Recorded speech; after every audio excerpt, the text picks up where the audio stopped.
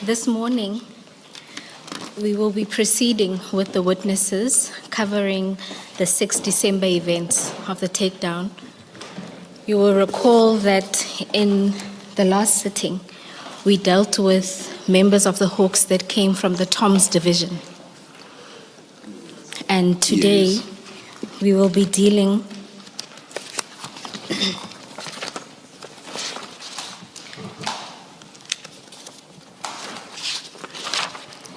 with 3 members from the Hawks, but the division's Serious Organized Crime Investigation Unit.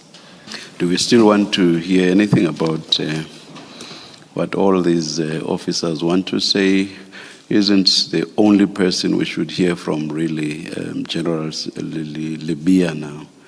Have we not heard enough from all the other officers?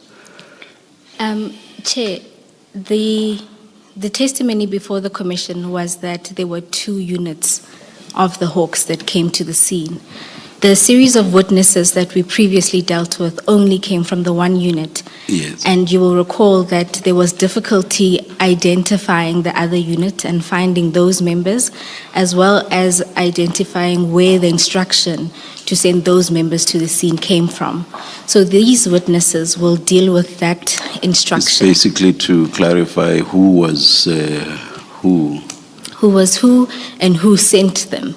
All right. From their division to the scene. All right. But as I say, I hope at some stage we will hear from General Libya, because I think that's where all of this comes from. Chair, not to preempt the witnesses' testimony, but once they are done, Yes. then all fingers will point in one direction, and then we will conclude the section with that individual. Thank you, Ms. Bowe.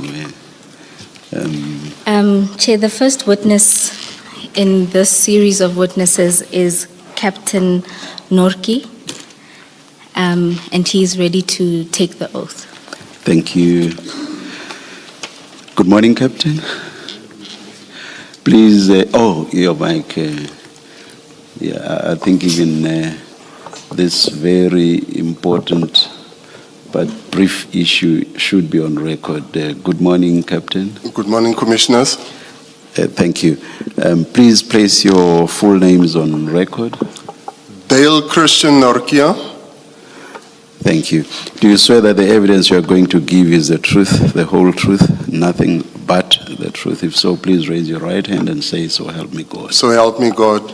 Thank you, Captain. Chair, Commissioners, the statement of Captain Norkia is under tab 7 of the files in front of you. And Captain, can I confirm that you have a file in front of you with 3 tabs marked 7, 8, and 9, and your statement being under tab 7? That's correct, Commissioners.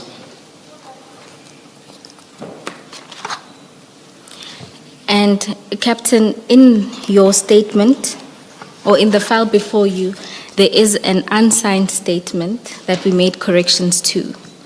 Can you confirm that this is the statement that's in your file? That's correct, Commissioners.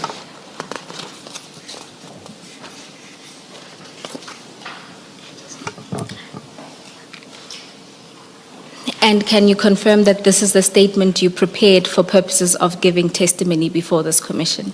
That's correct, Commissioners. Thank you. Captain, can you go to paragraph 2 of your statement where you deal with your background? Can you briefly summarize your background for the commissioners? That's correct, Commissioners. I started my career in the police in 1987, underwent my training at Bishop Lavis College in Cape Town. Upon that same year, in December, I was attached to Crime Intelligence Soweto as a constable. Between 1995 to 2002, I was stationed at the then Syndicate Fraud Unit, Johannesburg.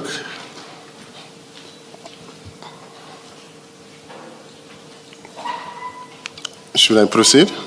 And yes, please. And more recently, or after 2002, where were you stationed? From 2002 until 2007, I was stationed at the Sun-Up at OR Tambo Airport. From 2007, I was attached to the Serious Organized Crime Investigation Unit at DPCI. And this is the current division you're attached to? I'm currently at the Joburg office. Thank you, Captain. Can we then go to the events of the 6th of December? You described getting a call from your commander, Colonel Matlole. Can you explain what happened? Yes, on the 6th of December, which was on a Friday at around about 16:24, I received a call on my cell phone from Lieutenant Colonel Matlole from our office, whereby we had to attend to follow-up information in regard to people impersonating themselves as Hawks members. And once she had given you that information, what other information was provided to you regarding this? The address was given to us, which was number 137 Empire. Oh, that's not necessary, Captain. We don't need to disclose the address. And did she explain where this information came from? Yeah, she explained to me that the information comes from Colonel Serfontaine, our commander. Thank you, Captain. And once you then had the address at your disposal, what did you then do with your team members? I informed my team members who were with me at that stage around the Bruma area, and we immediately proceeded to the address to go and verify the information that was given to us. And Captain, is there a reason that for this exercise to verify whether there were people at that Hawks members impersonating themselves there, that you would send yourself and 4 other team members? Is there a reason for this? The reason was basically just to go and verify the information. And for a verification exercise, was it necessary to send 5 individuals? That's correct, because we were a team there, and it would be more sufficient to have so many members there. And you then proceeded. How many vehicles did you use to go to the address? We proceeded to the address with 2 vehicles, a Golf and a BMW, white in color. And when you then arrived at the address, what transpired? Upon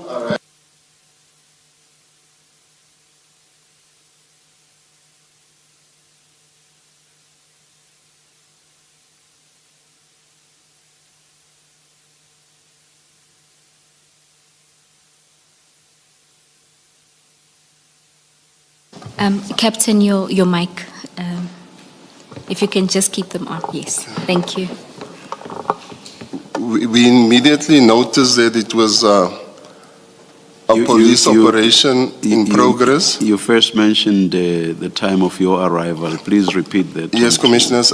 We arrived there around about 5:15. And upon disembarking from the cars, we could notice that there was like there was a police operation in progress. Pardon? In progress, could notice that a whole lot of members around the vicinity of the crime scene, police members clad in balaclavas and with rifles and sidearms.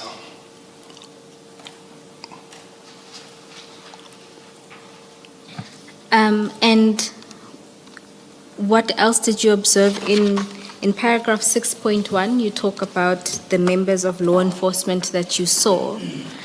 At paragraph 6.2, you note some of the vehicles. What were your observations? Some of the vehicles they didn't have registration. Some were unmarked as well. And you say that this suggested that there was an operation underway. Yeah, that's correct, Commissioners. And then you also note that they were communicating, the officers, with radios. Yes, some were communicating with the radios. My apologies. Captain, you also mentioned that they were somewhere in bulletproof vests, and you also saw uniformed officers. That's correct, Commissioners. So at that point, from your observation, you saw that it was a SAPS operation. Yes, on what I observed, like also approaching the whole setup where the operation was. I mean, like with the way they conducted themselves, and through my experience witnessing police operations, I could notice that it was a police operation in progress, and there wasn't, like, if it wasn't a police operation, there was going to be like a confrontation. Okay. Commissioners. Thank you. Thank you, Commissioner Baloyi. You say that it was then immediately apparent that it was a police operation. That's underway. correct, Commissioners. Captain, at this point, with your experience in seeing that it was a legit operation, why did you feel it was still necessary to continue with the verification exercise? Why I felt that it was necessary to verify whether it was a police operation, just to get a reference, reporting back to my superiors. Captain, you then say you proceeded and the first person you interacted with was a Captain Kruger. Can you tell the commissioners about that interaction? Yes, my first interaction at the address close to the crime scene, I interacted with Captain Kruger. I introduced myself as Captain Norkia from Joburg office, and whereby he introduced himself as Captain Kruger from the DPCI Tom's office. And he informed me that, he also confirmed that it was a police operation from a national task team in progress. Captain, at this point you are now interacting with your counterpart from the Tom's division. Why was it not enough? You've seen that it was a police operation. Now you've talked to Captain Kruger, who confirms it's a police operation. Was that not enough for your purposes? The reason why I had to interact with someone else that's involved with the scene is to get the reference to report back to my superiors.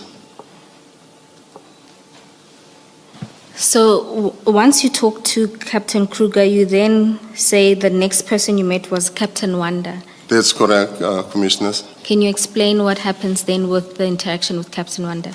Yeah, upon meeting with Captain Wanda, he came there, whereby I was standing with Captain Kruger, and he informed me that they were engaged with an operation whereby they executed a J50 warrant, an arrest warrant, as well as a J51 search and seizure warrants. whereby I asked him for a case number and or an inquiry number, and he didn't divulge that to us. And you then say that when you asked him for these reference number, alternatively a case number, he responded by saying, tell your general to speak to General Khumalo. That's correct, Commissioners. You then say after this interaction with Captain Wanda, where you now don't get the reference or case number, you then establish contact with Colonel Matlole. And then, yeah, that's correct, Commissioners. I established contact with Colonel Matlole, whereby I informed her about what transpired, and whereby she also informed us that we should withdraw, and I informed the members that we should withdraw, and that it was a legit police operation in progress. And Captain, how much time did you spend at the scene? At the scene, we didn't spend more than 15 minutes upon leaving at the scene. And then once Lieutenant Colonel Matlole said you can withdraw, what did you advise your team members? I advised the members that we should withdraw, and we immediately left the premises, and whereby I reported back to her via like an SMS as to a short description or as to what happened. And Captain, in your interaction with other members, did they note anything that they would have seen when they were attending the scene? Yeah, the other members were a bit far from the crime scene. They were basically towards the end, and when I walked closer to the crime scene, I walked in with Warrant Officer Khadebe, where he was also engaged with some members of the task team. Thank you, Captain. And is there anything else you want to tell the Commission about your involvement or presence at the scene? Nothing. That's all that I can say. Thank you, Captain.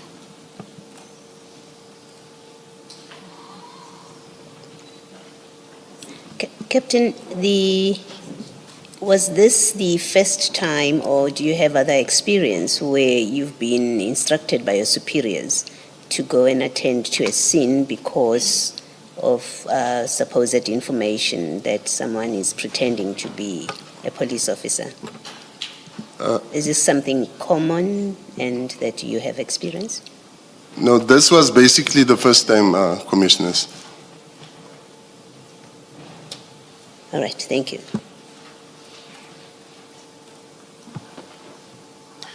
Good morning, Captain. Morning, Commissioners. How are you? Well, and self? I'm good. I have 3 points, and the first 2, I think you're just going to confirm what should be general knowledge.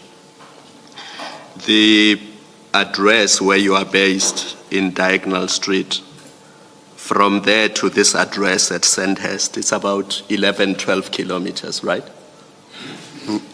I think it could be more than that, Commissioners. Yeah. I've checked, I think it's 12 kilometers. And the point I want to make is really that if the team from the Diagonal Street office could go to Sandhurst to verify that this is a legitimate police operation, there was no need to bring people from Pretoria North and people from Mogale City to come and verify the same thing, because the team from Diagonal Street could clearly do that. And based on what you are telling us, you did in fact go there and verify that this is a police operation.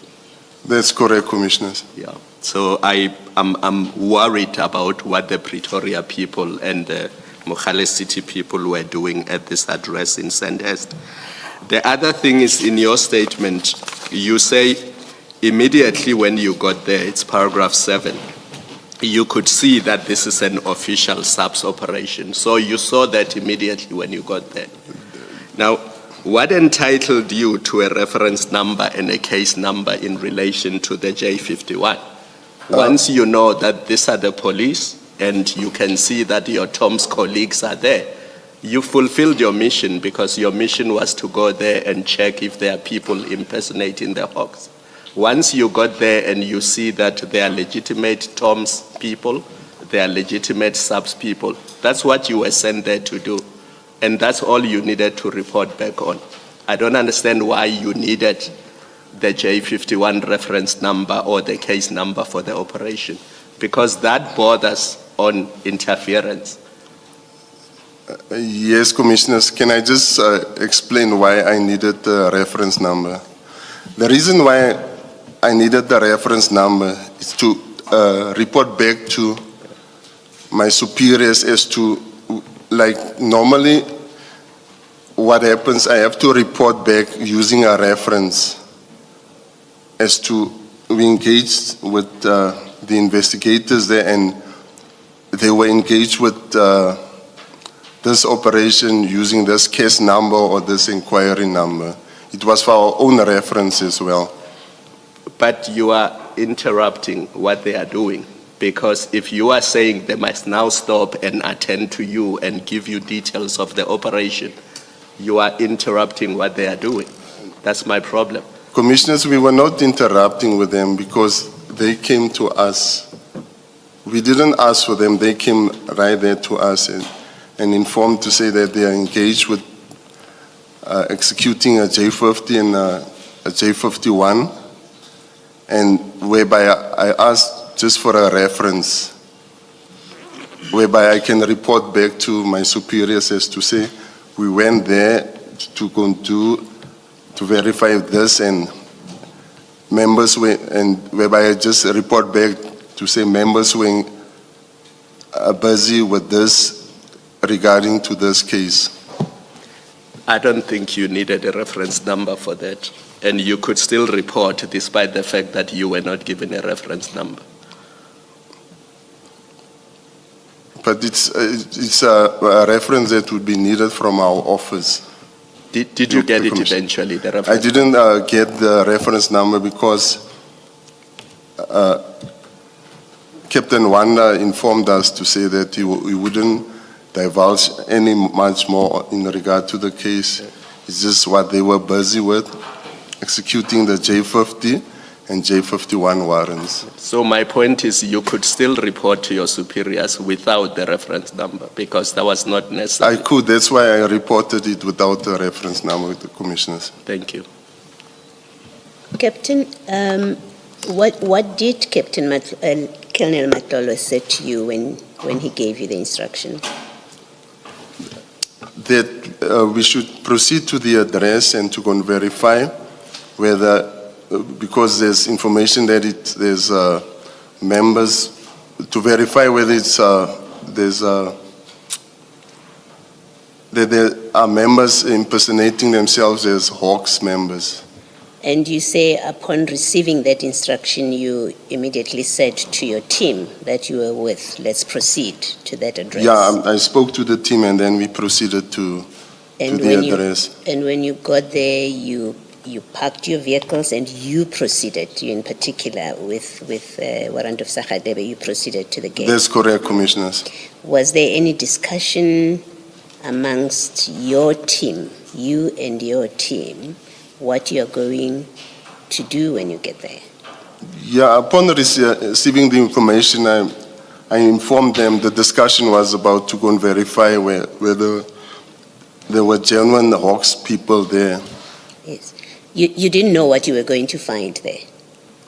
You were just told there are people that are impersonating. That's correct, Commissioners. The Hawks. And That's you correct, just Commissioners. proceeded, parked your vehicles and proceeded to the gate. That's correct, Commissioner. Without any plan of what we do if we find indeed these are impersonators. No, the plan was there. We were going to act if we saw that it was an illegitimate operation. What was the plan? And at which point did you discuss the plan? I'm putting this to you, I'm asking you this because you are going into a scene that you're telling us you knew nothing about, except that there are people who are impersonating the hawks. So this is a scene you know nothing about. That's correct, At Commissioner. which point do you discuss a plan about how you're going to approach this, which you don't know anything about? Hence that we were not going to rush into the scene as to just blindfoldly. We were going to approach the scene systematically if it was not a genuine scene, and from there we were going to call for more backup. At which point did you or would you discuss a systematic approach? I ask as a layperson. I imagine you walking into a scene that potentially has got criminals who are armed. That's correct, potentially, Commissioner. and I'm assuming you know nothing about that scene, unless you know what's going on there from your discussion with Captain Matlole, with Colonel Matlole. Unless you know what's going on, I'm assuming you go there knowing nothing about that scene, and you potentially expect there are criminals. At which point do you discuss your approach to that scene? Hence, as it is approaching scenes like this, whereby there could be a potential confrontation and such, we always have members that are on standby to come immediately, more force towards the scene. And you would have, summoned them once you meet resistance? That's correct. So Commissioner. effectively, what you're saying to us is you walked into an unknown scene without a plan at that point, and you walked straight up to the gate. No, like, it's not that we walk straight up to the gate. Yes. What we observed from a distance, we could see that it was a police operation in progress, Commissioners. Okay, so even before you got to the gate, you were satisfied this looks like a legitimate police operation? That's correct, Commissioners. Okay, thank you. Thank you, Chair. Chair, one more question.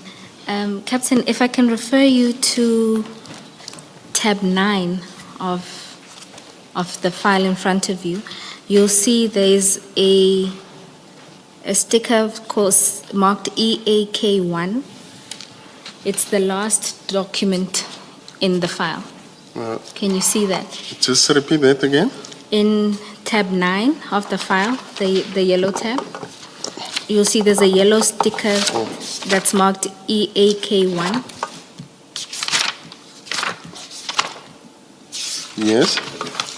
And it looks like a screenshot or picture of a conversation. At the top, it says EAK1, Colonel Sarfontaine. Yes, I see it. And that is a incident report That's that correct. was sent to Colonel Sarfontaine. Have you seen that incident report before? Yes, I've seen it before. And is this an account of what happened? That's correct, Commissioners.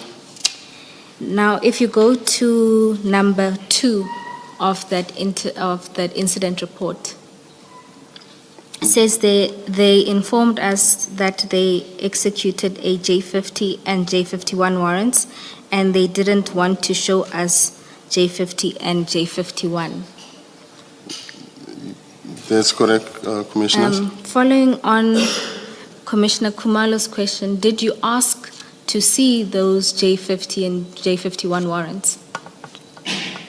No, I did not want to see them or ask for them, Commissioners. So is that not an accurate reflection then of the incident report?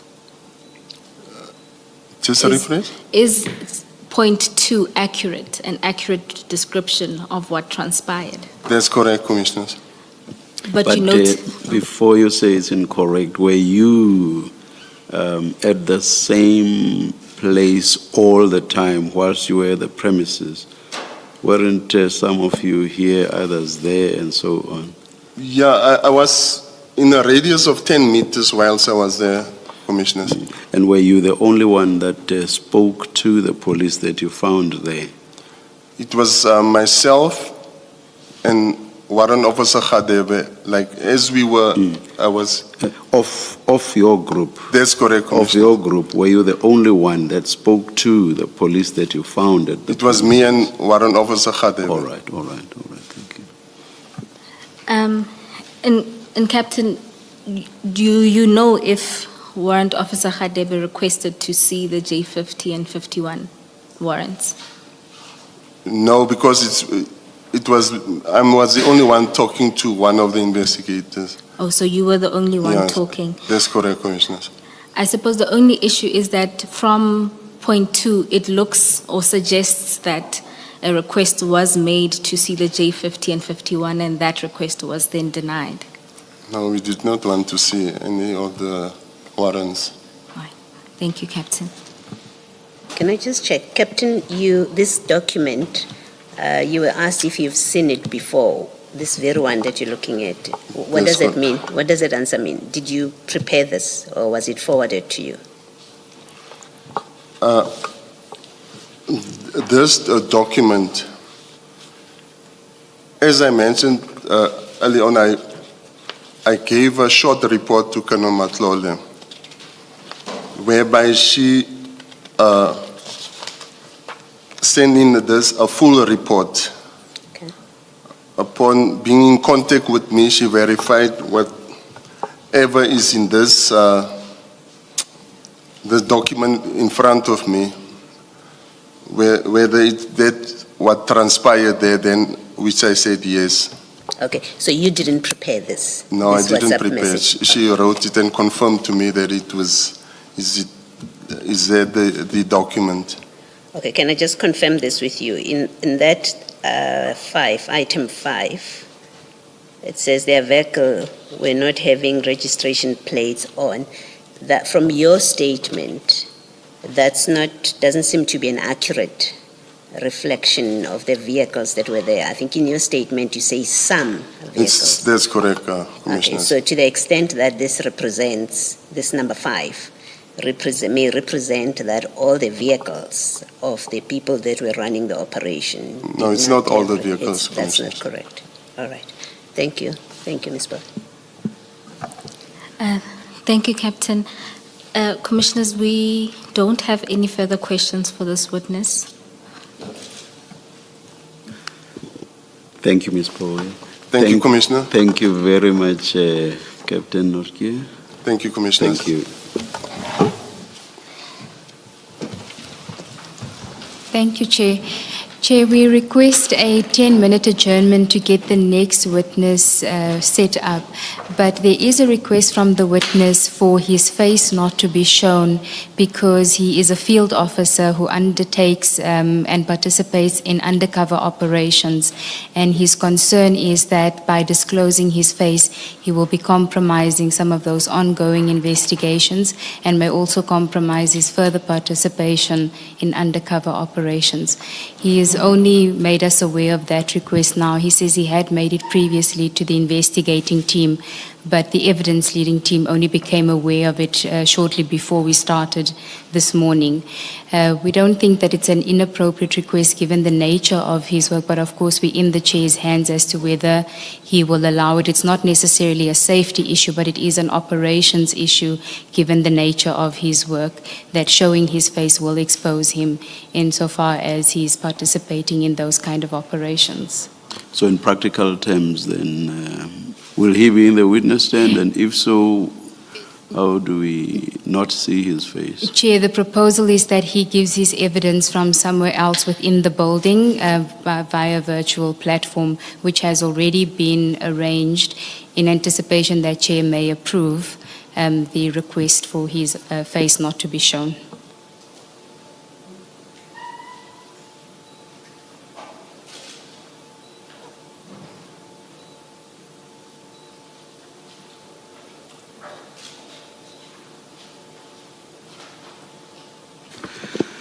That's in order. Thank you, Thank Chair. you. We'll adjourn. We'll hear from you. Thank you, Chair. Oh, look, I'm looking in the wrong direction. Thank you, Very Chair. sorry. Thank Miss, you, Chair. Ncube.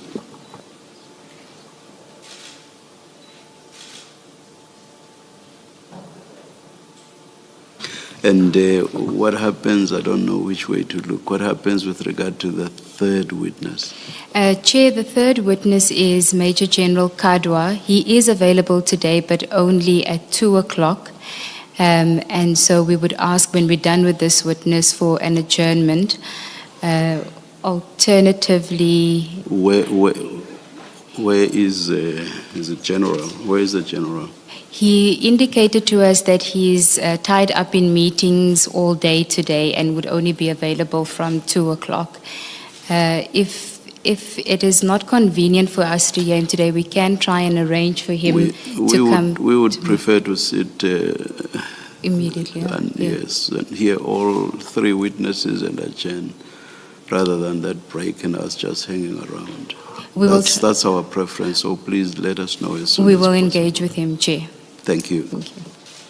Let's adjourn. We'll resume when we are told to. Thank you.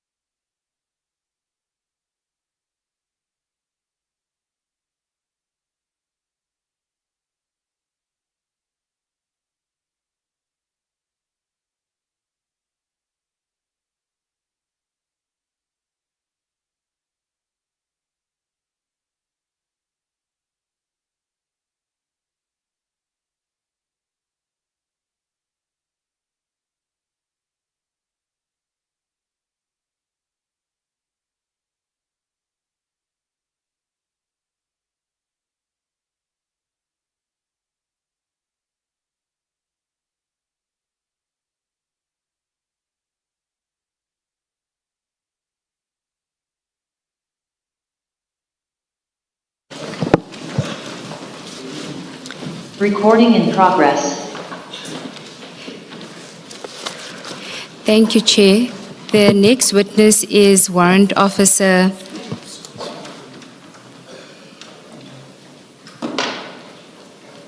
Yes, Ms. Ngube. It's Warrant Officer Khadebe, and he will be testifying virtually, and he will be taking the be sworn in, Chair. Thank you. Warrant Officer, good morning.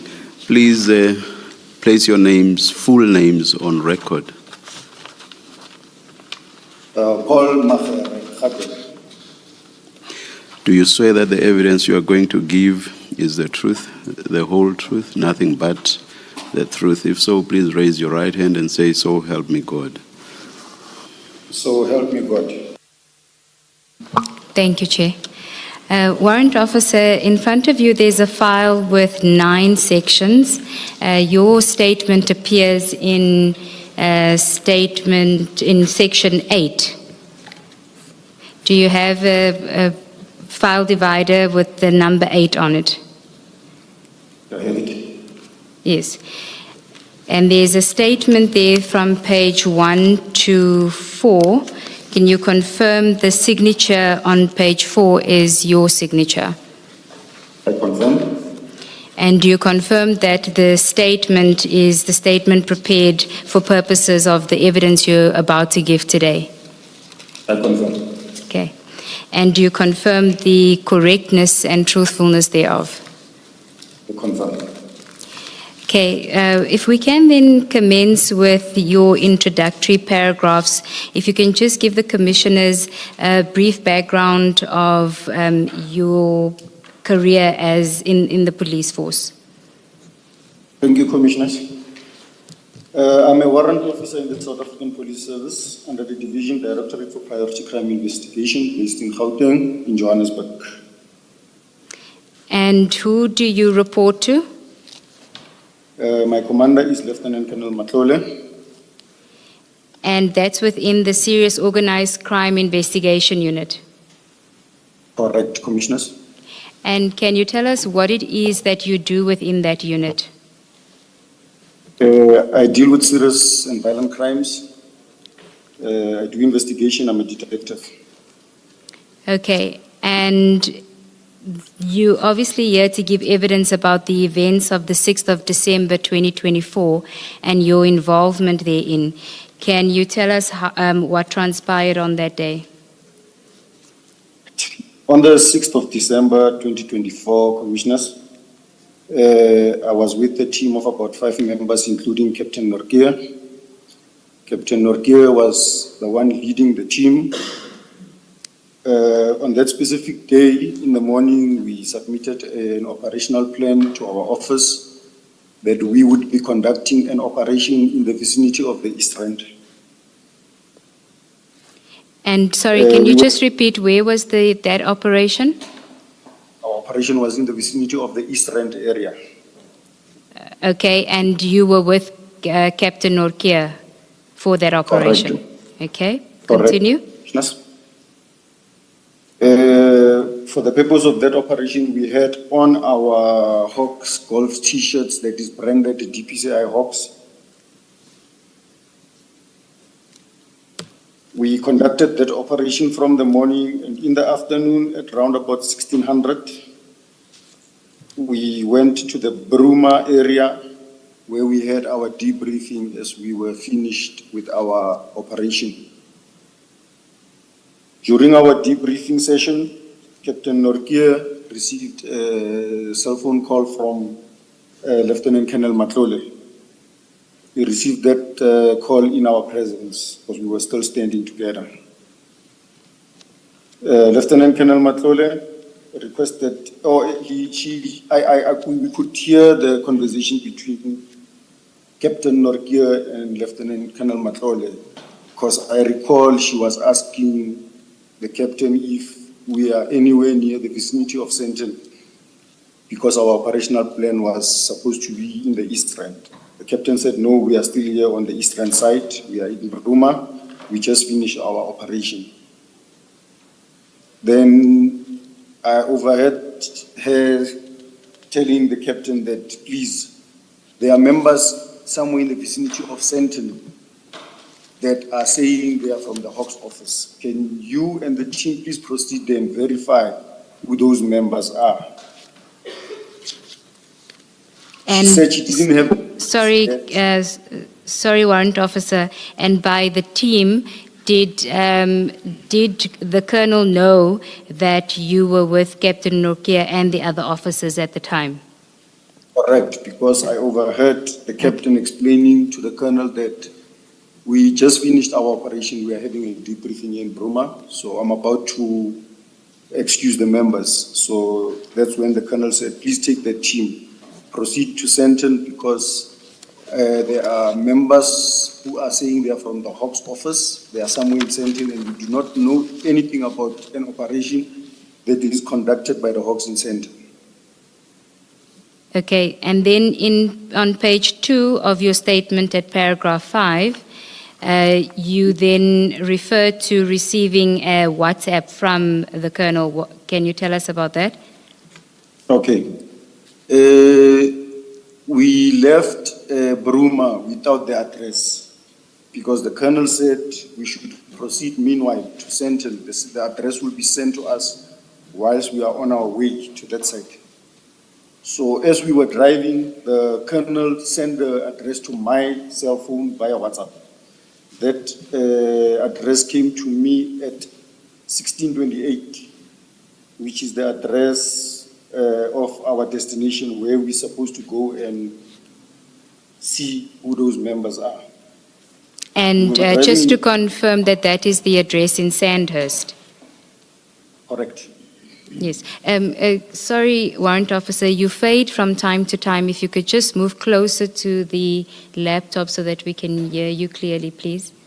Am I clear now? Yes, thank you. Please proceed. Okay, we were traveling in two vehicles. It was a white BMW and a white VW Golf GTI. I punched the address into my GPS, my maps, Google Maps GPS, and we proceeded there. We arrived at the address at exactly 1714. Now, I'm certain.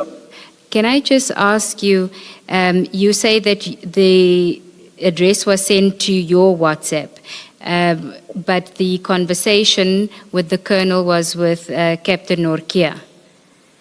Do you know why the WhatsApp was sent to you with the address? I took it because the colonel knows that we are together with the captain. So I took it, maybe that's why she sent it to me. Okay. Because she knew we were. But you yourself didn't have a conversation with the Colonel? No, I didn't. Okay. I only overheard the conversation between the captain and the colonel because we were standing together. Okay. Yeah, please proceed. You're at paragraph 6 where you say you arrived at 1714. Yes, commissioners. We arrived at 1714. The reason I'm certain about this is because I checked on my electronic Google Maps timeline. It tracks my whereabouts, my movements. If I can ask you in that same section to go to page 5, you will see there's an annexure PMR1. Correct, I'm here. Can you identify that for us, that document for us? Yes, this is a screenshot from my timeline maps, Google Maps, that I took and I sent it with my statement. Okay, and can you tell us what we're looking at when it says BP? Was that where you were having the debriefing? Correct. Okay. The next thing then says driving, and it says 1644 to 711. That was when you would have left to go to the address.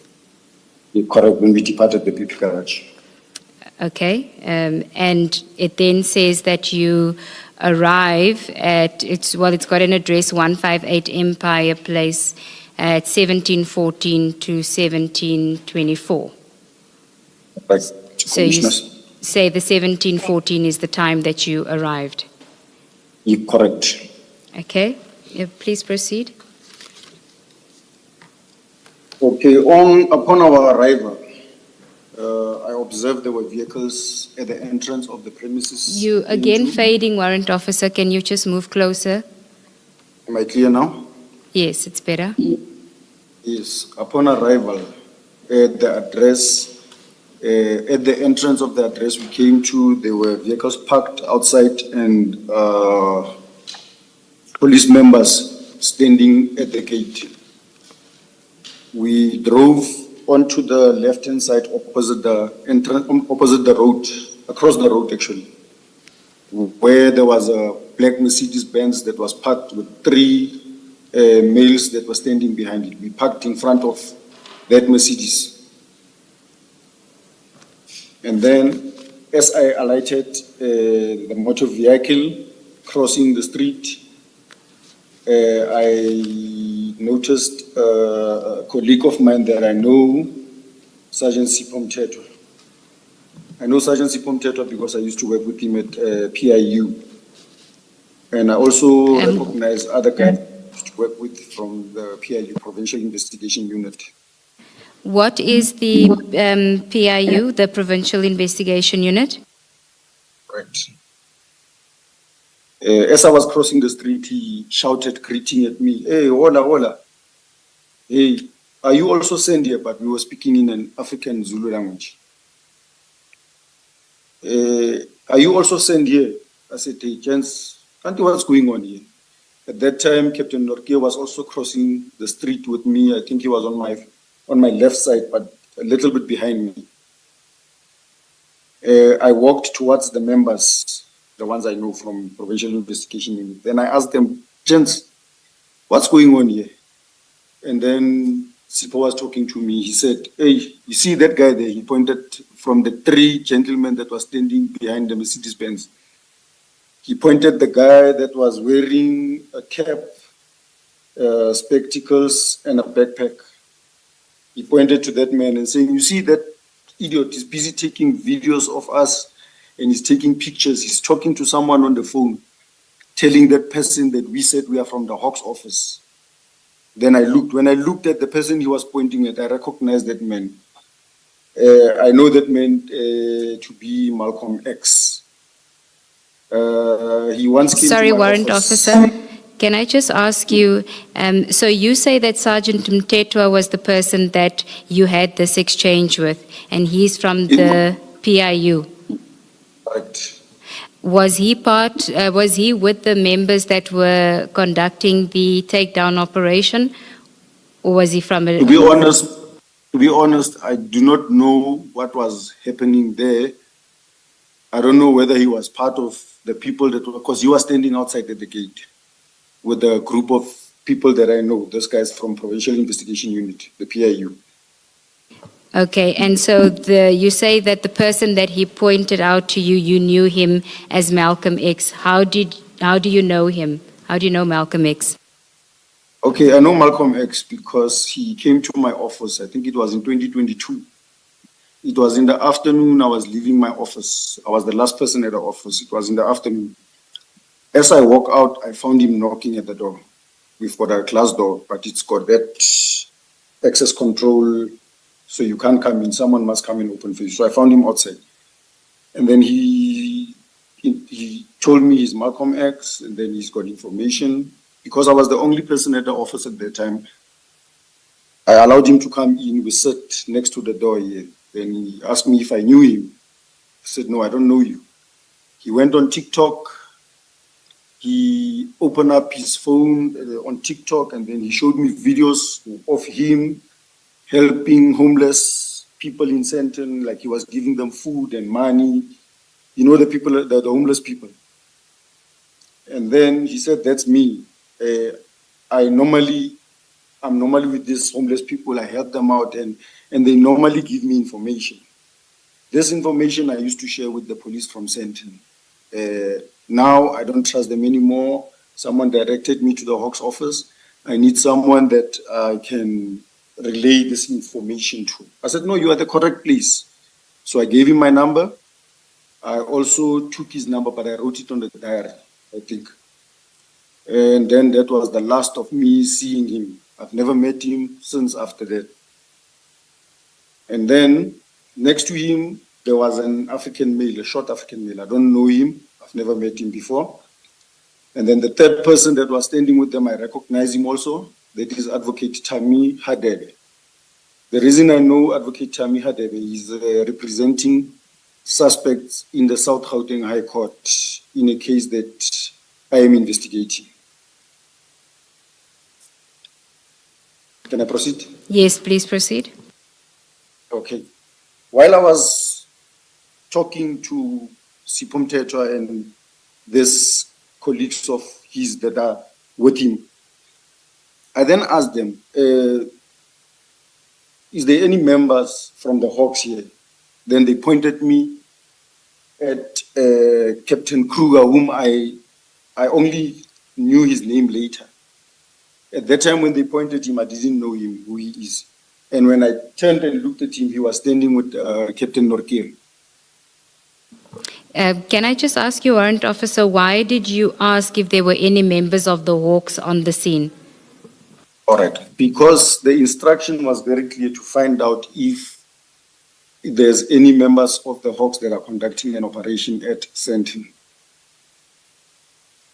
Okay, please proceed. All right. After that, I saw Captain Norke also talking to another guy. I don't know who he is. And then shortly after that, we didn't even spend time there. Captain Norke said, guys, no, we are done. We can now go back. And then we got into our cars and then we drove back to BP Garage where we had our debriefing. And do you recall what time did you leave the scene? Okay, if we go back to my timeline, it was at 17:24. We arrived at 17:14 and we left at 17:24. We hardly stayed there 10 minutes. I think it was 10 minutes if I calculated properly. And you say after that you went back to the BP garage? Correct. And when we left the place, when we were walking to our cars, I could see Captain Kruger also walking towards the car that was parked across the street. So I take it he was also leaving that time. Do you know whether there was any report that was compiled or filed regarding this incident by the Hawks? Okay, in our normal duties, for every task we are given, we must send back a proper full report back to the commander. Whoever is in charge at that time, the senior, would type on WhatsApp a full report and it would be sent back to whoever gave the tasking. Did you ever see a incident report or any report that was prepared regarding the incident? No, I've never seen it, but I was told by Captain Norkia that he would draft a short SMS WhatsApp report back to Colonel Matlola. Now, according to your electronic timeline, it seems that you were at the address for about 10 minutes. Is that correct? That is correct. And can I just get an understanding of what exactly it is that you were doing in those 10 minutes? I know that you say you were talking to Sergeant Mthethwa, but was there anything else that you were doing insofar as official duties are concerned? Nothing, Commissioners. And from your point of view, you not only because you knew the people that were on the scene, Sergeant Mthethwa being one of them, but also because of what you observed, you knew immediately that it was an official police and legitimate operation. Correct, Commissioners. So, again, just to find out from you, why stay for 10 minutes if you knew that from the onset? All right. Commissioners, when we are working as a team in the police, normally the person in charge would be the one that is doing the talking. We cannot just jump into a crime scene and everyone do as he pleases. That's why we handed over the platform to Captain Norkia to address the issue. So it was just unfortunate that I saw people that I knew So I couldn't just stand, and that's why I went to them and we interacted, we talked, we spoke. So that 10 minutes, we had given it to Captain Norgia to explain our purpose for the visit, and thereafter lead us, tell us as to what must we do. And then just finally, did you notice if Captain Norkia was speaking to anybody from the takedown operation? I don't know whether there were members from the takedown. I saw him talking to Captain Kruger and another police member. I think that is Captain Wanda. There is a report in the incident report that was submitted where there is an indication that Captain Kruger had tried to get some information, but it seems that the takedown team chased him away. Did you witness any of that? No, I didn't witness that. Okay. And then you are now aware that there have been allegations that members of the Hawks team were attempting to interfere with the arrest operations of Mr. Katiso Molefe, and that those members had golf T-shirts branded with the Hawks emblem. That would have been your team, correct, that had the Hawks T-shirts? The members that were wearing Hawks T-shirts were from my team, that's correct. And But did you... the part that we didn't even know whose house or address we were visiting. Did you witness any of your team members interacting with the takedown team in a manner that suggested that they were attempting to interfere with the arrests? That never took place. I never witnessed any. And you say that you were quite a few members that went, but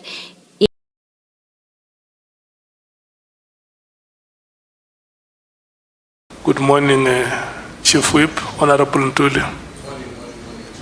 Good morning, Honorable Sangoni. Good morning, Honorable Ngola. Good morning, Honorable Skosana. Good morning, Chair. Good morning, Honorable Nomvalo. Morning, Chair. Good morning, Honorable Cameron. Honorable Breitenbach, good morning. Good morning, Honorable Malema. Good morning, Honorable Bangazita Mwango. Good morning, Honorable Chair. Good morning, Honorable Sols. Honorable James, good morning. Morning, Chair. Honorable Sokanyile. Morning, Chairperson. Honorable Shongwe, good morning. Good morning, Chair. Good morning to you,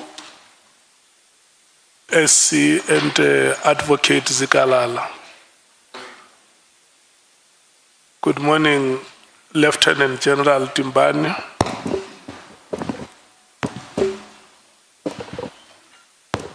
Good morning, Chair. Good morning to the committee Thank you so members. much. Good morning to you and your team. The staff of Parliament, good morning to you, and members of the media who are here with us. You had a very hectic week last week, but you are still able to join us here. We very much appreciate your presence here. Mr. Koza, good morning to you. And I want to take this opportunity and hand over to you to do the welcome here. When you have done the welcome, you will officially hand over this venue to us, because once you hand it over, the rules of Parliament must apply. Thank you. Good morning, Chairperson of the Auto Committee and committee members. It is an honor and a privilege for us as correctional services to host Parliament. So we are very excited that the Parliament came to the people, it came to correctional services. So I am Emmanuel Koza, the Deputy Commissioner, Area Commissioner of Koshimampuru II. I am responsible for the entire complex, in ensuring that all South Africans are safe. So I'm standing in here on behalf of my National Commissioner Makgoti Thubagala. He appointed me to make sure that I host you and I take care of you for the entire week. So I'm very happy that you are all on my hands for the entire week. So I must able to indicate that for us, we have 4 correctional centers here, which in the old language used to call for prisons. So I'm responsible for the 4 prisons in here and 2 outside the management area. And we want to invite you to come and buy furniture from us and also have other events hosted in this venue. So without wasting much of the time, I must able to indicate that we have the environment that is very secure. You are very safe. Feel free, relax. We are going to make sure that we provide the hospitality to you and making sure that the parliament runs smoothly. At the back where we have 2 sliding doors, we have ablution facilities. The restroom for males is in my right-hand side. The females are in the left-hand side. For the media and community members that are here. We also, in my far right, we have also a sliding door that goes out to the restaurant where we are going to be providing the catering. And then when you are in there, you turn left, there is where the ablution facilities and the restrooms for the committee members and the chairperson. So we have 3 rooms that are available for the consultations for every member of the committee and the chairperson, as well as our guests that are here. So we want you to enjoy the warmth of a correctional facility. What we can also indicate is that we have a router that is available. I will be providing the number of the router on that whiteboard so that it can be accessed easily. So we don't be surprised that the router starts with DCS. DCS is Department of Correctional Services. So we can guarantee you that it's not going to be hacked. You can utilize that for the entire session. So for emergency services, all the exits are in. There's 1 in your right-hand side, 2 at the back, 1 in your left-hand side, and the assembly point is outside the main entrance next to.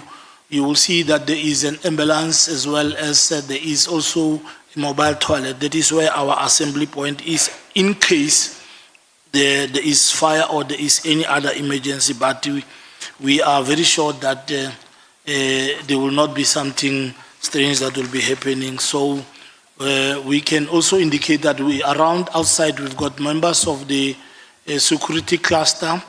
We have sufficient parking for everyone, and we were expecting a public to can able to access our facilities. So we want to make use of this opportunity to thank the chairperson and the committee members for agreeing to be hosted by Correctional Services in order to demonstrate the capacity that we have. Now that I had already sold ourselves as a service provider, I wanted to hand over the facility formally to the parliament and say, chairperson, this is your venue from now on up until you hand it over back to us. On that note, thank you very much for the opportunity. We are very excited to host you. Thank you, chairperson.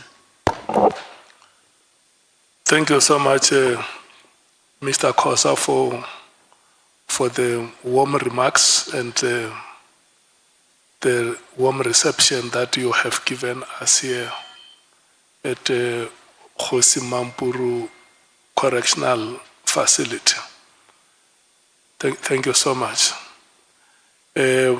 For members of parliament and members of the public, this is where we will be conducting our business this week, starting today with the appearance of General Dimpane, and then the next witness, Mr. Matala, will appear from tomorrow. and that will be the work of the committee for this week. We are here, members of the public, at the foot of the Mogale Mountains, in a city that was established in 1855 called Pretoria. And today the area is commonly known as Tshwane, named after a river which runs from the bushveld up to the southern side of the settlements.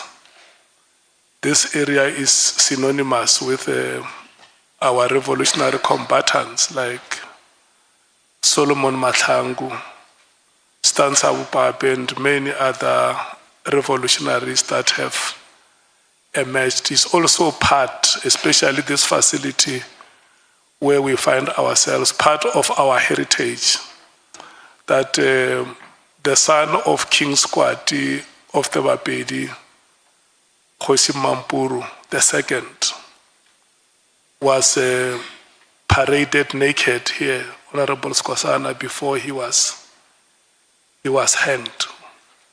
Paraded naked before he was hanged in 1883. This is the land of the people of Mukize, people of Maimane, people of Moerane, and later Mogale. The Bakhatla who were in the Mabiana Matshwana complex, the Bakhatla ba Mocha, ba Makau, ba Manana, ba Msetla, ba Khafela. This is the land of the Ndebele of Manala and the Ndebele of Nzunza, Mabena, and Mahlangu respectively.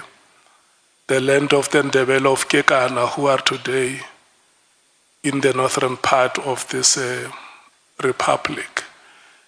So with those remarks, I want to officially welcome you here and get ourselves ready to start the business of the day.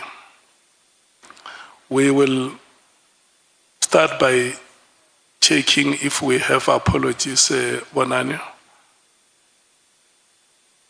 We don't have any apologies received for recording. Honorable members, is there any amongst you who wish to submit apologies? I don't see any. Welcome, Honorable Mathais, and good morning. Thank you so much. Did I say good morning, President? SC, may we please confirm that our guest is the witness that we have expected? Good morning, Chair. Good morning, honorable members, and good morning, media, members of the public, and colleagues. This morning, may I just you ask for apologies? May I ask for Maria to be formally excused from the sitting here this week? You know that she would be busy with some other important work on behalf of the committee. Witness this morning is Puleng Patricia Dimpane, who's the Chief Financial Officer at SEPS, and her evidence will be led by Ms. Lerato Sigalala this morning. Thank you.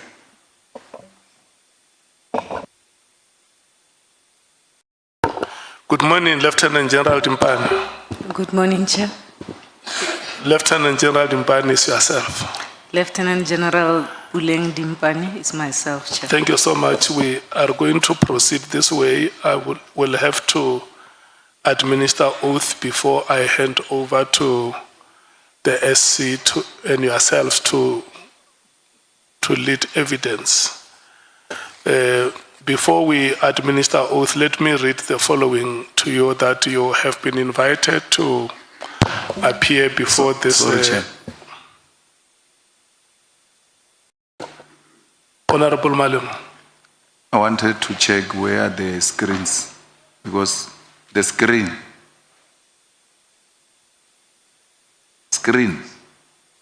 The screens. Yeah, we can't see you. That's how Parliament works. Can somebody respond to that question? Chair, I will do that, Chair. Honorable Malema, as usual, money has been eaten. Thank you.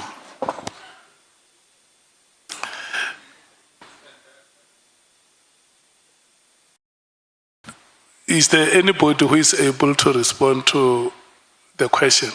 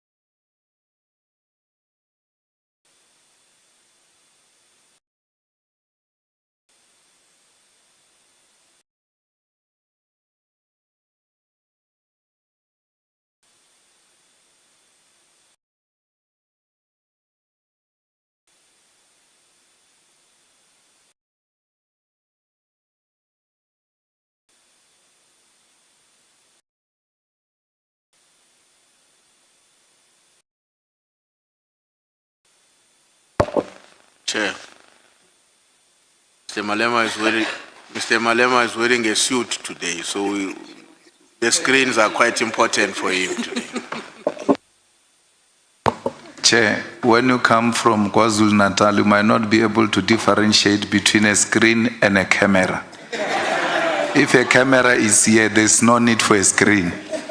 But for the purpose of proceedings, you need a screen. Thanks.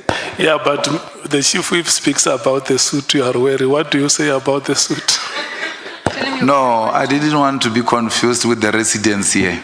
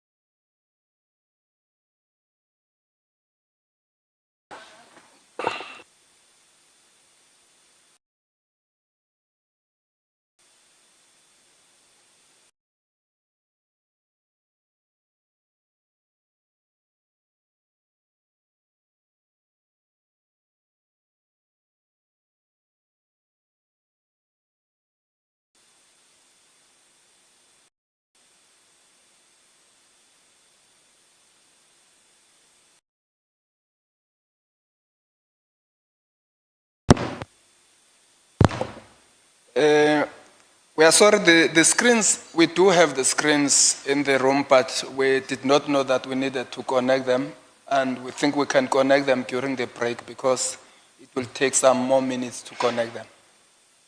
Thank you.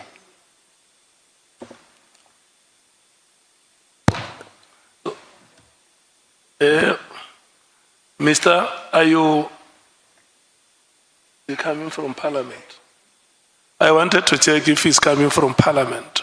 Is the person from Parliament? Are you coming from Parliament?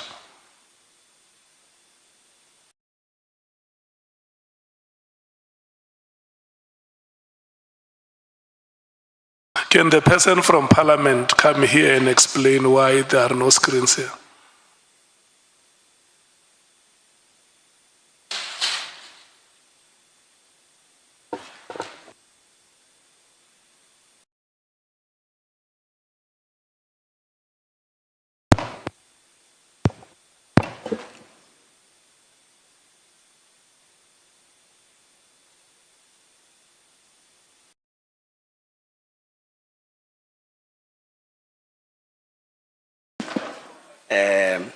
Good morning. My name is Sizwe. My name is Sizwe from Broadcasting. Sorry, we're only deployed to broadcast on YouTube, which is what we are doing. Screens are another department. We're not informed of that. but the gentleman from here has made an arrangements. We can provide him the feed, and then he can display it on the screens. Thank you.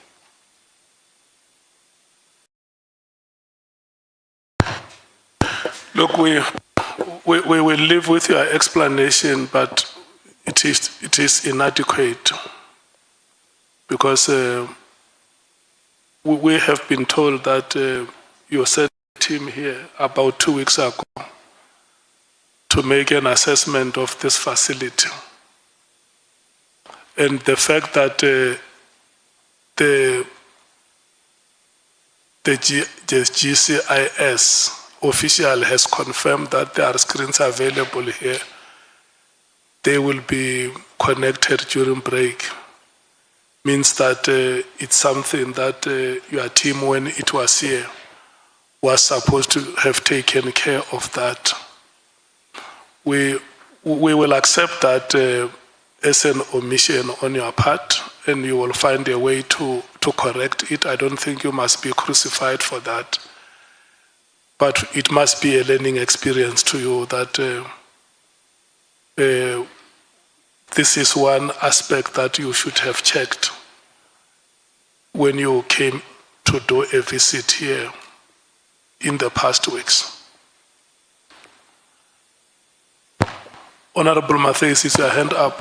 Yes, Chair, just quickly, they reported that they've only been procured to broadcast on YouTube. Does this mean our proceedings are not on the Parliament channel, on DSTV?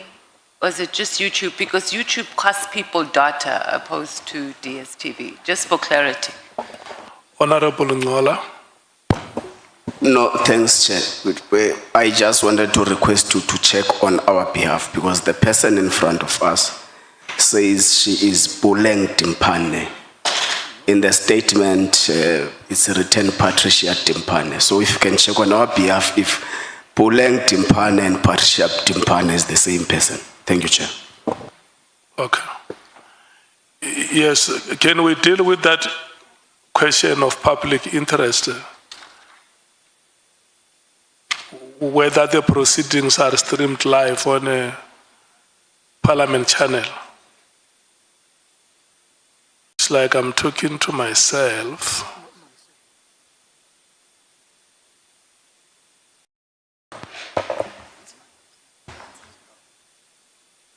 Sorry, Chair, it's all Parliament platforms, including 408 and... So the public are able to follow the proceedings from here? Yes, sir. Yeah.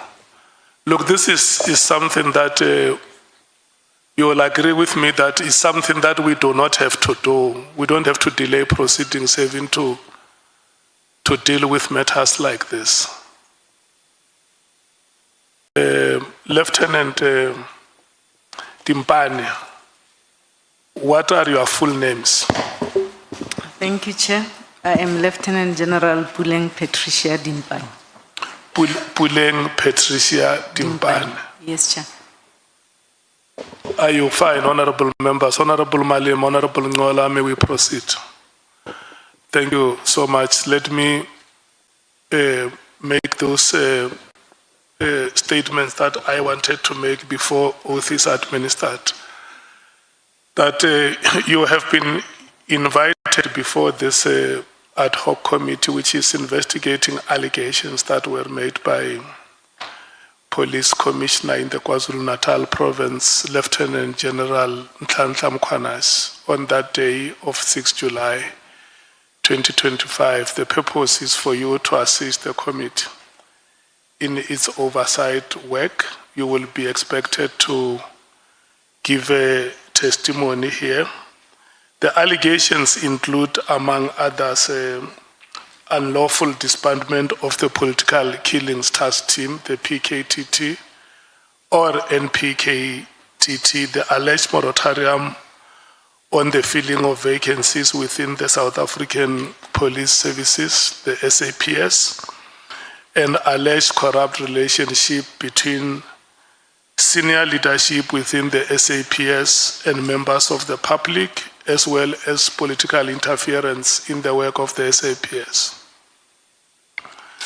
Lieutenant General Dimpane, in extending invitation, the ad hoc committee chairperson has indicated to you that you may provide such information to the committee if you so wish under oath in terms of powers, privileges and immunities of Parliament and Provincial Legislatures Act 2004.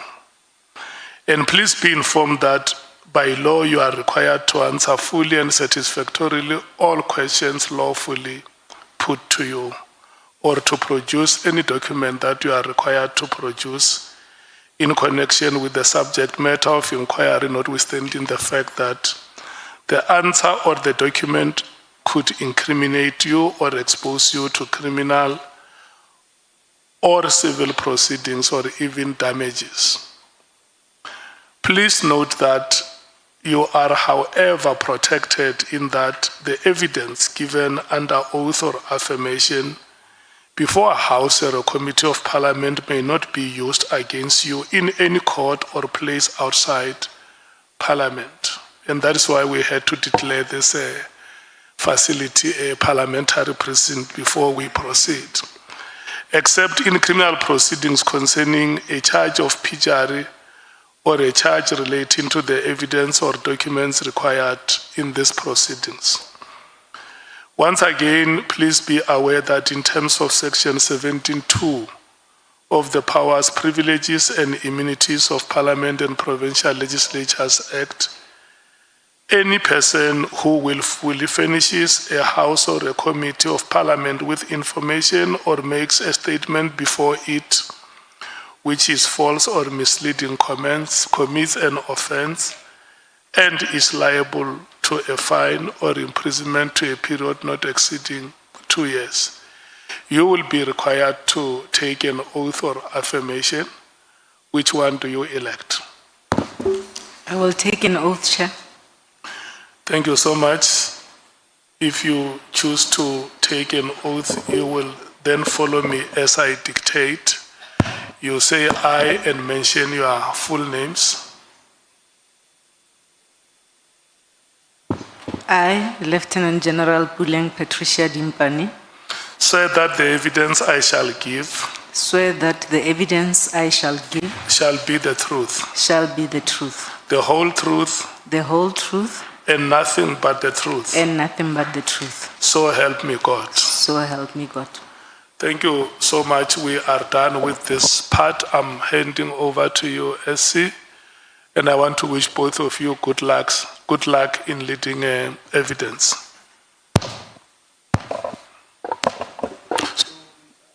We shall run until we break at 13 hours. Thank you, Honourable Chair, Honourable Members. As indicated earlier, my colleague, Ms. Sigalala, will lead the evidence of General Dimpane this morning. Thank you. Or is it your Advocate Zigala? Good morning, Chair. Yes. Thank you so much. Welcome. Good morning, committee members. Good morning, General Dimpane. Good morning. How are you doing? I'm okay, and you? I'm all right, thanks. I just want to deal with one matter of housekeeping in relation to General Dimpane's statement. Can I just confirm that members have before her statement, but it was also accompanied by a set of annexures. I understand that those annexures are made available electronically. Can I just get confirmation that the electronic annexures have been made available?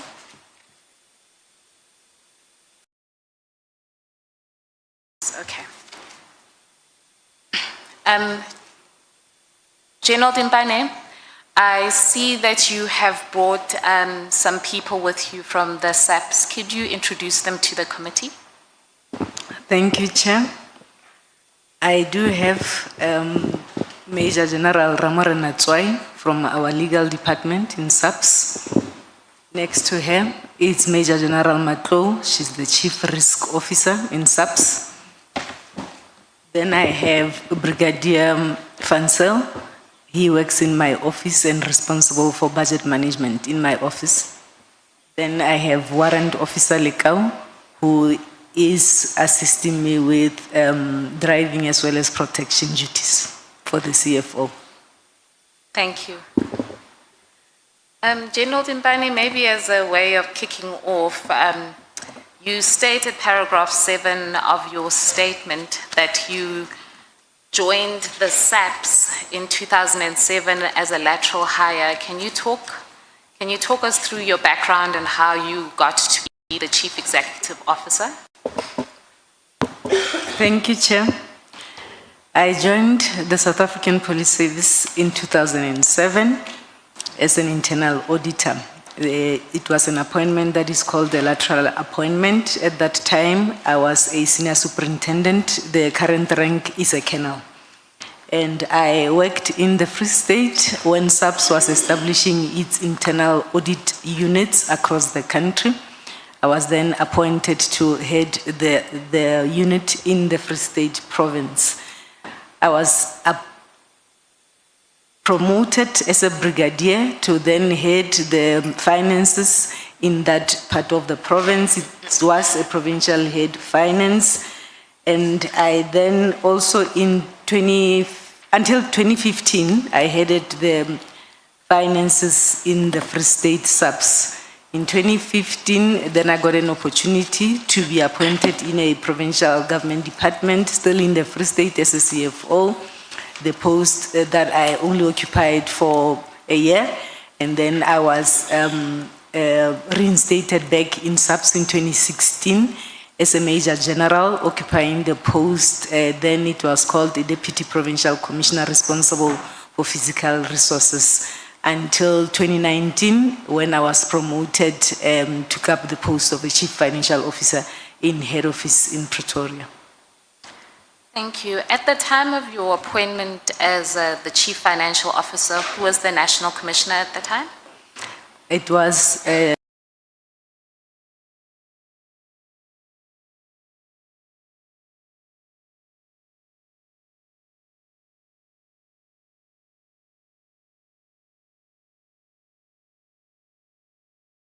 take us through what is the relationship between you as the CFO and that of the National Commissioner? The National Commissioner is the accounting officer of SAPS. He's the DG. He's the head of this department. And the PFMA dictates that the accounting officer should appoint a CFO to assist him or her to execute his responsibilities or her responsibilities as outlined in terms of Part 2, Chapter 5 of the PFMA. So I'm appointed precisely to execute those responsibilities and assist the accounting officer in this regard. So I report directly to the accounting officer as the Chief Financial Officer. Okay. So the National Commissioner is the accounting officer in terms of the PFMA, and you are there to be able to support the role of the National Commissioner. Can you, it's already outlined in your statement, can you take us through the various things that you are responsible for as then the Chief Financial Officer reporting to the National Commissioner? Thank you, Chair. As indicated, I'm appointed and assigned responsibilities to assist the accounting officer in terms of those responsibilities that are outlined on Chapter 5 of the PFMA, Part 2. My responsibilities include budget management. I oversee the budget of the entire SAPS, expenditure management for the entire organization across the country, bookkeeping as well as reporting the financial statements are my responsibility. I also coordinate the audit issues that will include the Auditor General activities for the department. I'm also responsible for compensation services. This is managing the issues such as salaries, debtors, allowances for the entire organization. I'm also responsible for internal control as well as issues that talks to governance. I participate in the audit committee. I also chair the combined assurance. I worked very closely with the internal auditors, including the Office of the Chief Risk Officers. All the governance structures I am responsible for or oversee, because to assist the accounting officer in terms of the duties that are outlined in Chapter 5. So just taking you now to paragraph 8 of your statement, do you want to just maybe, if you want to read it into the record, you wanted to clarify really what is your role with regards to the approval of expenditure and so on? You can read it from the record or you can explain. Yes. While I oversee financial operations, it is crucial to understand that my role does not extend to operational decisions. Operational decisions are taken by the relevant program managers that are responsible for operations and ultimately with the National Commissioner.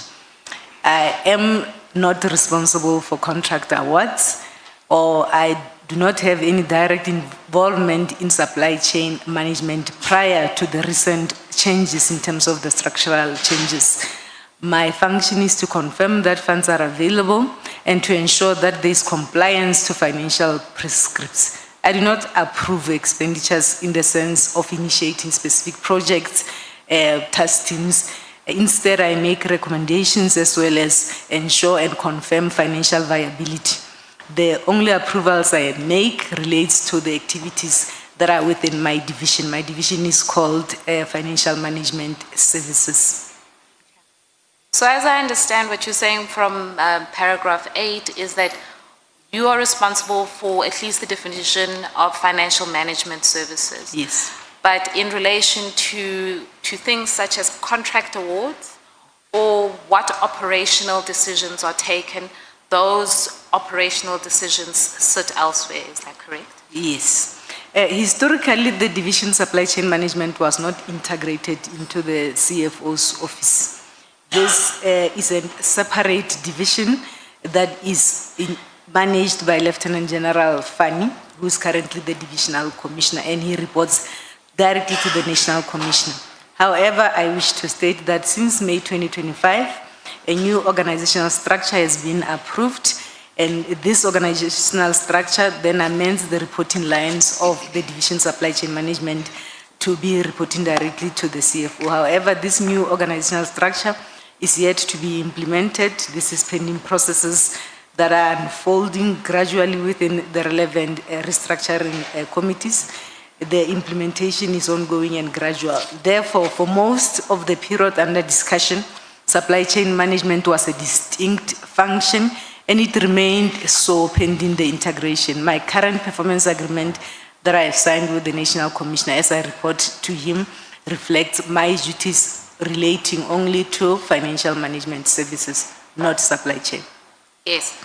And if the committee had the benefit last week of hearing from Lieutenant General Fani in relation to issues of supply chain management, and also had the benefit of being able to see the organizational structure. And he also confirmed in his evidence that he reports directly in relation to supply chain issues to the National Commissioner, and you report directly in relation to finance matters to the National Commissioner. Correct. So, how your evidence before the committee has been structured is that you deal with essentially 3 themes. You deal with the approval and budget allocations in relation to the PKTT, which is the next topic that we're going to discuss. The second topic is you deal with your interactions with the minister, in particular Minister Mkunu. And then the third topic, you deal with the point at which your department interacted with the health risk management contract. Correct. So maybe then as an overview, can you broadly give the committee an indication of how the budgets are structured or allocated within the SAPS? Thank you, Chair. The budget as well as resource allocation follows a program structure. We have 5 programs. Program 1 that deals with everything to do with administration within the department. Program 2, which is our biggest program within our budget structure, that deals with everything to do with visible policing. Program 3, that deals with crime detection, that will include DPCI. And we then have program 4 that deals with matters that relates to crime intelligence, with the last program being program 5 that deals with protection services that includes VIP protection. So these are the 5 main budget programs. They do have sub-programs within them. And after those sub-programs, then you will have relevant divisions, you'll have units in this regard. So that is how our budget structure in terms of programs is outlined. Yes. So I understood you to say that program 2 is visible policing. Yes. Is that where task teams would be located? That is where task teams, intervention teams, as well as project teams will be located. There is a National Operation Coordination Center that runs almost all the interventions, the task teams, as well as operations sitting within program 2. So when you're trying to then allocate a budget in relation to task teams, or maybe we can take one step back, what is the manner in which you allocate to task teams as opposed to various units and other things that you have within the SAPS? We do have a formal allocation methodology where we will then allocate the budget to all cost centers, but specifically to the task teams, we allocate to the National Operation Coordination Center or to a cost center that will be determined by the accounting officer in this particular regard. So all these operations, task teams and interventions are then coordinated nationally through the National Operation Coordination Center. However, there might be instances where the National Commissioner will then establish a task team or an intervention team and direct you to say the funding could be given to a specific province to deal with that particular task team or to manage it. But in the main, the budget is allocated at the National Operation Coordination Center. Okay. And so the budget allocations for the PKTT would come then from whatever budget is made available in that National Operation Coordination Center? It will be clearly indicated. There are various task teams, various operations as well as interventions that will be allocated. I have heard the latest to say it is 11 of such interventions. It will be allocated, it will be clearly indicated. However, when the task team started in 2018, the budget was allocated to the province, and over the years, then it was allocated to the National Operations Center.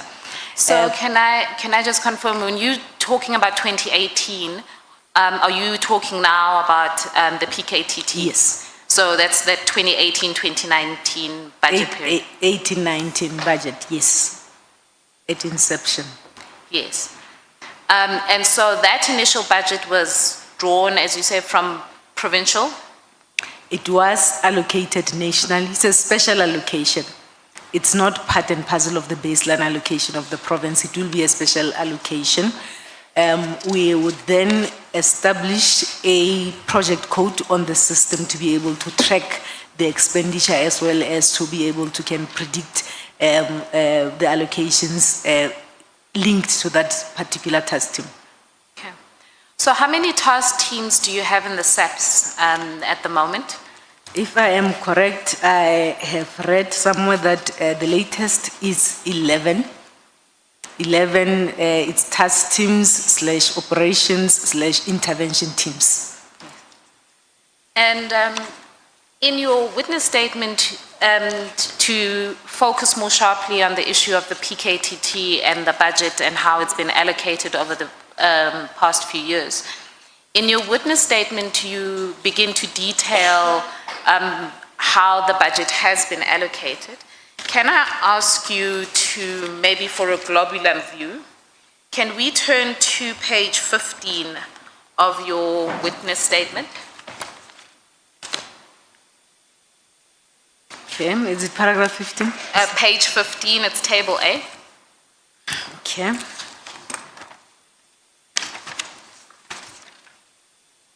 Yes, I have table A. So Can you discuss or explain to the committee what Table A is intended to explain? Kim, when I was invited to the committee chair, I was requested to provide expenditure trends for the PKTT since inception. And I was also requested to provide a comparison in terms of the PKTT and other existing task teams or intervention teams. So I have two tables. I will start with Table A. This is expenditure items that were recorded for the PKTT for the different financial years since inception. You will note that the first year... Dimpane, let me maybe slow you down a little bit. You say these are expenditure items and these need to be differentiated from the allocations. Yes. So can you just explain what that means? On Table A, it only depicts the expenditure items. These are expenses that have been incurred since inception by the PKTT. To this end, 435 million has been spent in this regard. However, you will note that on the annexures that I have provided that supports my statement that I was also requested to provide the budget approvals in this regard. So I do have the budget approvals that I have referred to on my statement. If I am to take you through.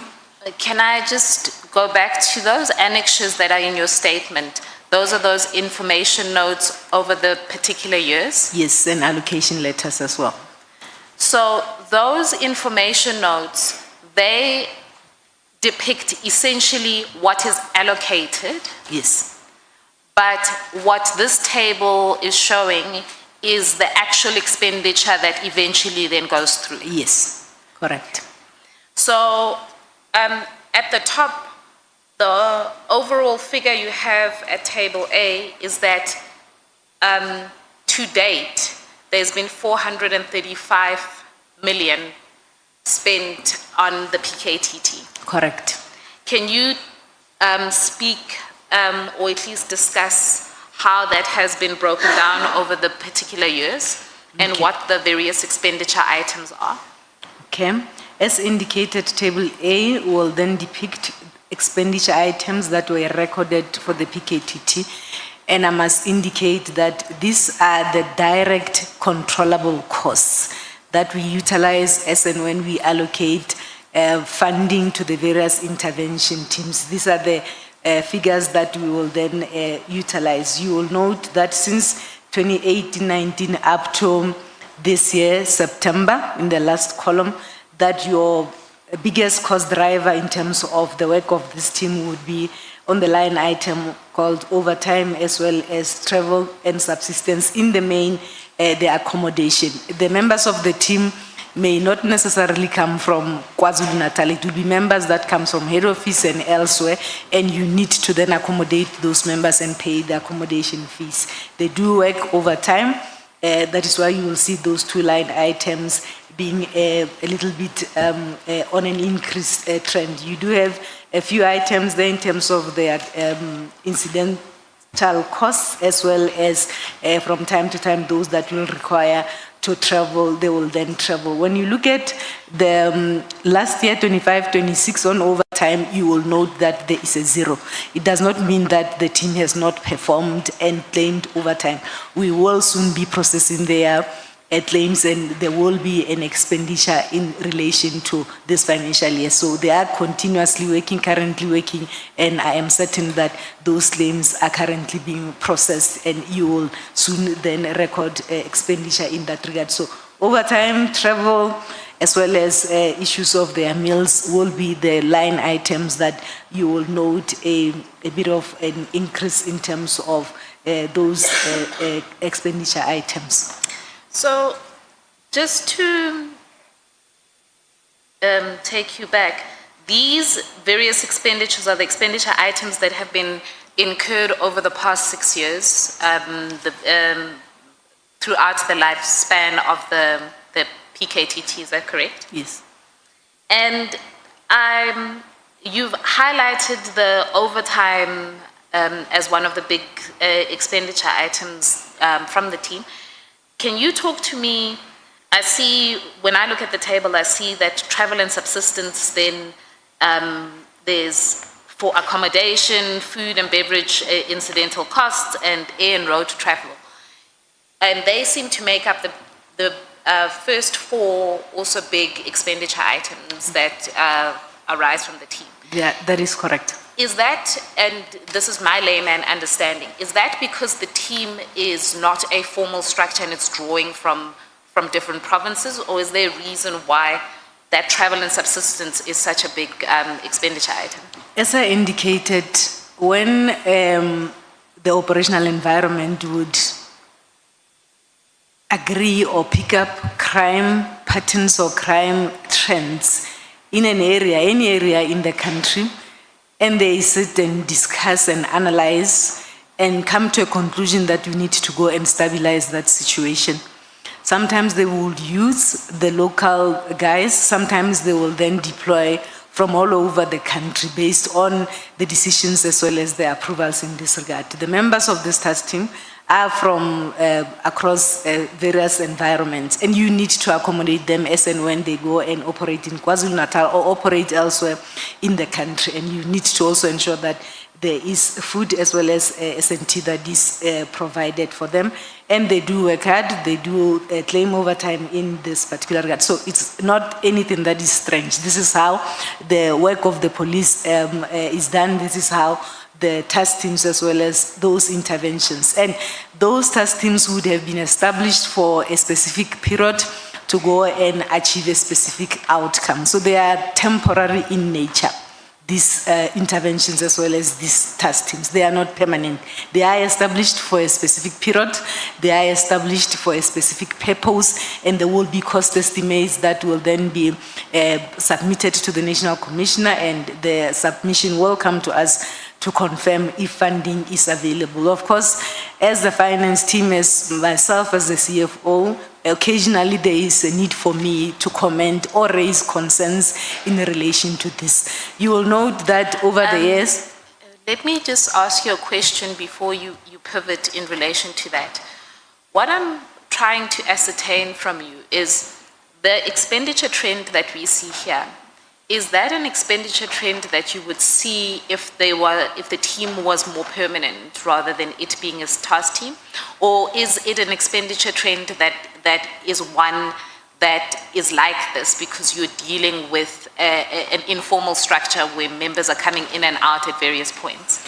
If it was a permanent team or permanent unit, let's say for instance, it is established in KwaZulu-Natal, and I'm making an example, then you will not have an expenditure line item that is called accommodation, because members will be permanent, they will be staying in their homes. You will not see expenditure items that talks to issues of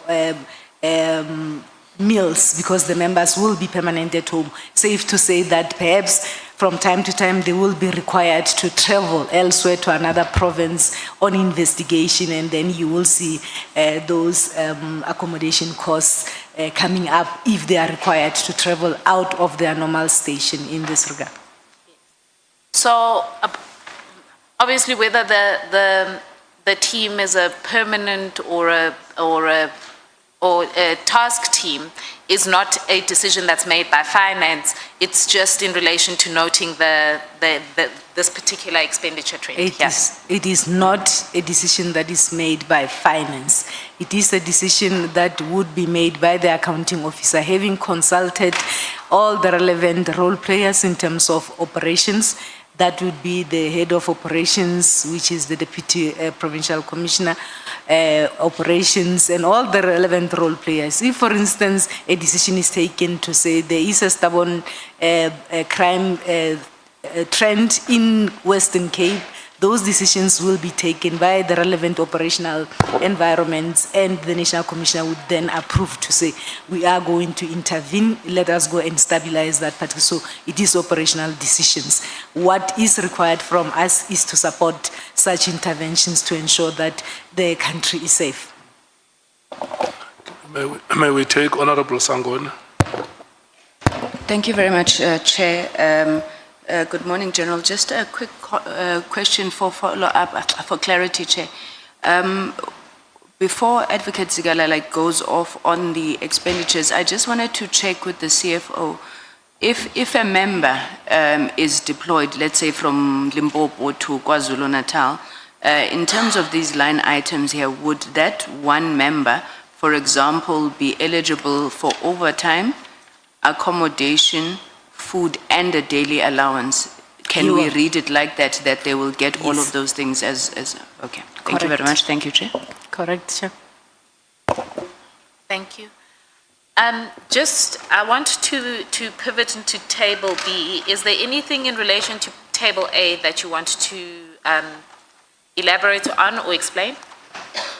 I am fine, Chair. Safe to say that all these expenditures would have been approved by the accounting officer in this regard. Those submissions do come to us to then ascertain financial viability as well as to support the work that is done by this team.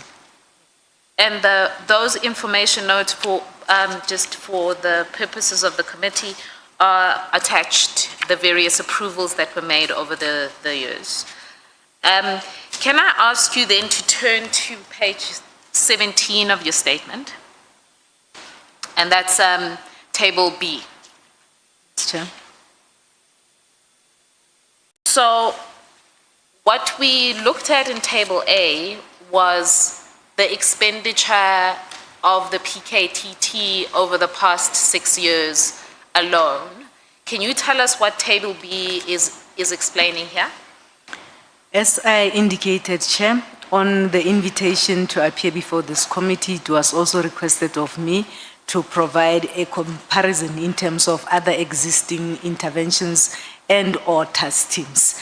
We are indicating on paragraph 15 that as certain crime threats emerge, the relevant national operation environments in SAPS will from time to time coordinate deployments, interventions, task teams, or operations with the primary purpose of stabilizing as well as normalizing such crime situations. Various such deployments, interventions, or task teams had been coordinated and managed by SAPS over the multiple financial years, of which only the prominent ones were deemed appropriate to be mentioned for comparative purposes.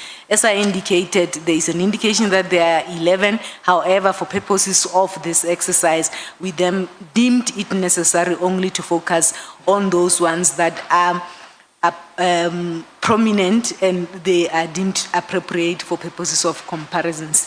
So the details are indicated in terms of Table B.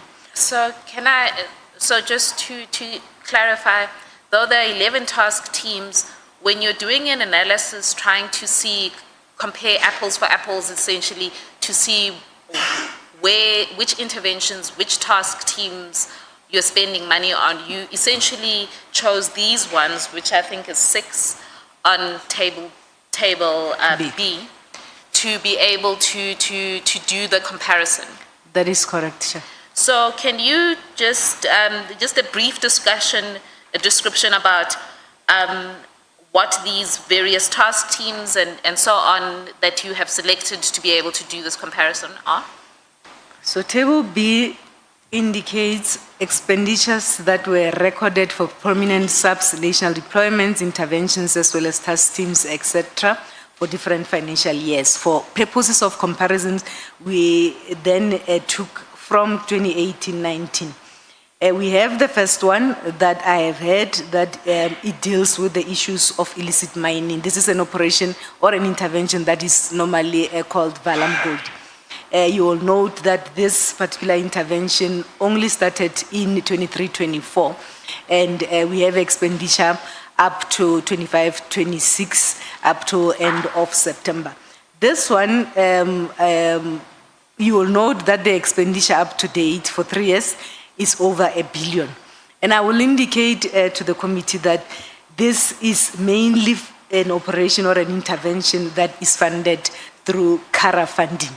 It's funding that does not come from our baseline. We are given an opportunity as the law enforcement agencies to, from time to time, approach the CARA funding committee to then request funding. The CARA committee or the CARA funding is funding that is used to assist departments. This is the criminal assets recovery account. So from time to time, the accounting officer, having assessed the financial or alternative financial sources, would approach the CARA committee. So the illicit mining or the Valamgodi intervention is funded from that particular source, and this source is not part of our baseline.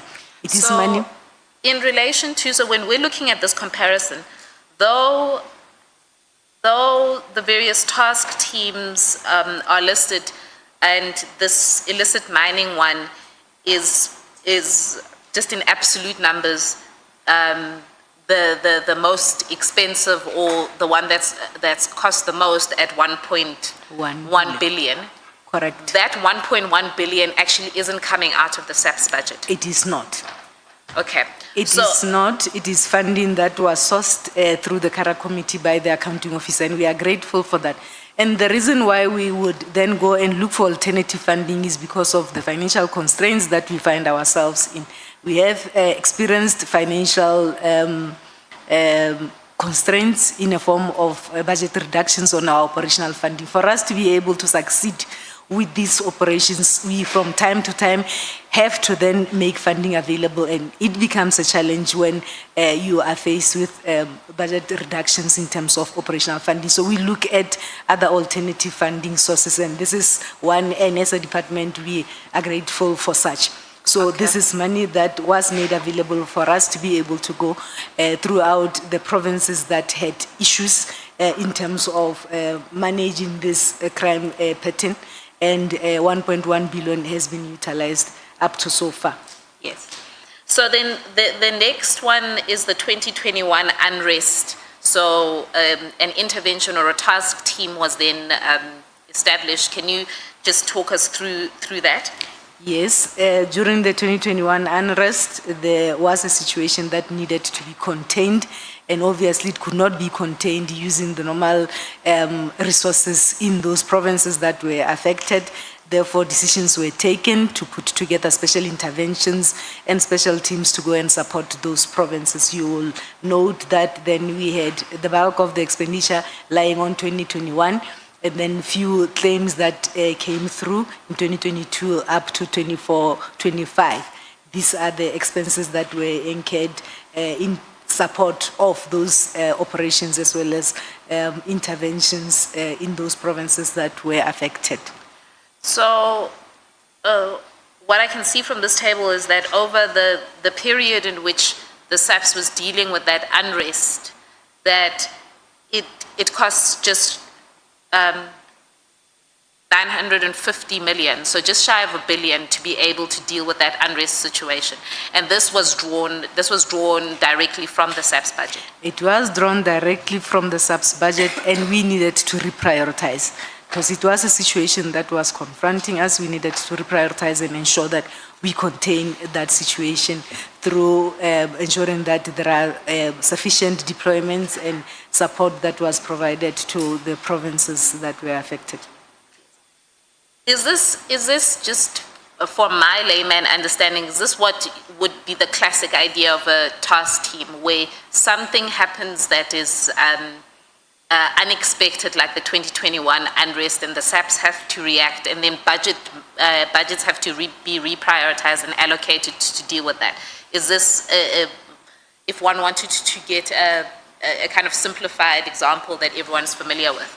Not necessarily. We deal with different situations. Like I indicated, the operatives will sit and do their crime pattern analysis and identify stubborn areas. There are other stubborn crime patterns that would demand or require from the SAPS leadership to then deal with them in other, applying other methodologies.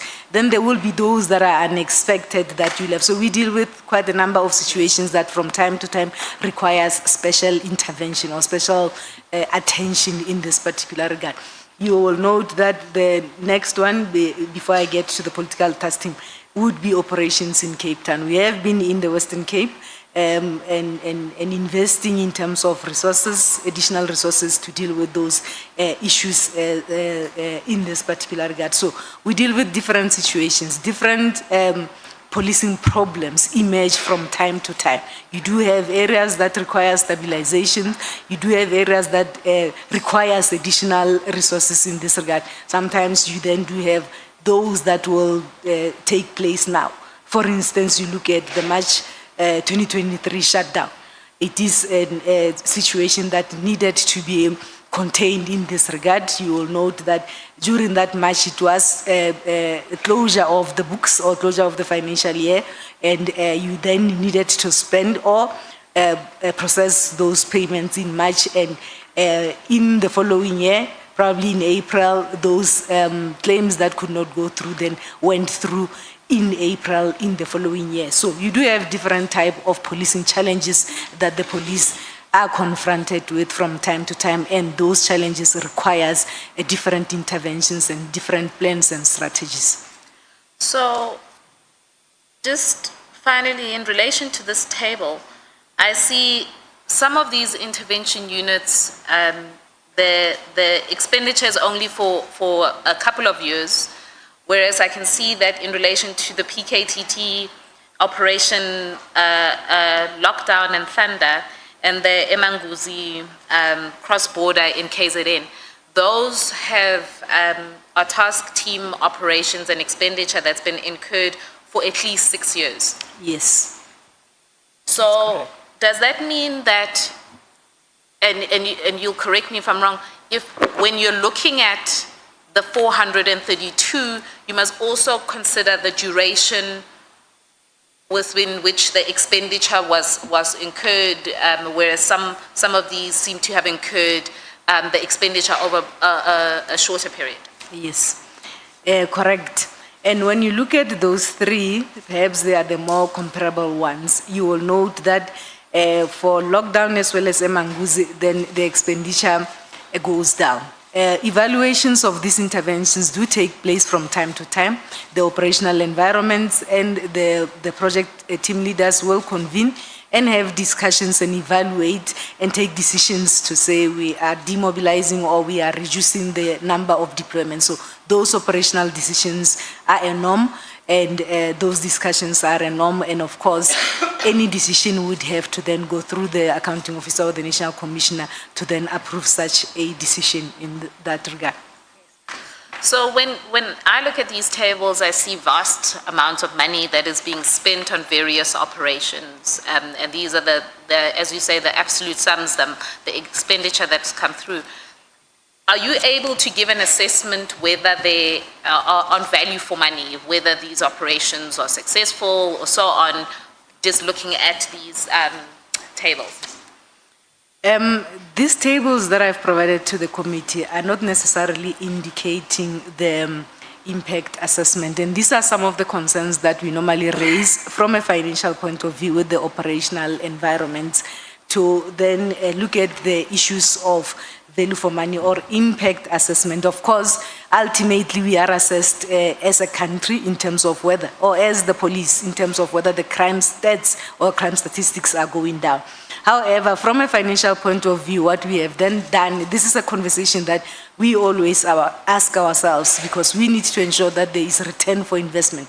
We spend a lot of money on these interventions, and we need to ensure that there is indeed return for investment. So in 2024, myself and my team, we then approached the research unit. We do have a research unit in SAPS precisely for this, because I would want to know from a finance point of view that is this a correct policy methodology? Is it yielding any impact, and is it value for money? So we then wrote to our research department to assist us with this impact study on all these operations, and also to advise us, because currently we do not have a model that we can utilize to assess value for money of all these operations. So we approached them, and there is indication that work has been done on the lockdown as well as Valamgodi operations. That impact assessment has been done. However, the report has not yet been discussed or issued in this regard, And also, the research unit has also indicated that they are in the process of developing this value for money model that we can utilize. But they have cautioned me to say it is not an easy process. It is difficult.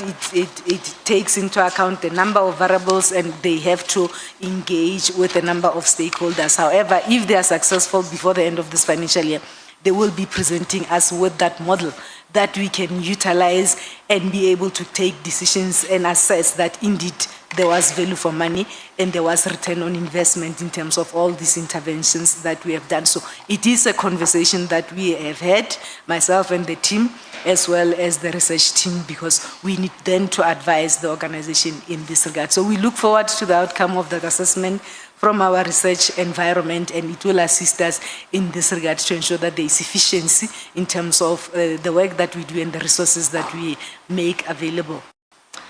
So, what we've managed to look at is to be able to look at the PKTT's budget expenditure as a whole over its lifespan, and we've been able to look at the PKTT as a task team vis-a-vis or as against other interventions and task teams, and how those expenditure trends have been done in order to be able to have a comparison. Correct. So the one thing, and just to take you back in your witness statement, you then outline the various discussions you've had with the National Commissioner in relation to budget and expenditure for the PKTT in particular, because that's the team we're talking about. I wanted to ask, is there anything in relation to the conversations you've had with the National Commissioner about the PKTT that you'd like to be able to highlight or explain in relation to how the budget has been allocated to that team? We always have conversations, myself and the National Commissioner, when it comes to these interventions, including the resources that are required to support these interventions. When it comes to the PKTT, the request for funding would come to us and we will have those conversations. When it comes to the PKTT, I have had conversations with the National Commissioner to say, my understanding is that a task team is established for a specific period, for a specific reason, and then it is withdrawn. But with the PKTT, we have noted that it is clearly dealing with something that is permanent.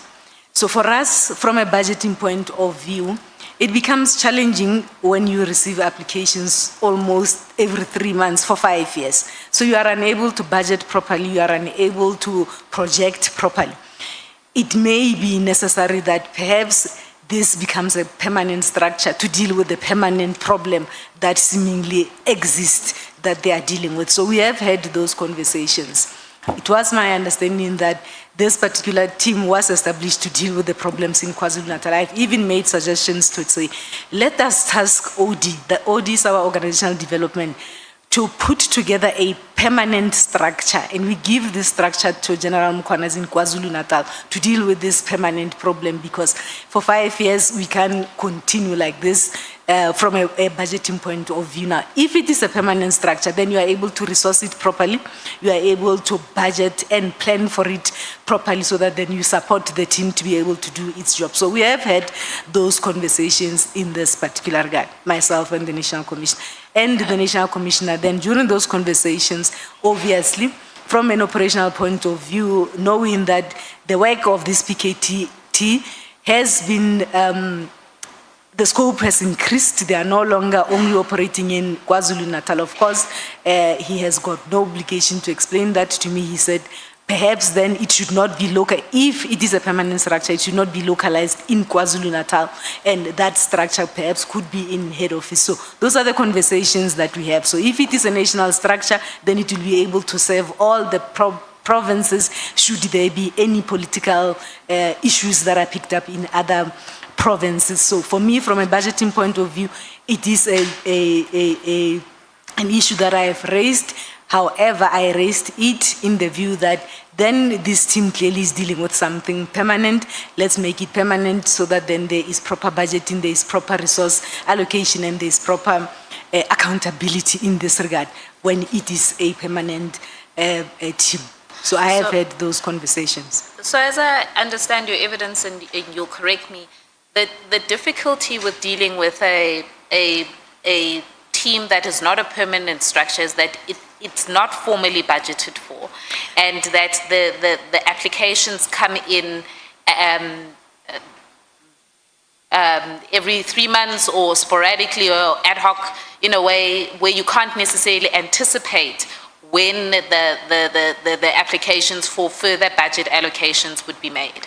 That is correct. And also for me, I need to be able to hold someone to account for the utilization of those resources that would have been allocated. And it also makes it easy for you to plan and to allocate resources in order to properly support that particular team. So if it becomes a team that operates for a longer period on a temporary basis, you are unable to, from a financial point of view, to then resource it properly and to make those projections properly. And then you will have other resources being utilized. Those resources would have been drawn from other units and so on and so on. So we needed it to be a structured team, continuing with its work because it is doing a great work, and being supported with proper resources and obviously accountability. Someone has to be held accountable in terms of the monies that would have then been given to the team to do its job. So this is a conversation, or these are conversations, they are outlined in the various sub-paragraphs of paragraph 13. I don't think we necessarily have to go there. With regards to how you resource this team and whether it should be made a permanent structure or not. But ultimately, that's not a decision for you to make, is it? It is not. And that's a decision which lies where? With the accounting officer. Yes. So, and maybe this is a good segue to then go into the second kind of theme of your evidence, because it has become a big part of the evidence that has been presented before this committee, that one of the reasons for disbandment of the team that was given by Minister Mqunu was that he had various budget issues in mind. So I don't want you to address that now. I just want you to address, and maybe let's start at paragraph 17 of your statement on page 18.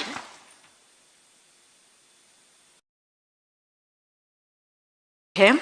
So at this point, Minister Mqunu becomes the minister in charge of the SAPS at, when is it? Is it end of June, early July?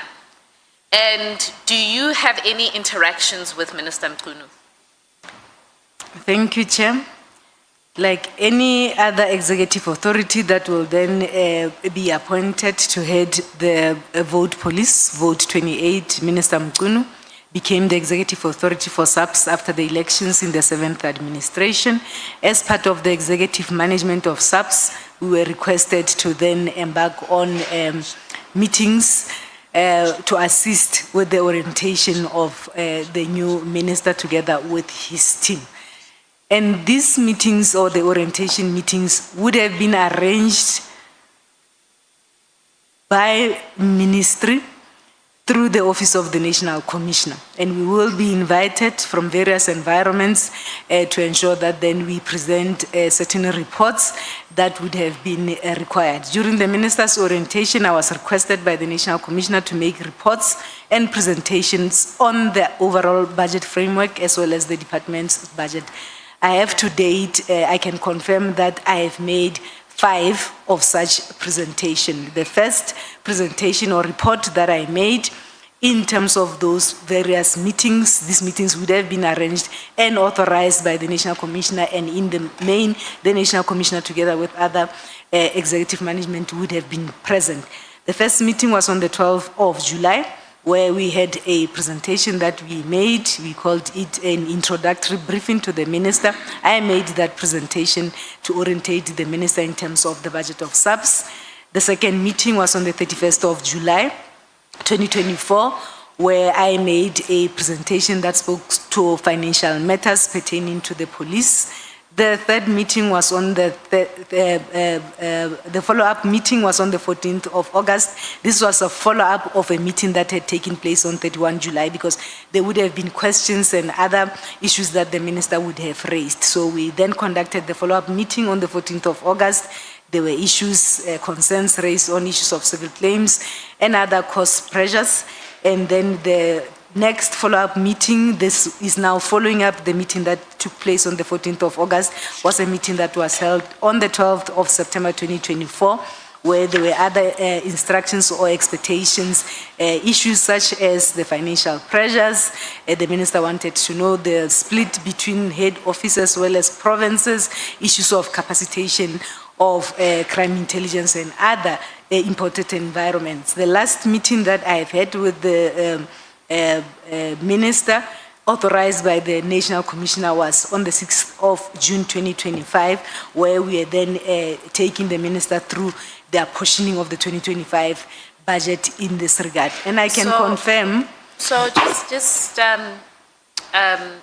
just to take one step back. So the minister, when he gave his evidence, he explained that there was pretty much like a 6-month orientation session that was taking place within the SAPS starting from July when he took over as the executive authority.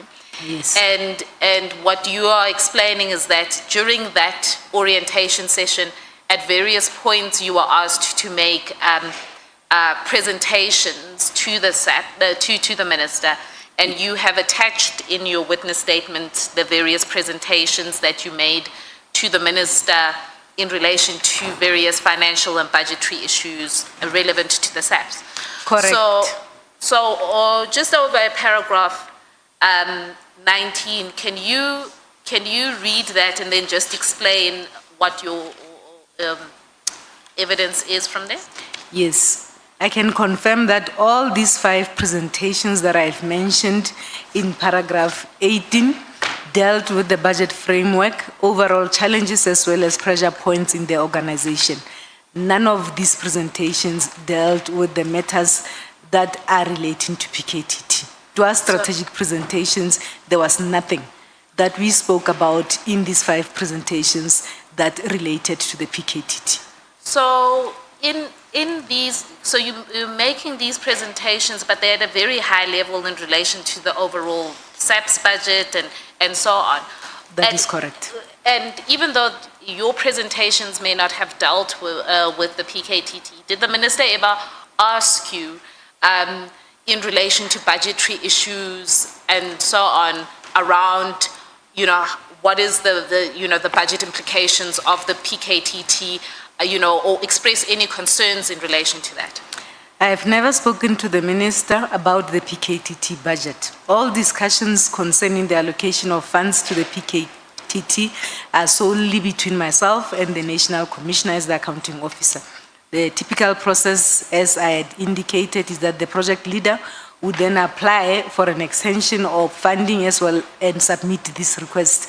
The submission will then go through various levels of approval, eventually ending up with the National Commissioner. I usually have these conversations with the National Commissioner during this process. We regularly discuss matters with all teams, including matters that pertains to intervention task teams as well as the PKTT. These are routine conversations between myself and the National Commissioner. My role then is to confirm whether there is funding. If there is no funding, we then have a conversation with the National Commissioner in terms of determining priorities or reprioritizing to ensure that we support this. These are the conversations that I have only with the National Commissioner. So these are conversations, as you say, that you have with the National Commissioner as the accounting officer in relation to how you allocate the budget. And that there were never conversations that were either that you had with the minister or that were ever raised with the minister in relation to how you're allocating the budget, how these task teams are essentially impacting the overall SAPS budget framework. The presentation for 2025 in terms of the apportioning of the allocation It spoke to the apportioning of the allocation to all cost centers, but it did not touch on anything that relates to the PKTT. Okay. So, can you confirm, how did you learn about the disbandment? I had gone on leave from the 17th of December last year. That leave ended on the 10th of January 2025. So on the 2nd of January, while I was on leave, I learned of the disbandment. I think I saw something on one of the news outlets. That's how I learned about it. I was on leave. And General Dimpane, Advocate Zikalala, may we please take Honorable Ngola. Thank you very much, Chair. Just a follow-up, Chair, on the Minister being briefed about the budget arrangements of the PKTT. And it's very important, Chair, because the Minister bases strongly, amongst other reasons, that budgeting of financial costs of the PKTT will be becoming too much. So has the Minister or the National Commissioner solicited any cost analysis of the PKTT from you? No, Chair. Have you ever been made to account on the cost effectiveness of the PKTT in the SAPS stock management meeting? No, Chair. Thank you very much, Chair. May proceed. Honorable Matthews. Also, just a follow-up or a question of clarity. There were 11, or there's 11 task teams. So did the Minister also inquire about any of the other 10 at all, like specifically on how much was spent? From me as a CFO, I have never. In those 5 presentations to him, there was no questions from him or his team? These were strategic presentations, Chair. I have never been requested to come and present in terms of the operations to the Minister. For any of them? Okay, thank you. Thank you, Chair.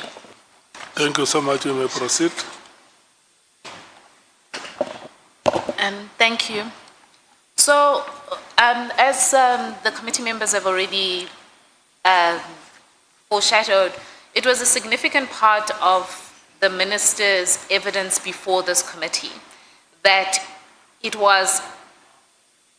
he had in mind these budgetary pressures when he wrote the disbandment directive and essentially issued it.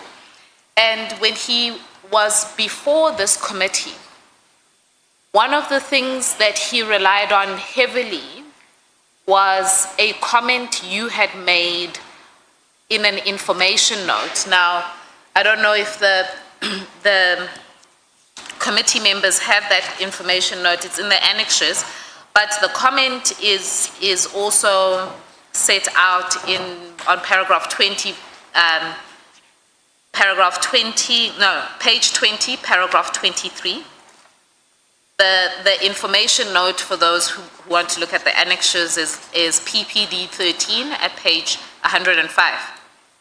And so, just to take one step back, this was an information note for the 2024, for the period 1 April 2024 to 31 March 2025. Is that correct? Correct. The information note was, as I see it, and I can pull it up quickly, was completed or was an application for funding that was done by General Kumalo. And that application for funding was then made, I think, in March. Let me check. Was made on the 26th of March, 2024. Is that correct? Do you have it before you? That is correct. So the comment that you made on that information note was essentially approved before the minister came into office. That is correct. And then can you then take us through essentially what you were trying to explain in that comment. You've set it out in paragraph 23 of your statement, if you want to have a look at that. Thank you, Chair. Perhaps before I even get to my comment, I wish to state that I did not give anyone permission to utilize that information note. That information note was an information note requesting funding from the project leader to the National Commissioner, and it came to my table to then confirm if funding is available. I was shocked to hear about that information note being utilized in evidence in this regard. And nobody has ever asked me about the context of that particular comments that I had made on this information note. Nobody. And it is a conversation that I had had with the National Commissioner when that request for funding came to our table. The project leader requested 94 million. You will recall that this information note comes in March, somewhere towards the end of March. You are trying to close a financial year 23-24, and you are getting to the new financial year. Can I just pause, because I think that is an important detail.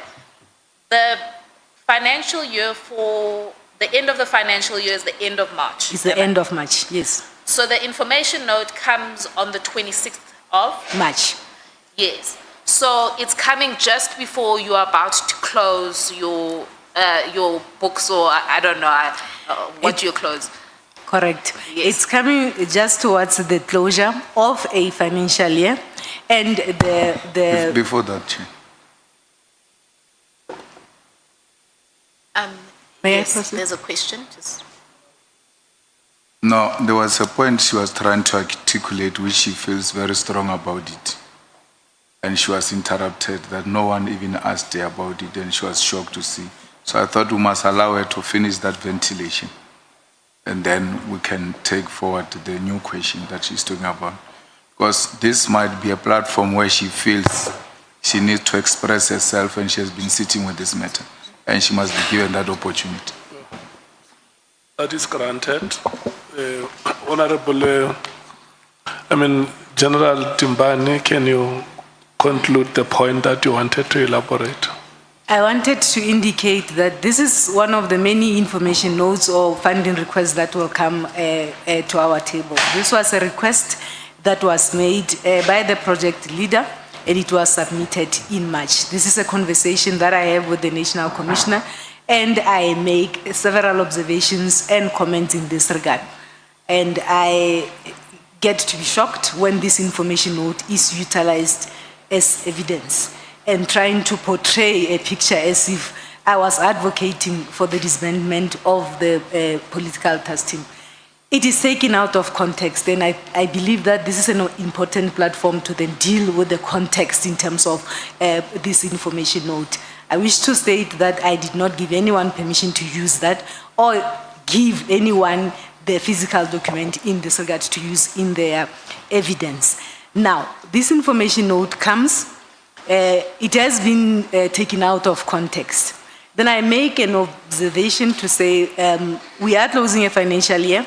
We are getting into the new financial year. Between April and May, we will be engaging in a process where we then allocate or a process of distributing resources to all cost centers in this regard. For the purposes of allowing this task team to then do their work, we agree with the National Commissioner that the initial allocation will then be 20 million. You will note that the project leader had requested 94. We agree with the National Commissioner that up until we finalize the internal apportioning of the budget, we will then confirm 20 million to allow for the team to work while we finalize the processes of internal apportioning. And those processes unfolded and they were concluded in May. And I can indicate to this committee that the allocation for the team for that financial year was not 20 million, it was 55.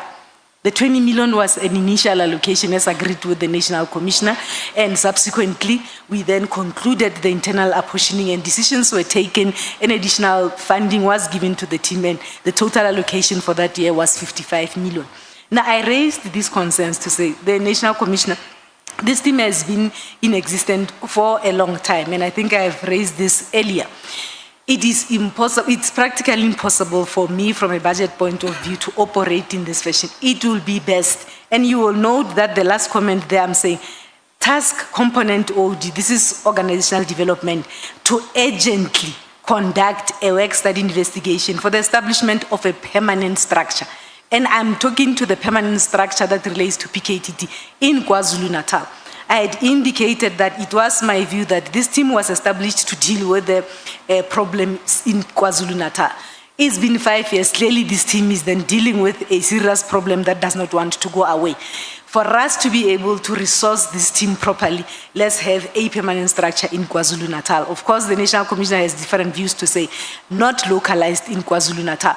Perhaps when we deal with this and we come to that decision, it might be a team that is national to be able to deal with the similar problems in other provinces. Of course, he knew from an operational point of view, I'm assuming, that the scope of this team had expanded into other provinces. He had no obligation to share that with me. And ultimately, he then approved the initial allocation of 20 million. When we are done with the internal apportioning, then the total allocation to support this team for that year was 55 million. So the document has been out there, been discussed out of context, and nobody has ever reached out to me to say, what exactly did you mean by these comments? So I thought I would use this opportunity to then clear the air and clarify this. The allocation for that year was then 55 million with a total spending of 57.5 million at the end of that financial year. Thanks, Chair. Honorable Sangon. Thank you very much, Chair. General, on that issue that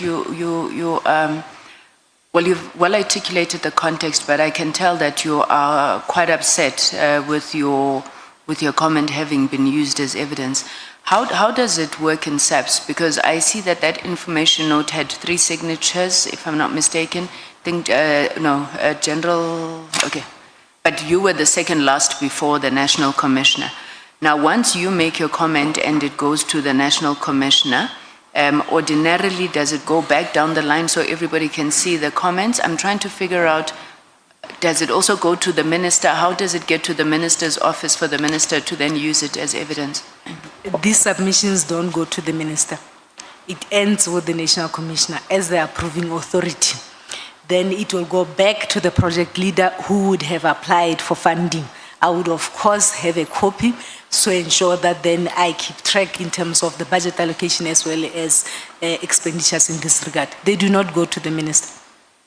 Sorry, Chair, it's just, so in your view, how, and I know that maybe I'm putting you on the spot here, but when the minister brings this document, I mean, it's an operational discussion between, yourselves as the officials who are signing it off. If you had to hazard, how do you think the minister even knows what you said? Because you said you never discussed this with him. He shouldn't, maybe asked that he shouldn't even know that you had written this comment, am I correct? I am not saying he shouldn't know. I am not certain where he got hold of the document.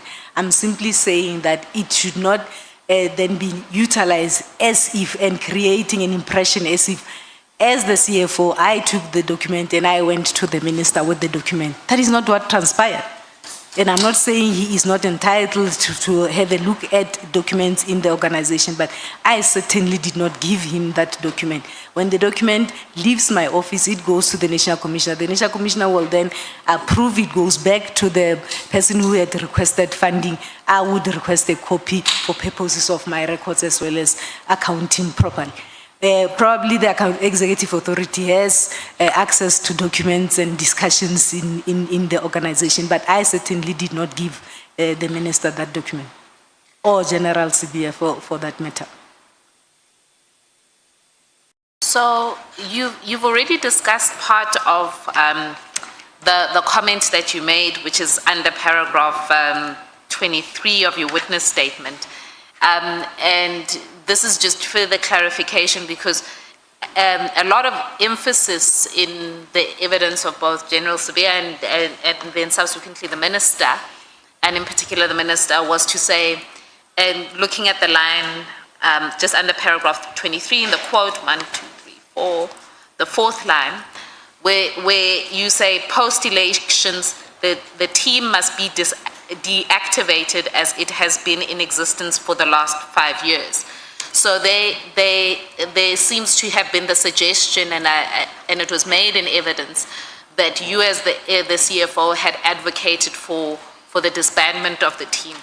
But as I understand from what you're saying about the last line, was that you were in fact saying that steps need to be taken for the team to be made a permanent structure. Is that correct, or do you just want to clarify anything further? That is the correct context, because if it is a permanent structure, it has been there for a long time, then it gives you an opportunity to be able to budget for it properly, to resource it properly, because clearly it is dealing with something that is a bit permanent in this regard. And as I indicated earlier, then issues of accountability in terms of the resources that you would have allocated to that particular team. So it is correct.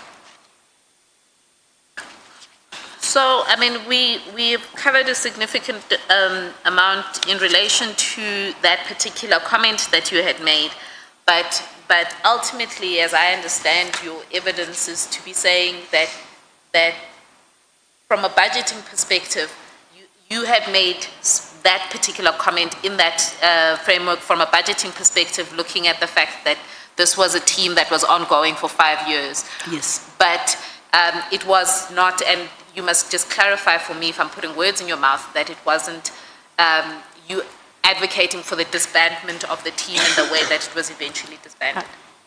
Correct. I wouldn't have advocated because I did not even know the operational work that they are doing. These are the operational conversations that are held with the operational teams together with the National Commissioner. So I do not normally get into meetings where the project leader will be briefing each other together with the National Commissioner. So it was from a resource point of view, as well as to assist us to be able to predict and to allocate resources and to ensure that there are systems in place to hold the relevant project leaders and project managers or whoever would then be heading this permanent team in terms of the resources that will be allocated to them.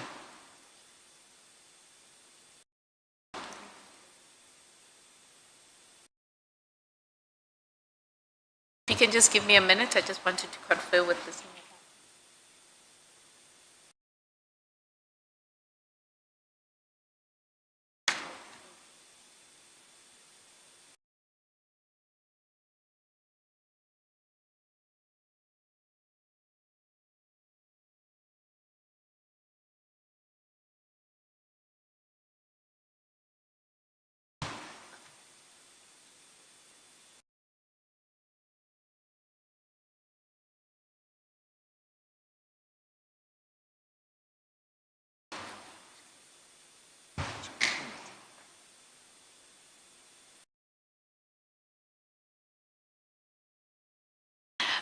Thank you, General. I think in relation, and the AC had just wanted me to confirm with you that really the context within which this must be understood, certainly by the committee, is really from the budgeting point of view, and that it wasn't an operational decision. Not at all. That is correct. So then that then largely leaves us with the third theme that you explore in your evidence in relation to the health risk services contract. Can you, now the committee's already had quite an extensive explanation from General Fani about supply chain management and eventually how that contract was awarded within his component. But can you then explain to the committee how you begin to intersect with this health risk contract that was awarded to Mr. Matlala's company? Okay, perhaps before I start, just to confirm with the committee that I did not form part of any structure, be it the BSc or bid specification committee, bid evaluation committee or bid adjudication committee. I was not part of such structures when this contract was awarded. This was awarded by the BAC, that is chaired by Lieutenant General Fani, and an SLA was signed by Lieutenant General Kua, who is the end user, who had requested these services to be procured on their behalf by supply chain management. I'm on leave in December. I have never formed part of any meeting that was called by the minister when the articles came out. I was not in office, I was on leave. When I came back from leave in January 2025, I get to be briefed by the internal auditors that were obviously appointed by the National Commissioner, having been tasked by the minister in terms of the issues that were raised in the media surrounding this contract. Can I just clarify things? The internal auditors come and brief you, are the internal auditors in your line department? The internal auditors reports directly to the accounting officer. However, it is an environment that I work with closely with the indication to say they understood the implication of this particular investigation. What implication will it have on the financial statements? You will note that this would have been the last quarter of a financial year, and we were preparing to close the financial year and subsequently to put together a set of financial statements. So I work very closely and coordinate the audit issues in the organization. That will be the internal audits as well as the external audits, as well as the activities of the audit committee.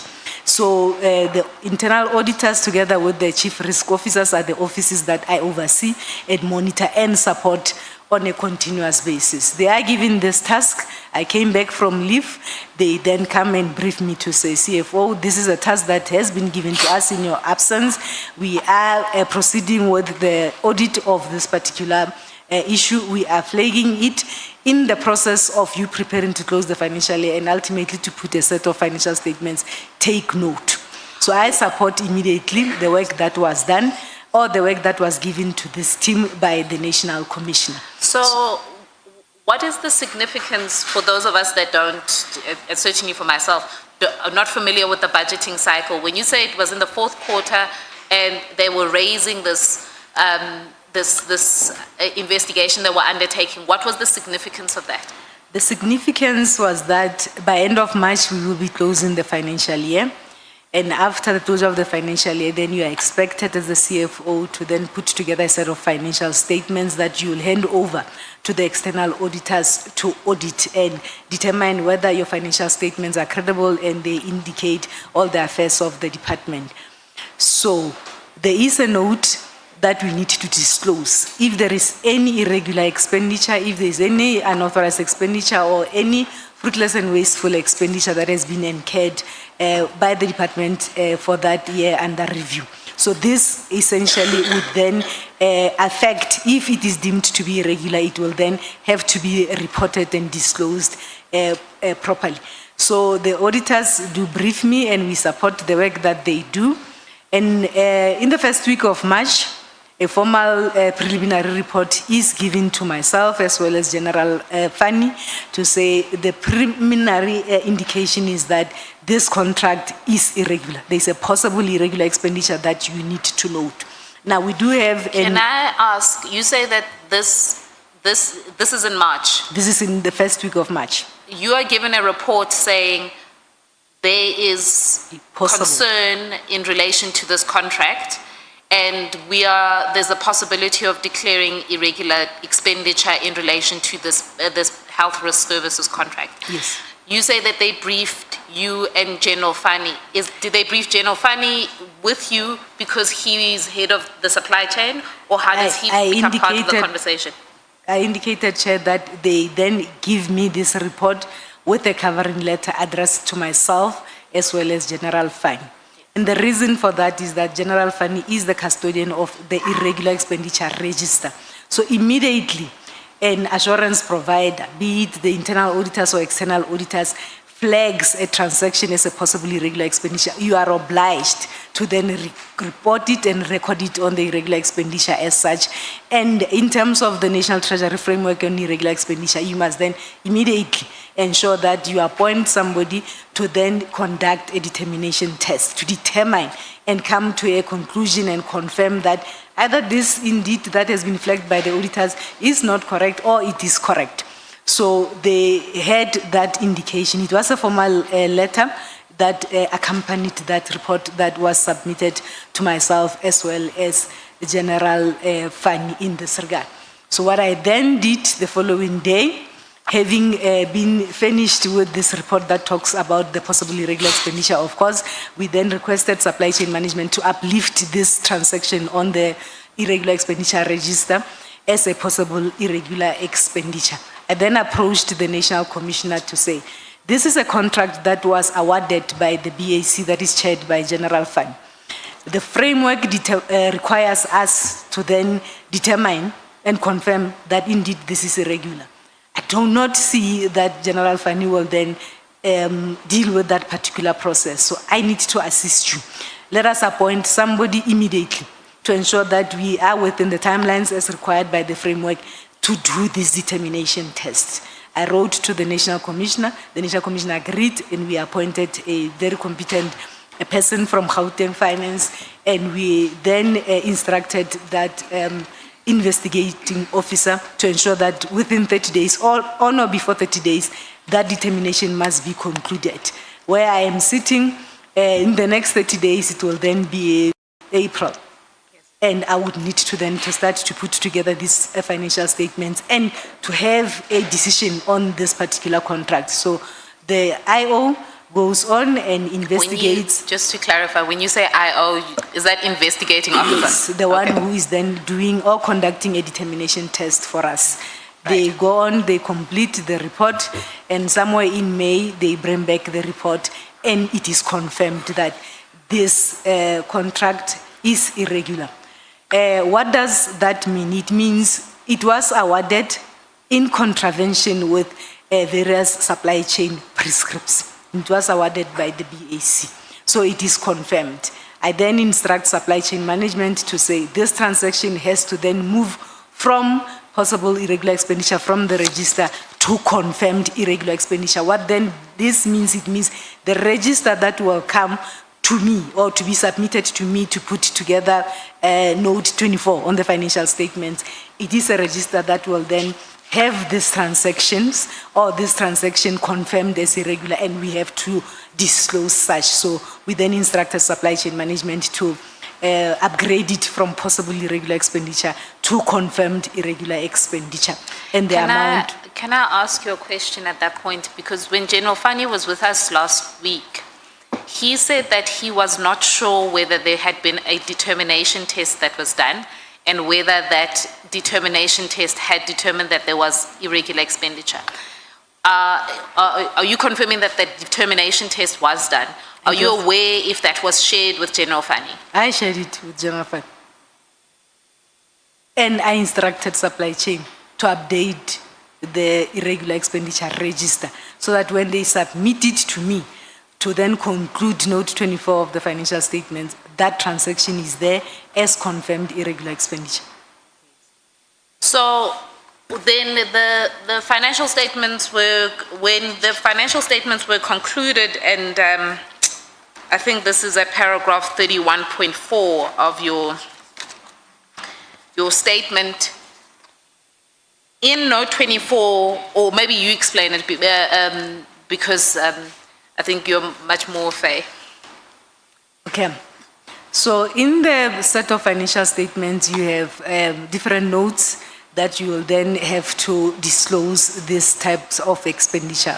For the purposes of these discussions, I will then refer to note 24. If the committee has gone through our financials, that note then requires us to disclose this. There is an amount of 466 million that we had disclosed as irregular expenditure that was confirmed for 24-25 financial year.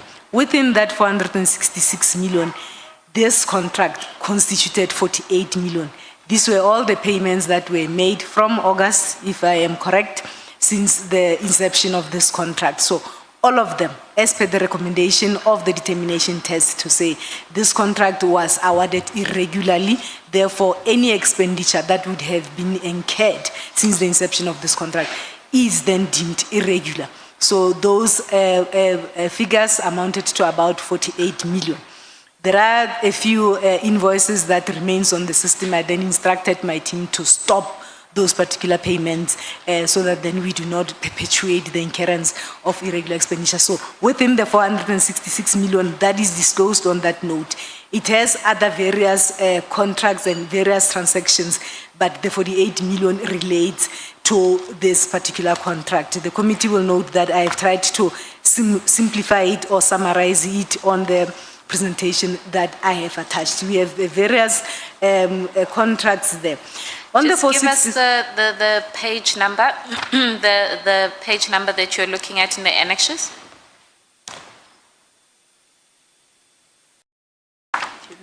Give me a few seconds. I will assist you. I think it's page 389 of the annexes, annexure PPD 24.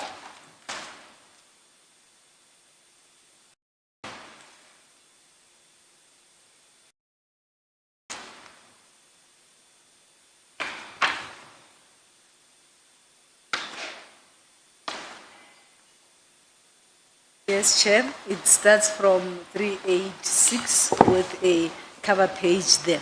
So I tried to unpack the 650 that the Auditor General had flagged on our annual report.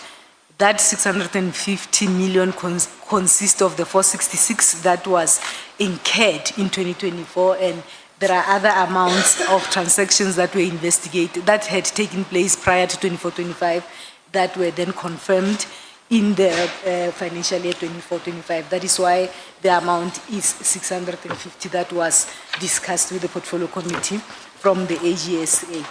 Then the next subsequent slides are then unpacking what is lying on this particular amount. You will see that there's a number of contracts there. Majority of them would have been contracts that would have been awarded and they were deemed irregular. They would have been awarded by the BAC or at supply chain management headquarters, and then you do have other transactions that are on quotation basis that would have been incurred by various cost centers in provinces.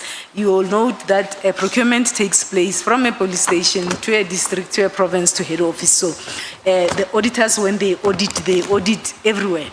They will then select provinces and stations where they will go and audit these procurement processes, and from time to time they will highlight these particular non-compliances all over. But when you look at this, the bulk of this irregular expenditure that was disclosed in 24-25 is in relation to bids. This will be tenders that were awarded, and provinces do not deal with tenders. Tenders are only dealt with at head office supply chain management. So within all this, this one that talks to Medicare constituted 48 million. These were invoices that, or payments that were made prior to the cancellation of this contract, of which the cancellation took place in May.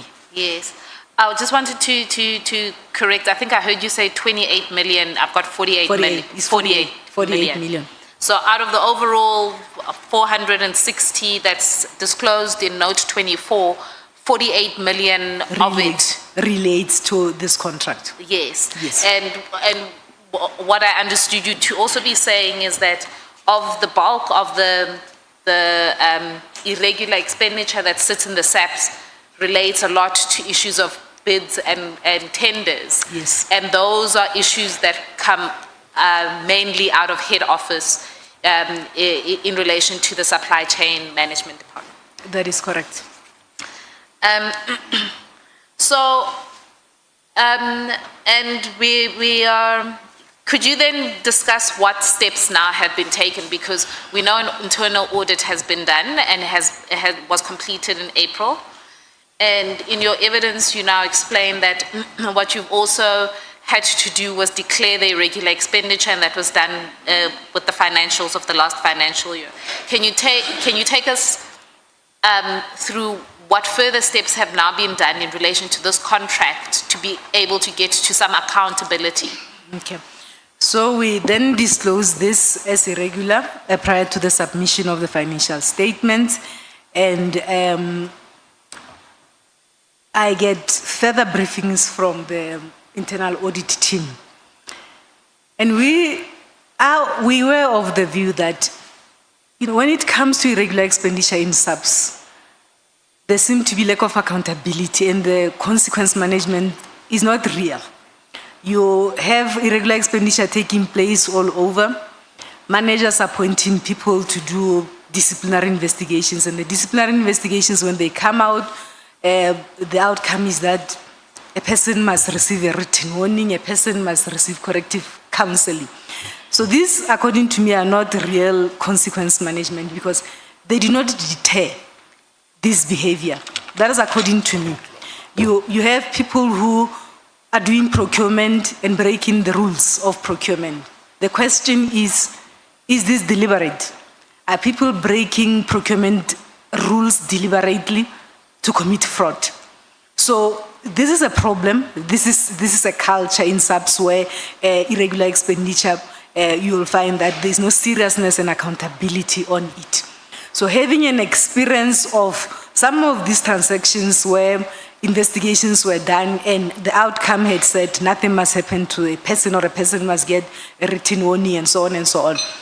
We as myself as the CFO and other structures such as the audit committee, the internal auditors, the risk management, this is a concern because if we do not deal with irregular expenditure decisively and ensure that there is real consequence management, we will never be able to resolve this. People will continue.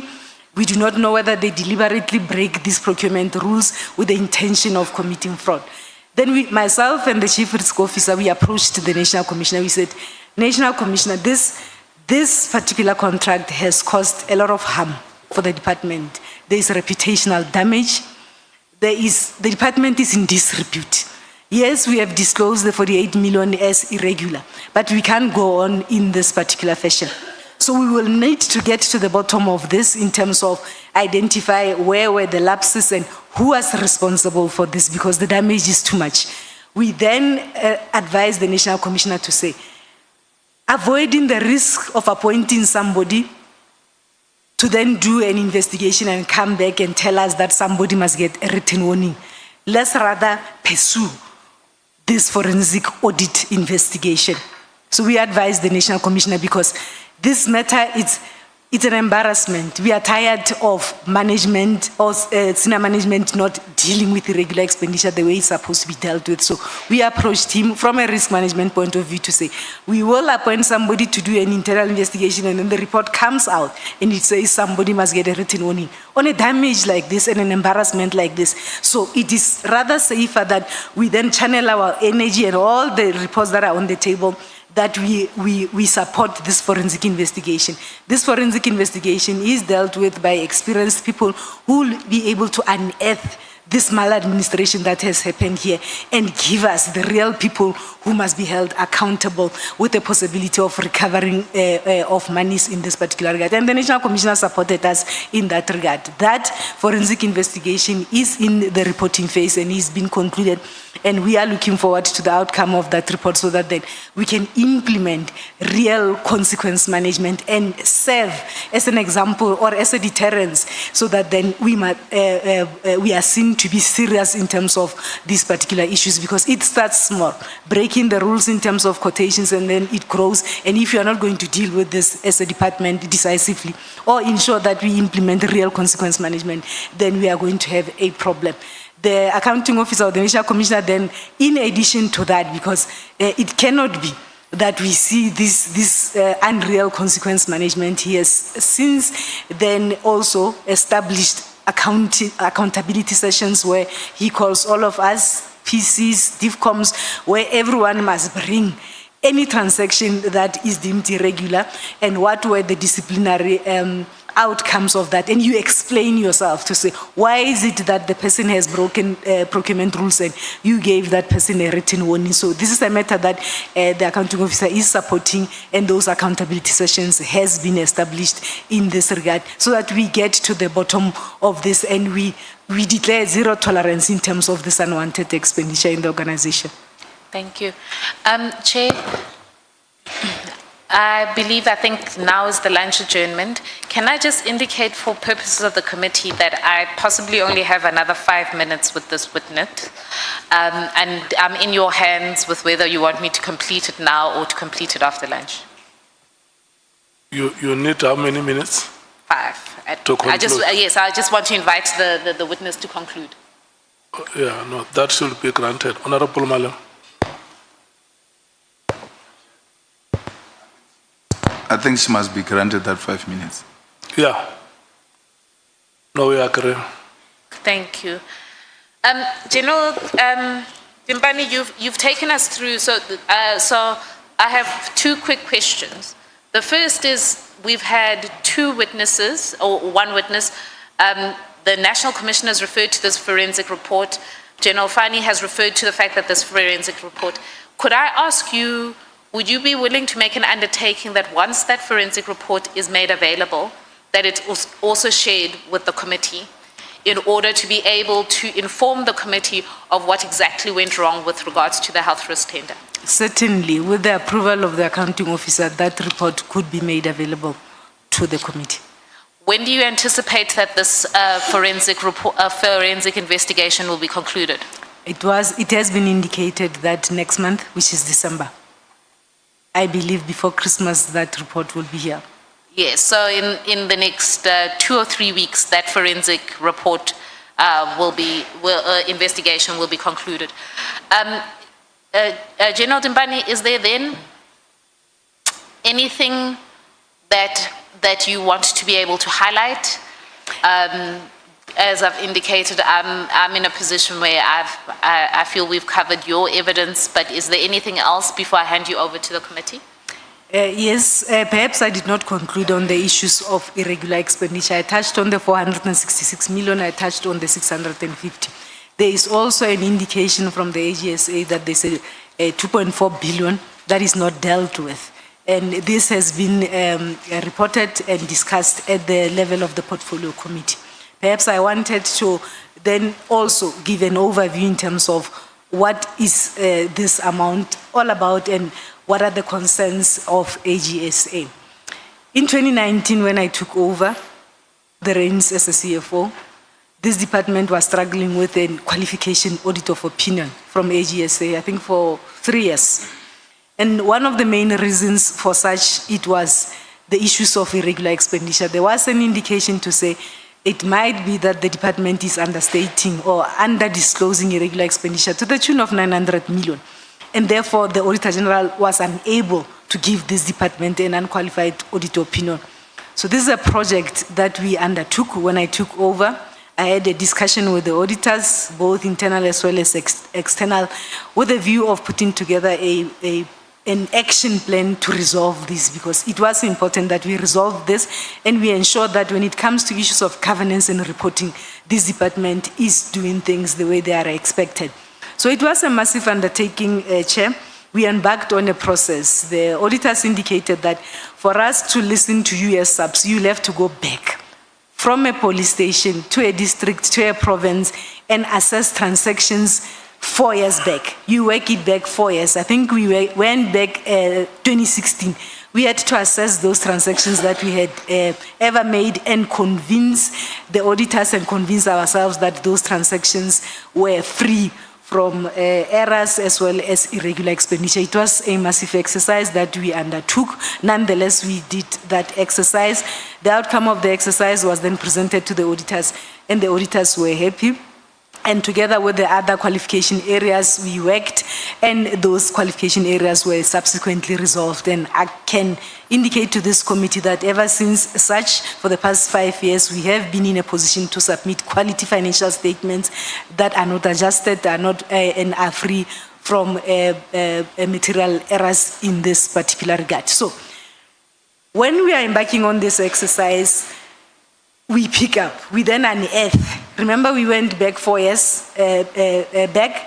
We then get these mistakes and these irregularities, and then we are then required to disclose them. So we disclose this in the financial statements as well as in the irregular expenditure register. So what is required, or what was required post that particular project, was for us then to deal with these transactions in a form that we appoint people to investigate, there's discipline, we confirm that there's no fraud, there's no losses, and so on and so on. And ultimately, in line with the National Treasury Framework, we then submit to the condoning authorities to then condone should we meet the requirements in terms of condonation, and we remove this. So the concern from AG is that the progress is slow in terms of dealing with this portion. And you will see this particular 2.4 billion that is spoken about. When you go through our annual report, it is lying on Part E of our annual report, that is the compliance. So we need to ensure that we expedite and we pull up our socks in terms of dealing with these transactions. The process has been a bit slow, Chair. We have been working with Treasury. There has been submissions from supply chain management to Treasury. Sometimes Treasury will bring them back without condoning, looking for additional information and so on and so on. So we need to deal decisively and speedily with this 2.4 billion that is sitting there.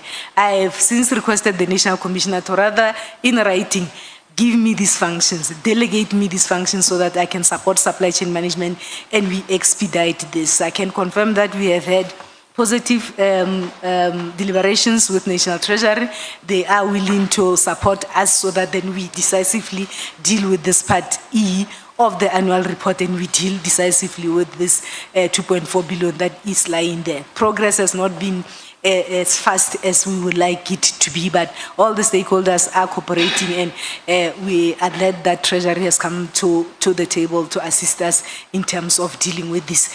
Those that would not have been confirmed by National Treasury, the framework in terms of paragraph 5.6 then tells you that the accounting officer can remove them from the books, but it's not going to be just a removal. They must comply with all the rules that are expected in terms of that National Treasury Framework. So I've subsequently requested the National Commissioner to delegate me that function to support him to deal with this, and that process is unfolding, and we want to believe that very soon our irregular expenditure register will be clean, and that Part E compliance reporting on our annual report will be clean, and there ought to be accountability where there is accountability that would have determined that people deliberately engaged in unethical conduct and engaged in activities that they were not supposed to engage themselves on.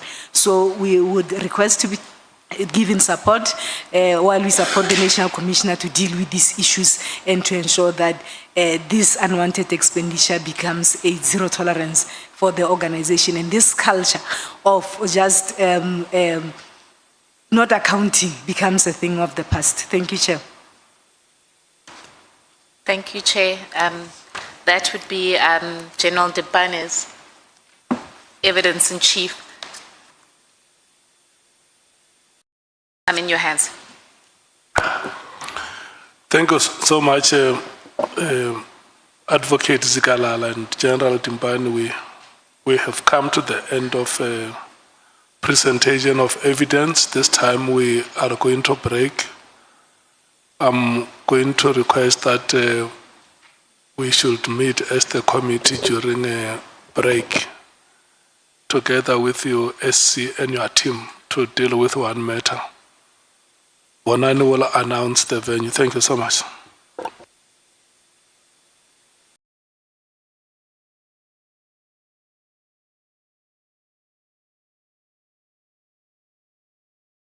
We're coming back at 14 hours.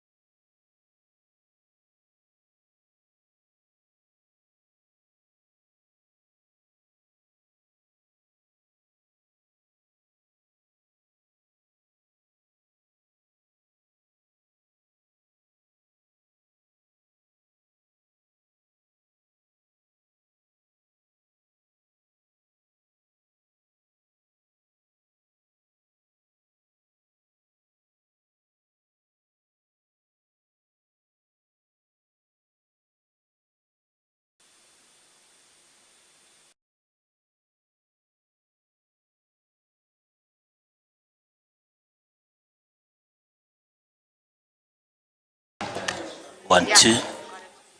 Even la. Yes.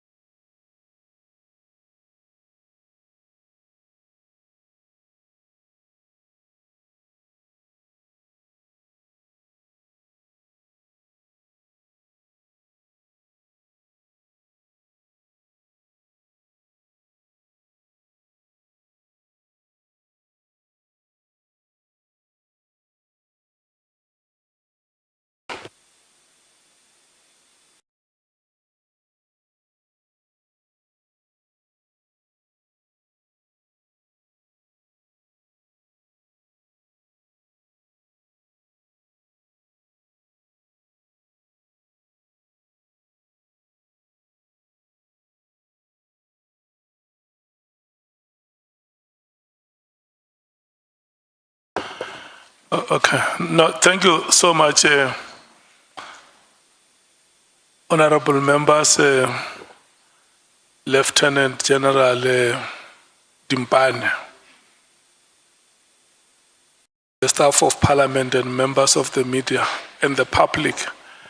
We must apologize. We have promised you that we'll come back at 14 hours. We have not done so, and we want to profusely apologize for that. We had to deal with one matter as a committee so that we don't come and spill it here. So we are very, very sorry for that, and we hope that you will be able to pardon us. We are now going to the second session, where the chairperson is going to allow members to field questions to you, General Dimpane. I'm allocating 15 minutes per member.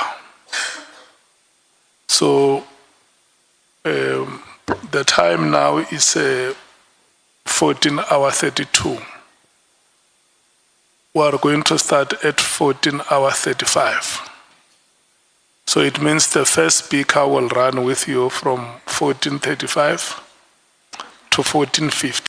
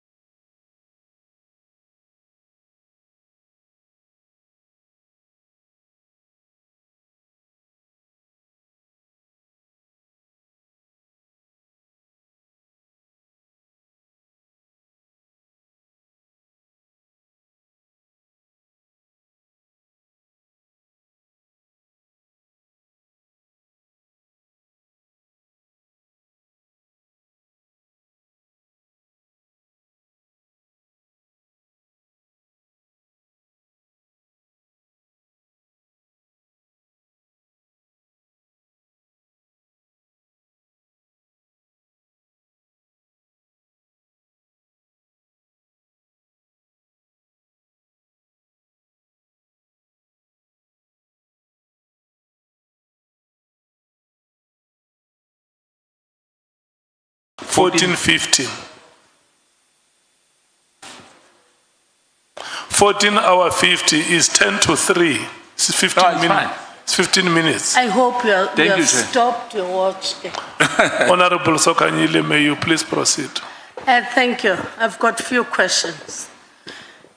CFO, Lieutenant General Sbiya was here before us. He gave an evidence that Mr. Matlala is well known within SAPS as a service provider. Do you know Mr. Matlala? No, I do not know Mr. Matlala. You have never heard of him? I've never heard of him, safe to say that I've seen him on TV or on newspapers. I've never seen him. I do not know Mr. Matlala. Mr. Matlala, as a service provider, there are no prior contracts with SAPS. I'm not aware. That you have made payments, because I've seen in your statement you have said that you enter on the sixth line where you pay. The only contract that I'm aware of is this contract that was subsequently cancelled by The National Medicare Commission. 24 only. Yes. That was cancelled. Yes. No payment was done for it. There were payments that were done prior to cancellation. During May, all payments were stopped after cancellation.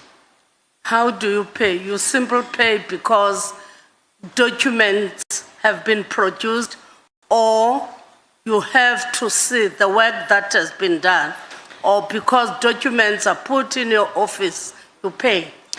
The SAPS has a national policy that regulates the payment of service providers in SAPS. Procurement takes place at a police station, district, province, as well as at national. So there is a brilliant policy that regulates payment of service providers. It outlines the role of each and every individual within the value chain.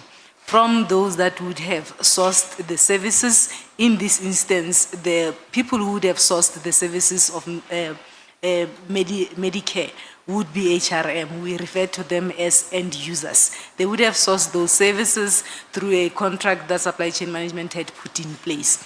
Now, they enter into a service level agreement with the service provider and regulate themselves, the performance of that particular contract. So the work would be done, and in terms of their roles, they will then confirm that indeed services were rendered, and then they sign and they upload the invoices on the system in terms of the procedure that is outlined on the policy. The policy has sufficient safeguard, Chair. The system has sufficient safeguards. So the end users, when they are satisfied that services were rendered, they are happy, they receive these invoices, they then upload these invoices on the system, and then the process unfolds in terms of the stages that are outlined on the policy. We then come in as national finance at the end of the value chain, where we then release the payments to the service provider. So it is a tried and tested policy, it has sufficient safeguards. The issue would be when members that have secured services or goods from service providers engage themselves in unethical conduct or unethical behavior, where they would have certified services that they did not receive. That would be the issue. But we can assure the committee that the policy that regulates the payment of service providers in SAPS is a policy that has sufficient safeguards, and the system has safeguards. So these invoices would have been authorized and accepted and certified by the end user, which in this instance is Human Resource Department. Okay.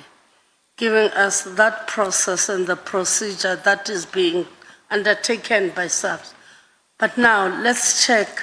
Mr. Matlala has a complaint with that project of Medicare 24. And then he goes to Lieutenant General Sibia when he was acting to lodge a complaint. Do you think that was a correct procedure? I was not even aware in this particular regard.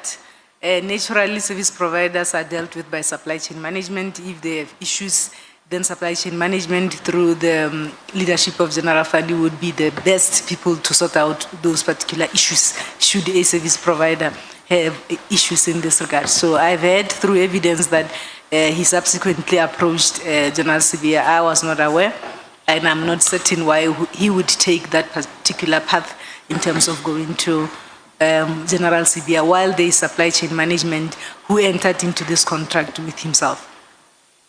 Okay. Then on paragraph 10, you indicate that since May 2025, there is a new organizational structure that has been amended. It has amended the reporting structure of SAPS, whereby the divisional commissioner on SCM to report directly now to the CFO. But that thing has not happened. What do you think that informed that decision to be undertaken? May I get clarity, Chair?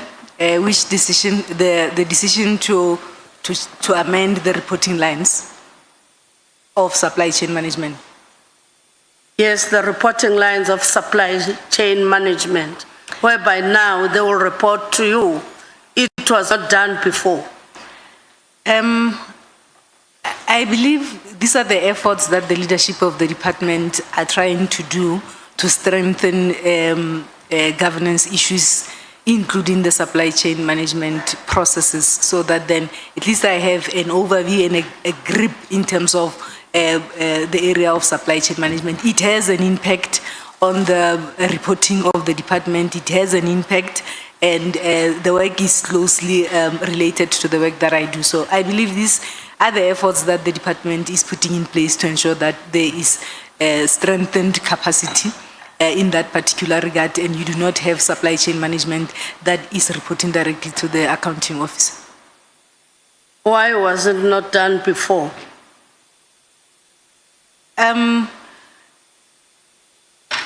Why it was not done before, I think SAPS is a very huge institution. It is massive. The budget is massive. We have a lot of assets, and I believe in terms of the OD processes that would have unfolded before those times, it was then decided that it is best that these particular functions are separated. I must just indicate that when I came in 2019, they were combined, and then decisions were taken by the leadership that let us rather separate because of the work that supply chain management continues to do, and the weight of the work that I do as a CFO. So from time to time, the leadership will review their decisions and look at the areas of weakness and try to close those gaps and strengthen this particular issue so that there is proper accountability. Don't you think that reporting line that was there before, it has an impact in you not being effective in the financial management? Because if you are looking at SAPS, the irregular expenditure that incurred, then the person whom we are looking at is the CFO, because you are the leader there. Don't you think it has an impact on that? Perhaps I need clarity. The impact of supply chain management not reporting to the CFO. Can I be clarified? Yes, because even the other people, when we're asking the divisional commissioner who was here, Mr. Mulefote, Ban Lobeko, Fanny, yeah, because I want to say Fanny is the same name, Mulefe, I mean Fanny is the name, Mulefe is the same name, is the other way around. When he was here, we're saying that even when we're saying that the crime rate is very high, it is because the procurement also of the vehicle are centered in one place. Hence, I'm asking this question now. We have SAPS with this 406 million for 2024-2025 financial year of irregular expenditure that has occurred under your leadership. Don't you think having those reporting lines whereby the CFO, you look at the tail end of the SCM, not dealing with the SCM wholeheartedly? Don't you think it's also the reason? It's not. It is not. I'm trying to protect you. It is not, Chair. You will note on the summary that we have tried to also give information to the committee in terms of cost centers. As I indicated, procurement takes place all over in the country, from a police station to head office in this particular regard. There are people who are appointed specifically to deal with this at all those structures. There are policies that indicate who must do what and what is it that we must comply to. So you will find, Chair, that some of the matters might be deliberate non-compliance. So people are not complying to the rules while the policies are there, while the rules are there to say for you to be able to procure through quotations, you must do A, B, C, D. And people go out of their way not to deal with such issues. I must indicate that there are systems in place. Supply chain management does go out to provinces and conduct awareness sessions. We do speak to officials in terms of what is expected. I have recently even circulated through the Internal Control Department a circular that talks about all the aspects that needs to be complied with. We have shared in the organization so that then the officials who are entrusted with the duties and responsibilities of procurement are then aware and in terms of what is it that they need to comply with. So they know.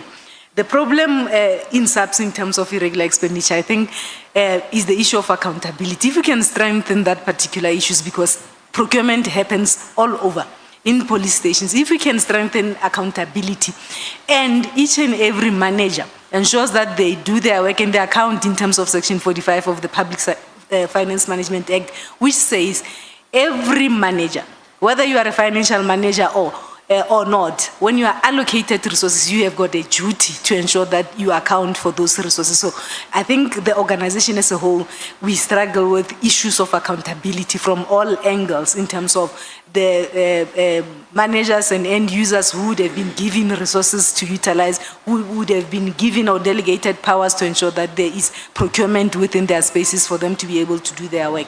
So, Chair, I believe that this strengthening, the leadership had in their mind that this will strengthen these processes and will then reduce the challenges that we have. But head office supply chain management has been on the ground in provinces.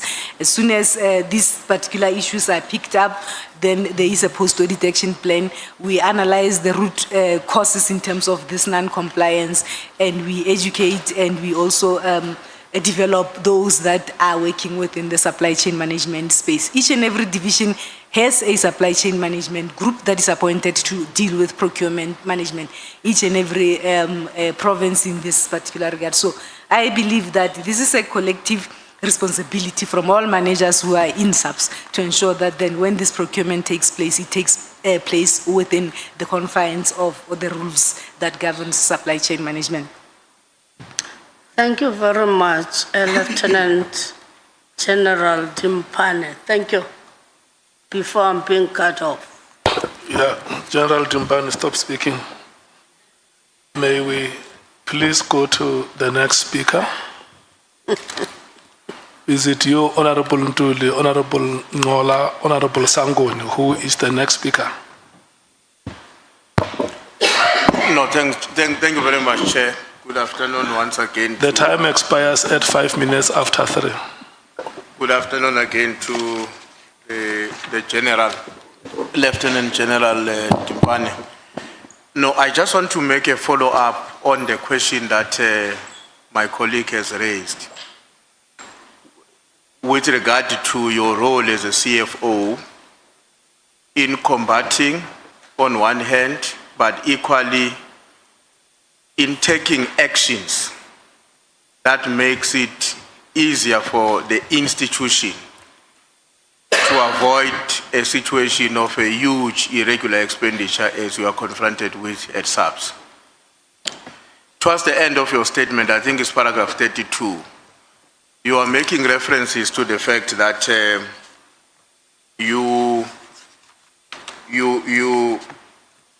are saying there in that paragraph, I remain committed to my duties as a CFO of SAPS, ensuring financial integrity, transparency, and accountability. My actions concerning the irregular expenditure were proactive. I want to stop there. What is your understanding of the word proactive? What does it mean?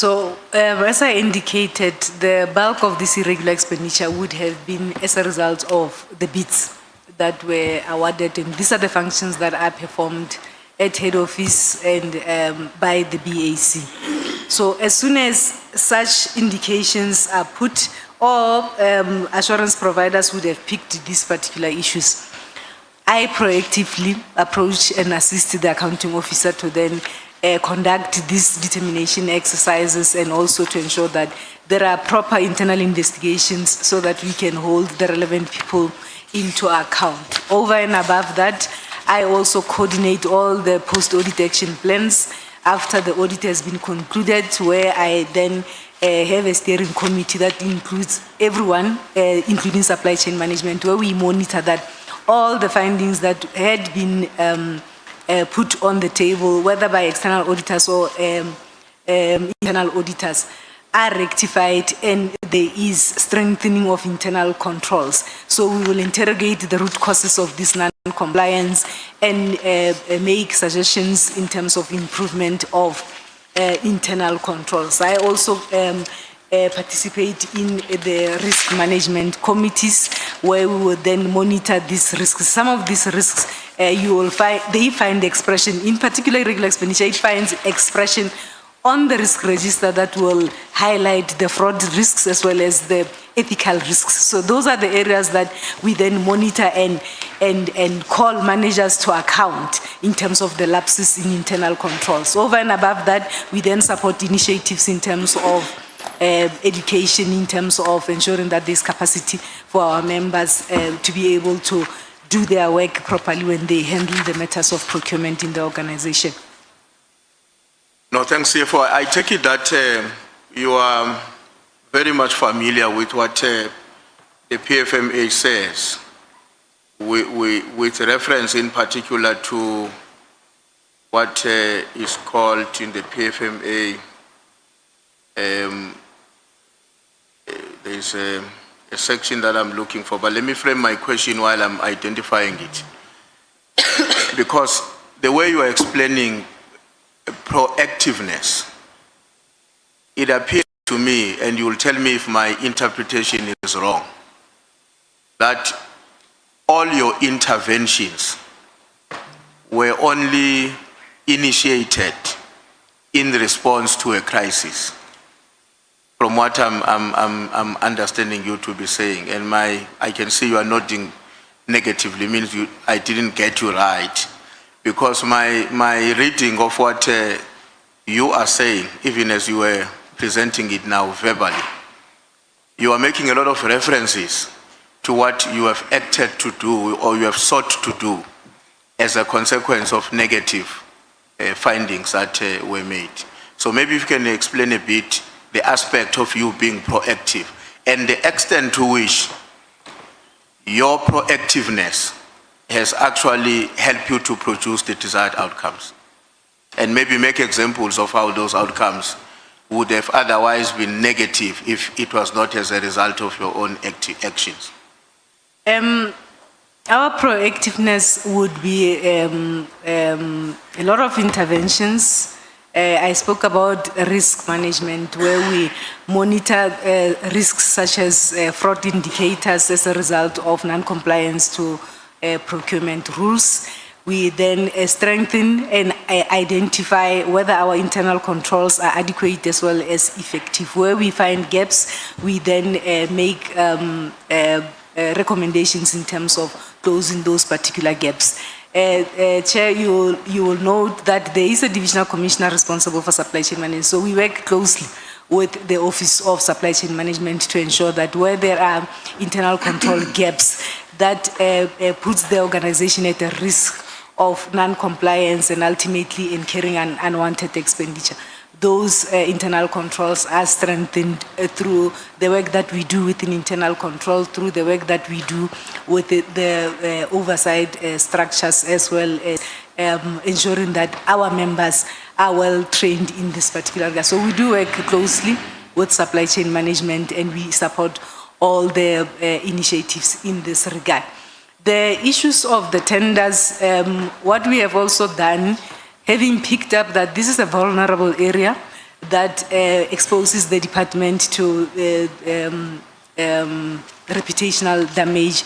We have also approached the National Commissioner in terms of strengthening the work that is done by the issues of surrounding the bids in this particular regard. So we have made a number of recommendations. We are supporting the issues of probity audits that have been introduced to ensure that before those tenders are awarded, then there is another layer of quality assessment. I do not serve in the BAC, Chair, so some of these particular processes would have arisen as a result of the work that would have been done by the BAC. Then the reactive part kicks in where one supports the accounting officer to ensure that relevant investigations are done and relevant reporting is done accurately in this regard. Thank you. And then when the tender was cancelled, and given the fact that the service provider was meant to provide services which are a necessity for the institution, now the tender got cancelled because of all that we now know. Who provides the services now? There is a process underway that is led by the end user. They are trying to establish an alternative procurement vehicles. I have learned that that process has kick-started. The process is currently undergoing probity audit to ensure that we avoid a similar scandal in this regard. So the end user is leading that particular process, assisted by supply chain management and the probity auditing the entire process to ensure that when that process is, the outcome is finalized, there are no irregularities. So that process is currently unfolding, but it's led by the end user, which is human resource management. What's the nature of that process? What's the nature of it? In terms of the procurement vehicle? Yeah, what exactly? I believe they are currently embarking on a quotation process, and they have also requested parallel to that supply chain management to ensure that a long-term tender process is then put in place to ensure that we have these services and we are able to do our work. But it is led. Are you confident that that process will not result in another wasteful expenditure? It should not, Chair. It should not. Like I indicated, all the steps that the accounting officer has put in place, the introduction of the probity audit prior to award, the strengthened activities of the BAC, it should not. If it can have irregularities, then it will then mean we are dealing with something else. So all the steps and the processes that have been put in place and strengthened through the leadership of the accounting officer should make us not to have a similar repeat of this nature of irregularities. Thank you. When Advocate Zigalala was leading you on the evidence, you gave an indication of the number of meetings that were convened in which you had to make a presentation for the minister about, I'm sure you recall that. Now I want to draw your attention to paragraph 19 of your statement, and I'm going to ask us to look at that paragraph as well as the first sentence of paragraph 20. So paragraph 19 says, all 5 of the mentioned presentations dealt with the budget framework, overall challenges and pressure points in the organization. I want to stop there on that one. Then on paragraph 20, I'm just taking one sentence. I've never spoken to the minister about the PKTT budget. Now, what I want to understand, you will forgive me, I'm not trained in finance. So what I want to understand is, how does it happen that a CFO can explain through a presentation budget framework, overall challenges, and pressure points without making references to what give rise to pressure points? The presentations that we would have made to the executive authority would be dealing with matters at I would say a macro level or a strategic level. The issues of the task teams and interventions are operational issues that are normally dealt with by the relevant managers at operational level with the National Commission. So it is not a natural that you will have an operational matter in a presentation of that level. So we would orientate the minister in terms of the structure of the budget, the priorities, the alignment to the priorities, issues of the APP, and issues of scarcity or challenges, fiscal challenges, and the support that one would require. So the PKTT budget would be at the level where I discuss those issues with the National Commission as and when various applications are made. So I have made available the presentations just to indicate the orientation that we had made. We would explain in terms of how do we then apportion this, is our apportionment methodology fair, and what is the level of resourcing at head office versus the level of resourcing at local level, because you need resources at local level. So those would be strategic decisions or discussions that we carry out in those particular presentations. Okay. My last question, Chair. On the, again on your statement, Lieutenant General, is paragraph 25, and I'm going to the sentence before the last one on paragraph 25. The one that begins by saying, I also wish to state clearly that I have not given anyone permission to access this in this submission, nor to utilize it in their own defense. Who are you talking about? I think I had it more being emphasized during the testimony of General Sibia, as well as I have seen it attached, I believe, in the defense of the minister as well. So I was not aware that such a document will be utilized in their defense. Okay. Thank you very much, Chair. Thank you, Lieutenant General. Thank you so much, Chief Whip. Who is the next speaker? Honorable Nomval. Yeah, thank you very much, Chair. Good afternoon, At General. 20 past 3, at 20 past 3, you stop speaking. Okay. General. No, I will comply, Chair, that I can promise. In fact, today you will give me a standing ovation. How are you, General? Are you okay? I'm okay, thank you. Yeah, so the total amount that was paid for the Medicare contract is 48 million. It was 48 million. Correct, okay. Now, the SCM boss in SAPS, when he was here last week, we had an argument with him because he was so convinced that even though the expenditure hereof was irregular, but there was value for money. And my argument to him was that there was no value for money because in his statement, he said the contract or the service provider underperformed. That's what he said. And he said that the contract was terminated even before the underperformance was corrected. So what is your take on that? The issues of the performance of the contract would have been dealt with by the end user working together with supply chain management. And I heard him explaining the definition of irregular expenditure to say it is expenditure that is incurred in contravention to prescripts that relates to supply chain management. However, the service was rendered. So the issue of value for money, for me, as I indicated, those that would have requested these services, thereafter they receive invoices, they certify to say we have received services and we are happy with these services. And they load invoices on the system for payment.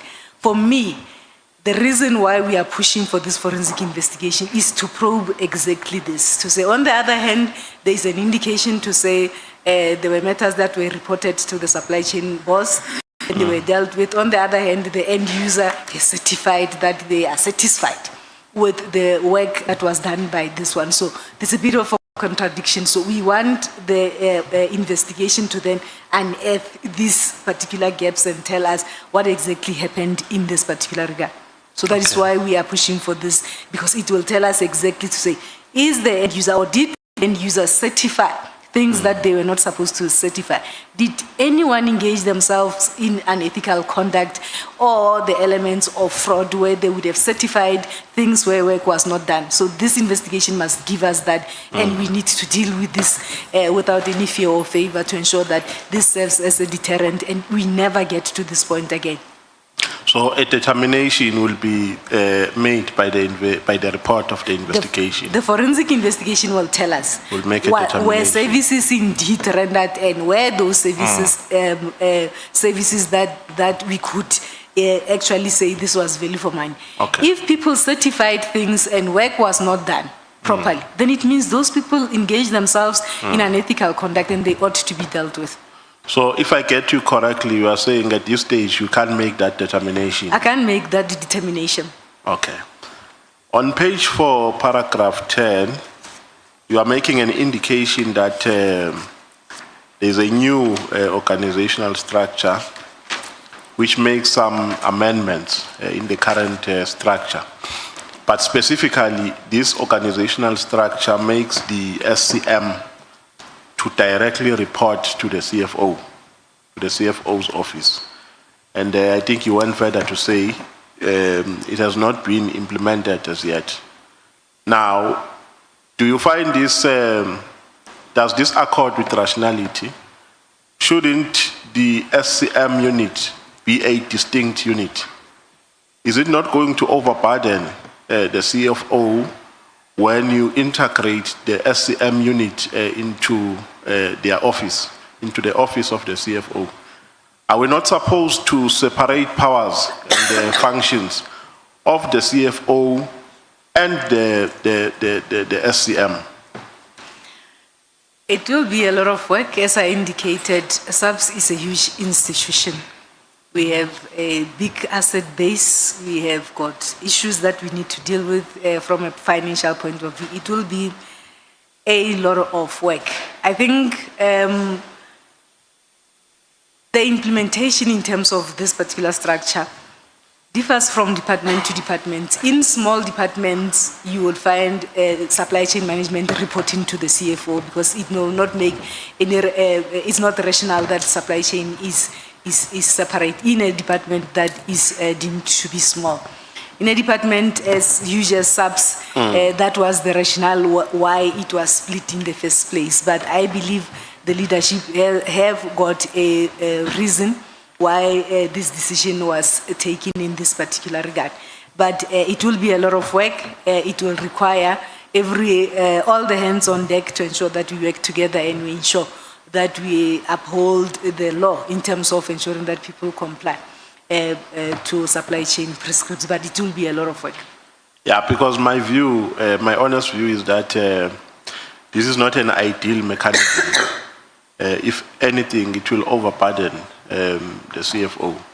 I'm asking that because this committee has a responsibility to make recommendations on policy reforms.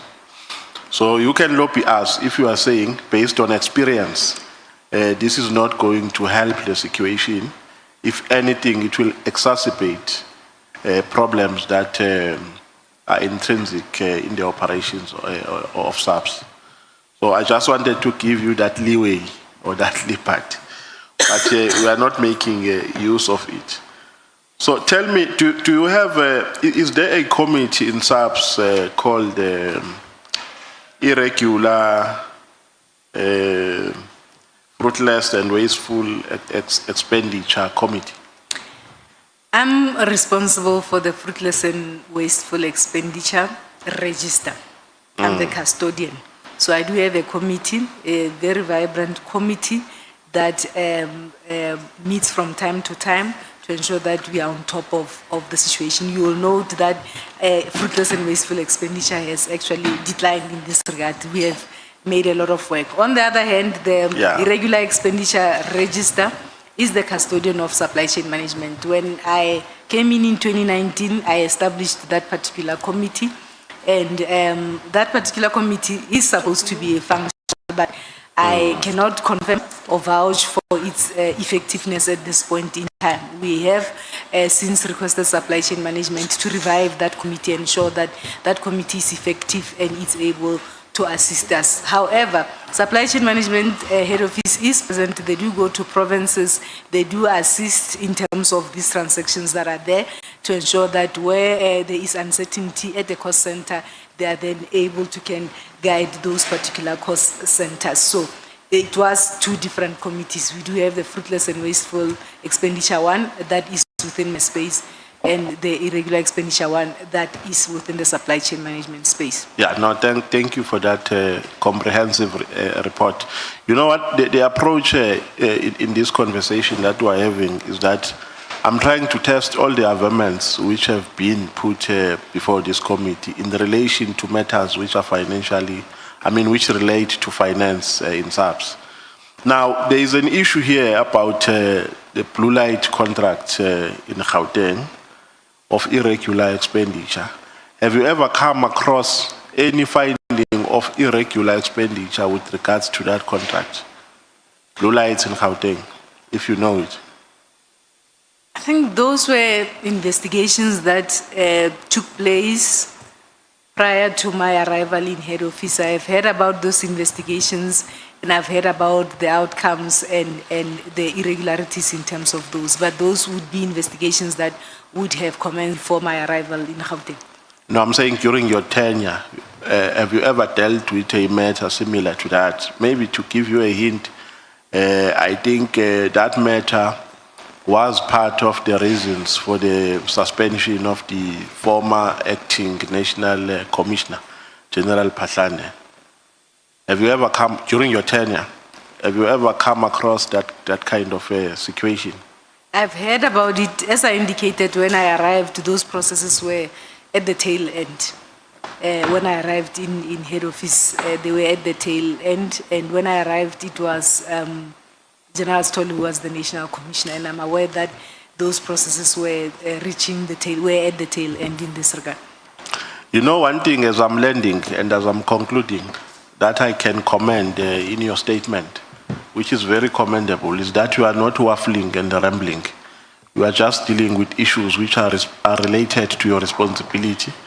And for that, you have made the work of this committee to be very easy.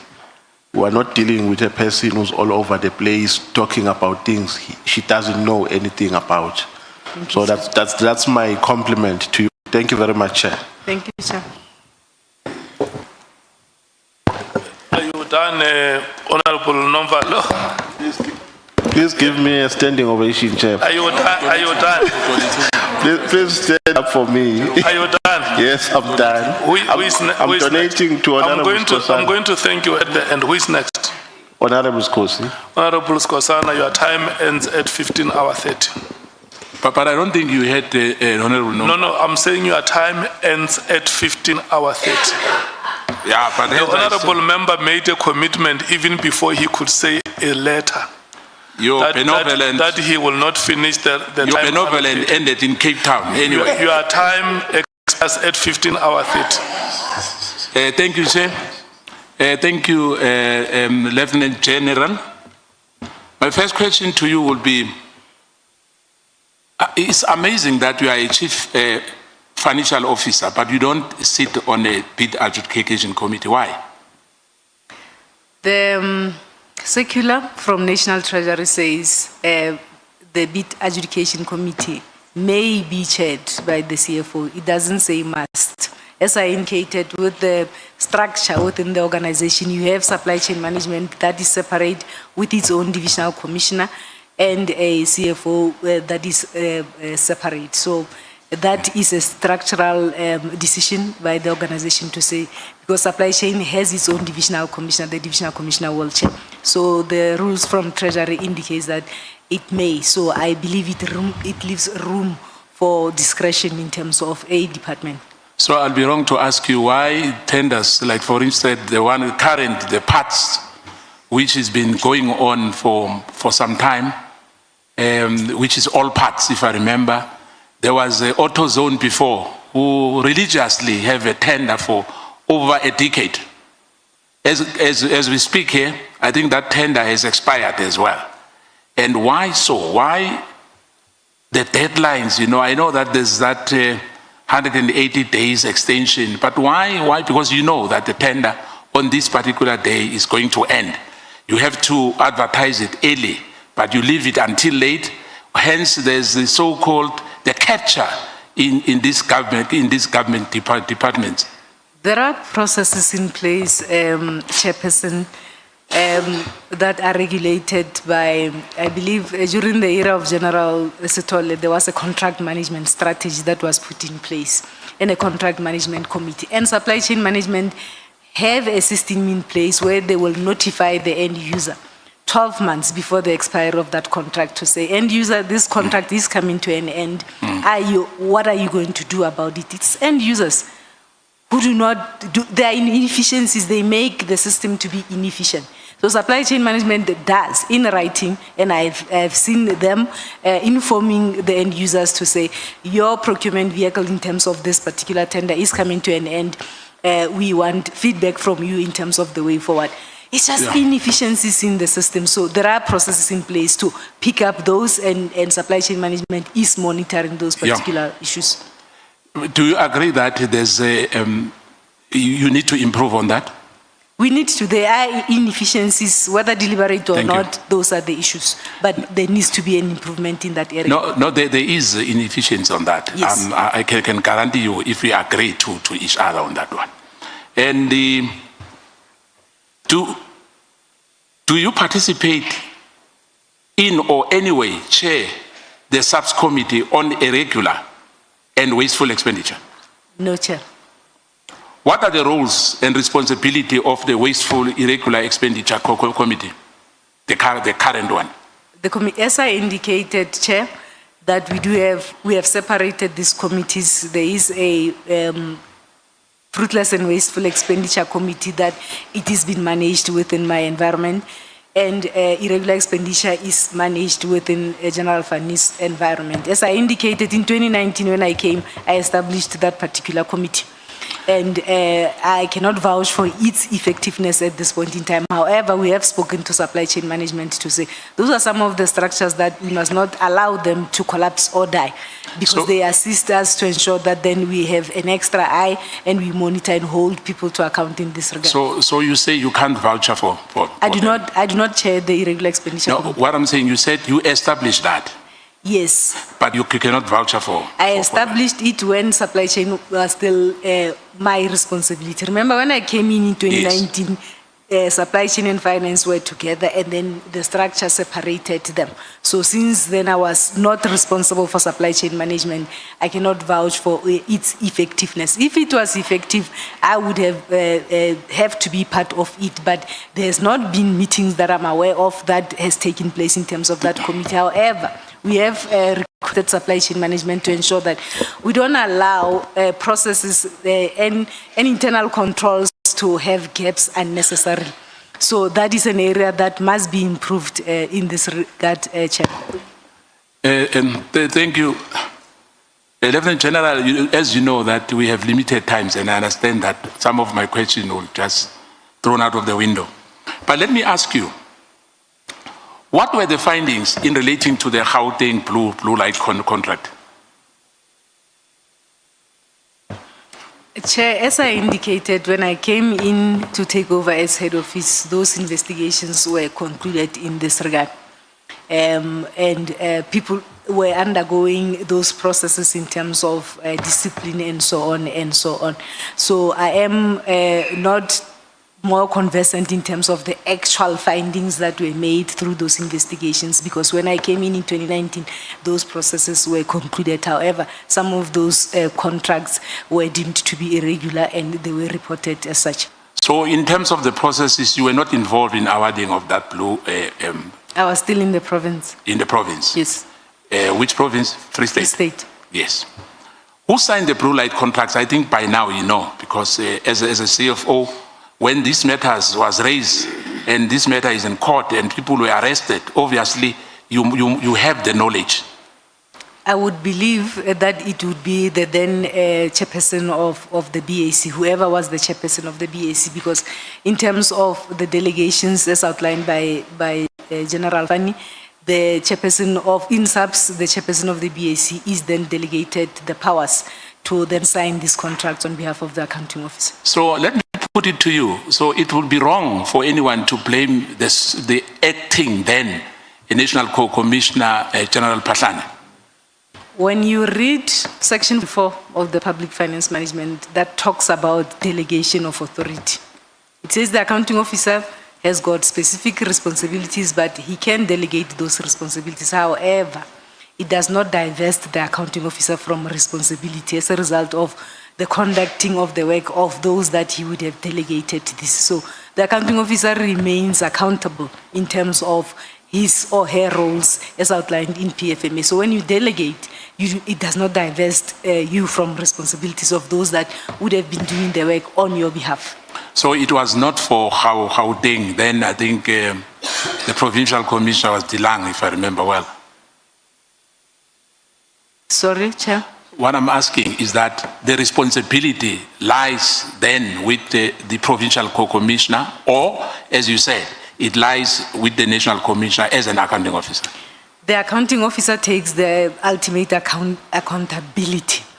And then he has the responsibility to ensure that those that are responsible for those lapses are held to account. But if I may ask, like you as a CFO, you must take responsibility as well in matters relating to finances of South African Police Service, am I right? If I'm found to have erred or... No, I'm asking, is that like you, the responsibility, it's your responsibility to make sure that the finances of SAPS are above a reproach. Yes. Now, have then, in your knowledge, the acting national commissioner signed that contract? I cannot comment on that. I have not seen who has signed the contract. Hence I said, since I started, I have learned that the structure in SAPS allows for the national commissioner to delegate those responsibilities to the BAC chairperson. So I have not seen it with my eyes in terms of who exactly signed that particular contract. So in your view, let me put it to you, or if I may ask, if he has not signed that contract, should he be responsible for that contract? I would repeat, if he had delegated functions to a specific group of people to execute responsibilities on his behalf, the ultimate accountability rests with him. It would then be incumbent upon him to deal with those that would have failed in the execution of those delegated responsibilities. So in other words, for him to be fired, you say it was correct in your view? I am not saying that. No, I'm just asking. I'm not saying that. I'm not privy to the aspects that were taken into account during his processes that were dealt with. Yeah, but if it was only fired for that, what's your view on that? I'm not aware in terms of what was taken into account to come. No, I'm saying if he was fired for that, what's your view on that? Chair, I don't think I have a view, because I am not privy to the reasons that were on the table in terms of his release. Did SAPS have value for that contract in your view? Or you had no interest at all to know exactly what happened? Which contract? The blue light contract. Chair, I am repeating that that particular investigation was concluded while I was still in the province. And those processes of investigations and consequence management were unfolding and were at the tail end when I arrived. So it is a matter that I have not set aside time to interrogate because we then allowed those processes to then take their own course. So when I came in 2019, I then dealt with other processes, a matter that I have not set time aside to interrogate. Yeah, I understand you distance yourself completely, but you've been long in the SAP as CFO. And when all these matters went to court, obviously, I mean, as a CFO, the interest of knowing exactly what happened. But let me ask you, as a chief financial officer, are you playing any role in coordinating the work of the Audit General with SAPS? Yes. If so, what's your role? I play the biggest role in terms of coordinating all audit activities, including the Office of the Auditor General. I am the nodal point for SAPS to ensure that the audit activities run smoothly, from the engagement letter to the audit strategy to coordinating all stakeholders in the SAPS to ensure that we cooperate with the assurance providers, as well as ensuring that there is effectiveness of the running of the audit committee of SAPS. You know, because today the chair was not giving us enough time, you know, but let's continue. You know, there is a specific material irregularities relating to a 24 million payment to a supplier of breaching the contract. Can you provide, do you know about that? I am aware of that matter. What led to that material irregularity? As I indicated when I came in, those were the investigations that were dealt with. I have learned that it was an issue where SAPS would have awarded a contract but failed to participate in that particular contract, and the service provider took SAPS to court, and the issue of breach of contract was put on the table. So which might lead to an irregular expenditure again, or? It was a breach of contract, the 24 million, as a result of SAPS not having utilized that particular contract. We had raised, I believe there was an amount that we raised as fruitless expenditure out of this entire process as well. Now, you know, there was this so-called Operation Vula, Umkoti, which were not used to solve crime, in my view, but was to rescue the Zamazamas, who illegally ventured into those abandoned mines. And the kingpins of those abandoned mines are still not being arrested as we speak. Do you agree with me on that? The operational environment will be best suited to respond to the issues of kingpins and who has been arrested in this regard. Yeah, but CFO, remember, in terms of the expenditure and the budget of SAPS, you are responsible for it. To help the national, as you said, the accounting officer. You can't distance yourself from everything. That it's not your responsibility. You don't know about anything. It can't be. But let me put it to you. Remember, people were complaining about the budget of the PKTT.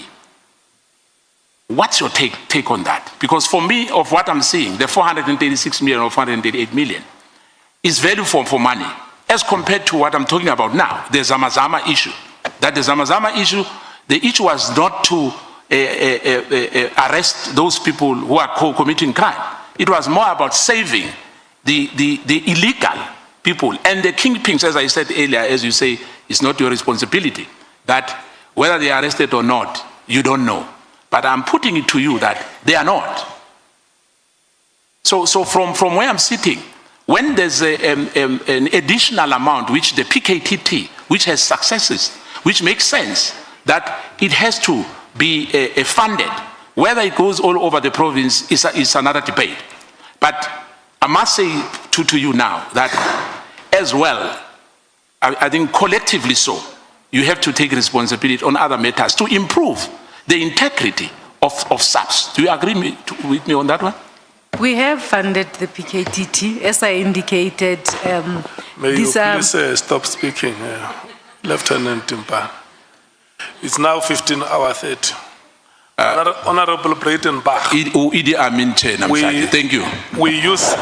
We use one watch in this meeting. The only correct watch in this meeting is the watch of the chairperson. For a month. No. The other horologies have lost time. May we please take Honorable Malem. Chair, there is another watch on the wall there.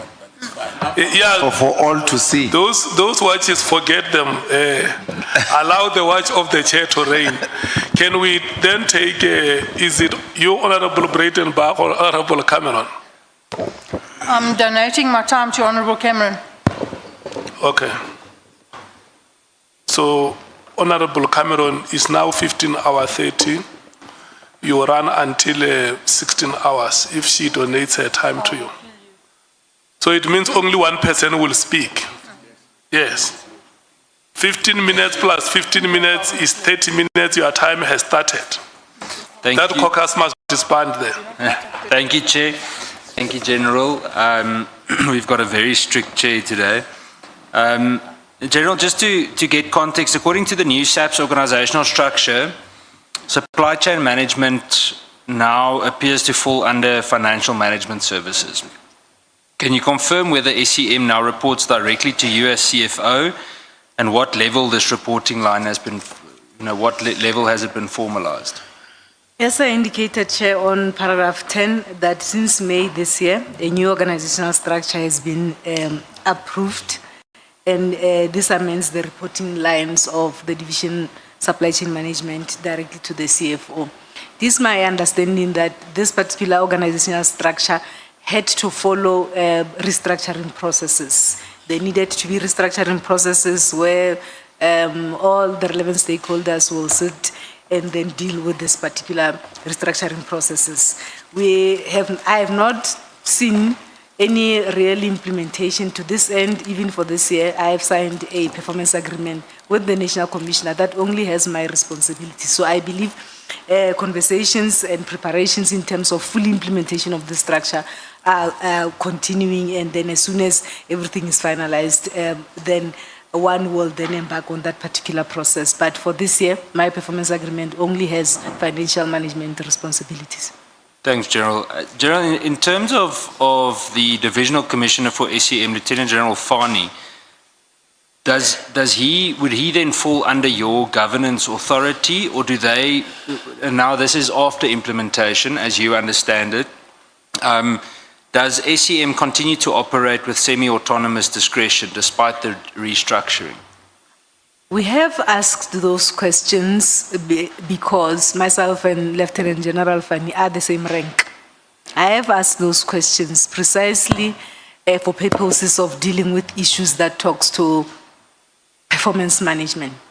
Naturally, in a department, the same rank cannot report to another rank. So those are the issues that must still be outlined and sorted out by the Human Resource Department as well as OD. I've written to them to say, explain to me how do we then implement this if Lieutenant General Fani is still there and myself and Lieutenant General Fani are the same rank?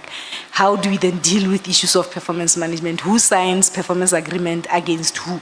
Because other various policies in the organization will then talk about the divisional commissioner must do X. Now, if General Fani is there, is the divisional commissioner, and he reports to me, and we are the same rank, how do we then deal with the aspects of such other policies in this regard? So I've written to legal, I've written to OD, I've written to HR, because I need clarity, so that then when we implement this, we implement it and there are no legal comebacks and issues and grievances that will come. So I await with anticipation to get proper guidance in terms of those structures that are responsible for this. What do we do?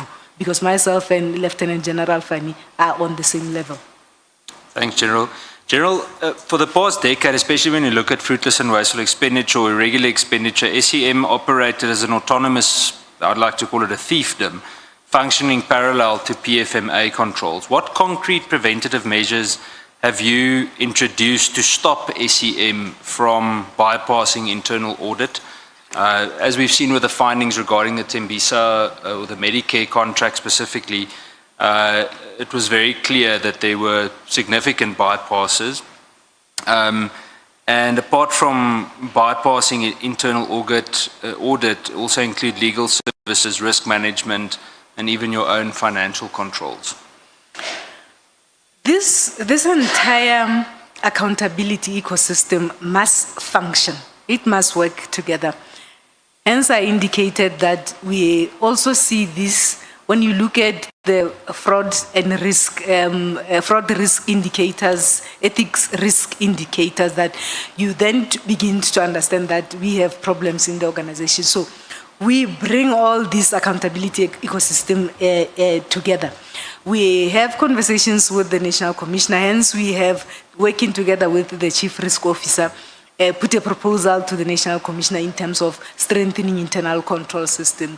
And we have implemented or are implementing, though not fully, internal control unit within my space, and this is a unit that then monitors the issues of compliance, intervenes where there's a need to intervene in this regard. So we do work together. There are controls in place, Chair, in SAPS. The issue is override by people and lack of consequence management, direct consequence management and accountability. So if we can sort out those issues and lead, and there's a tone at the top to say some of the things we are not supposed to tolerate as the SAPS leadership, I believe we will be able to deal with these particular issues. So we do work well with supply chain management. There are various forums. There is combined assurance forums. There is probity audits that the National Commissioner has introduced. We are supporting those processes to ensure that then we are able to can be proactive to pick up where there are gaps in the internal controls and we close those particular gaps. We do have a very effective risk management committee as well as audit committee. They keep us on our toes in terms of ensuring that we account for our actions in this regard. Thank you, Chair. Thank you, General. General, at the moment, and this is what we heard from the Auditor General just about 2 or 3 weeks ago, SAPS currently has almost 2.5 billion in investigated irregular expenditure, uninvestigated irregular expenditure, that has not been escalated to the relevant authority for finalization. Why has this not occurred? And what is what timeline do you see or would you commit for to close these matters? As I explained before, the history of this 2.4 billion that is lying on Part E of our annual report. If I'm correct, there's about 275 transactions lying there. The National Commissioner has instructed supply chain management to unpack and allocate these transactions to everyone so that then there is accountability. There has been efforts, Chair, where around 111 transactions were submitted to National Treasury as the condoning authority. Upon interrogation, it may appear that National Treasury returned some of those transactions because of other information that was missing.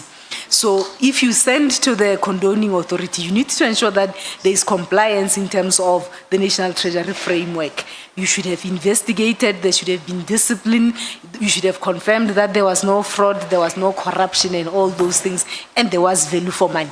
So when we interrogate with supply chain management, what exactly is the hold-up? Because there is a bit of a slow process in dealing with this. They indicate that about 111 of such transactions were submitted to the condoning authority, and some of them, around 73, were returned because the National Treasury could not confirm the issues surrounding value for money. So subsequently, we have then requested the National Commissioner to delegate me in writing so that I can support supply chain management. During September, we have had a very progressive meeting with National Treasury. There is a team there that is willing to support us. They've given us directions and guidance in terms of how to deal with this. However, the ones that would have been returned by National Treasury without condonement, this delegation then gives me the authority, gives the accounting officer the authority to remove these transactions from the books. However, it is not just going to be a removal. You need to ensure that there's compliance in terms of paragraph 5.6 of the National Treasury framework, where there is a confirmation that indeed value was achieved, services were rendered, there was no fraud, the department did not suffer losses, and the relevant person who caused this irregular expenditure was held to account. So we have started that process. To this end. By Friday, the first 50 files are coming to me to sit with supply chain management to ensure that then we embark on this process. If we can deal with these 111, there are others that are already en route, others are with National Treasury to then deal with this condonement. Once they are condoned, then you are able to remove them from the register. Of the 2.4 billion, there is about 4 transactions that constitute 64% that are lying there. One has been condoned by National Treasury, therefore it will be removed. There is 2 that has been submitted to National Treasury. We are awaiting a response in this regard. I think there is another one, the RT 69. That is a contract, that is a transversal contract that the department had committed and that they are participating in, and then ultimately they withdrew without following the rules and so on and so on, and we declared that particular action irregular. 7 million, if my memory serves me right. The National Commission has appointed an investigator to deal with the discipline part. And I suspect that by now that investigator should be done so that then we can unpack in terms of the disciplinary investigation who must be held accountable in this regard. So once we then deal with this 237 of RT 69, then we would have dealt with the bulk of this. So the 4 transactions that constitutes 64% is actually 1.9 billion. If we can deal with this 4, we will see a movement in this, but we acknowledge the support that National Treasury is assisting us with. The team of General Fani is continuously engaging with National Treasury to ensure that then they assist us with those that we have submitted. I will be dealing with the ones that went to Treasury and Treasury did not condone them. So I will need to ensure that I support the accounting officer to deal with these things and we clean this part E that is lying on our annual report. Okay, General, 1 or 2 more questions. Just in terms of this word accountability, when it comes to SEM specifically, and I keep referring to that because out of the six of the material irregularities found by the Auditor General, I think 4 of them were under SEM, if I'm not mistaken. Would you support the Auditor General issuing a certificate of debt against the Divisional Commissioner of Supply Chain? Since the Audit Amendment Act, the Auditor General has raised 5 material irregularities in the department. The process allows the accounting officer to put actions, there are recommendations. The process allows the accounting officer to put action and to give feedback to the Auditor General. We are coordinating and supporting the accounting officer to give that feedback.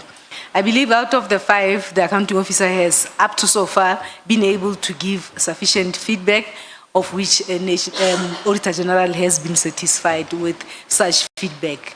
To this end, 1 material irregularity has been resolved. We are left with 4. Of the 4 that are left with, the accounting officer is required by AGSA to provide continuous feedback. They assess it, they give us feedback. Up to so far, they have been satisfied with the feedback that the accounting officer has given, and the 4 will then be monitored or followed up in the next new audit cycle in this regard. It is an area that we take seriously. We support the accounting officer and we ensure that those actions that were recommended by the AGSA to the accounting officer are implemented and implemented to the latter. In the event the accounting officer fails to implement those recommendations and there is no cooperation, the Audit Act empowers the AGSA then to issue the certificate of debt to the accounting officer. Up to so far, we have not arrived at that point where the accounting officer is not cooperating. He is cooperating, of course, with the support of all of us. Thank you, General. Thank you, Chair. No more questions.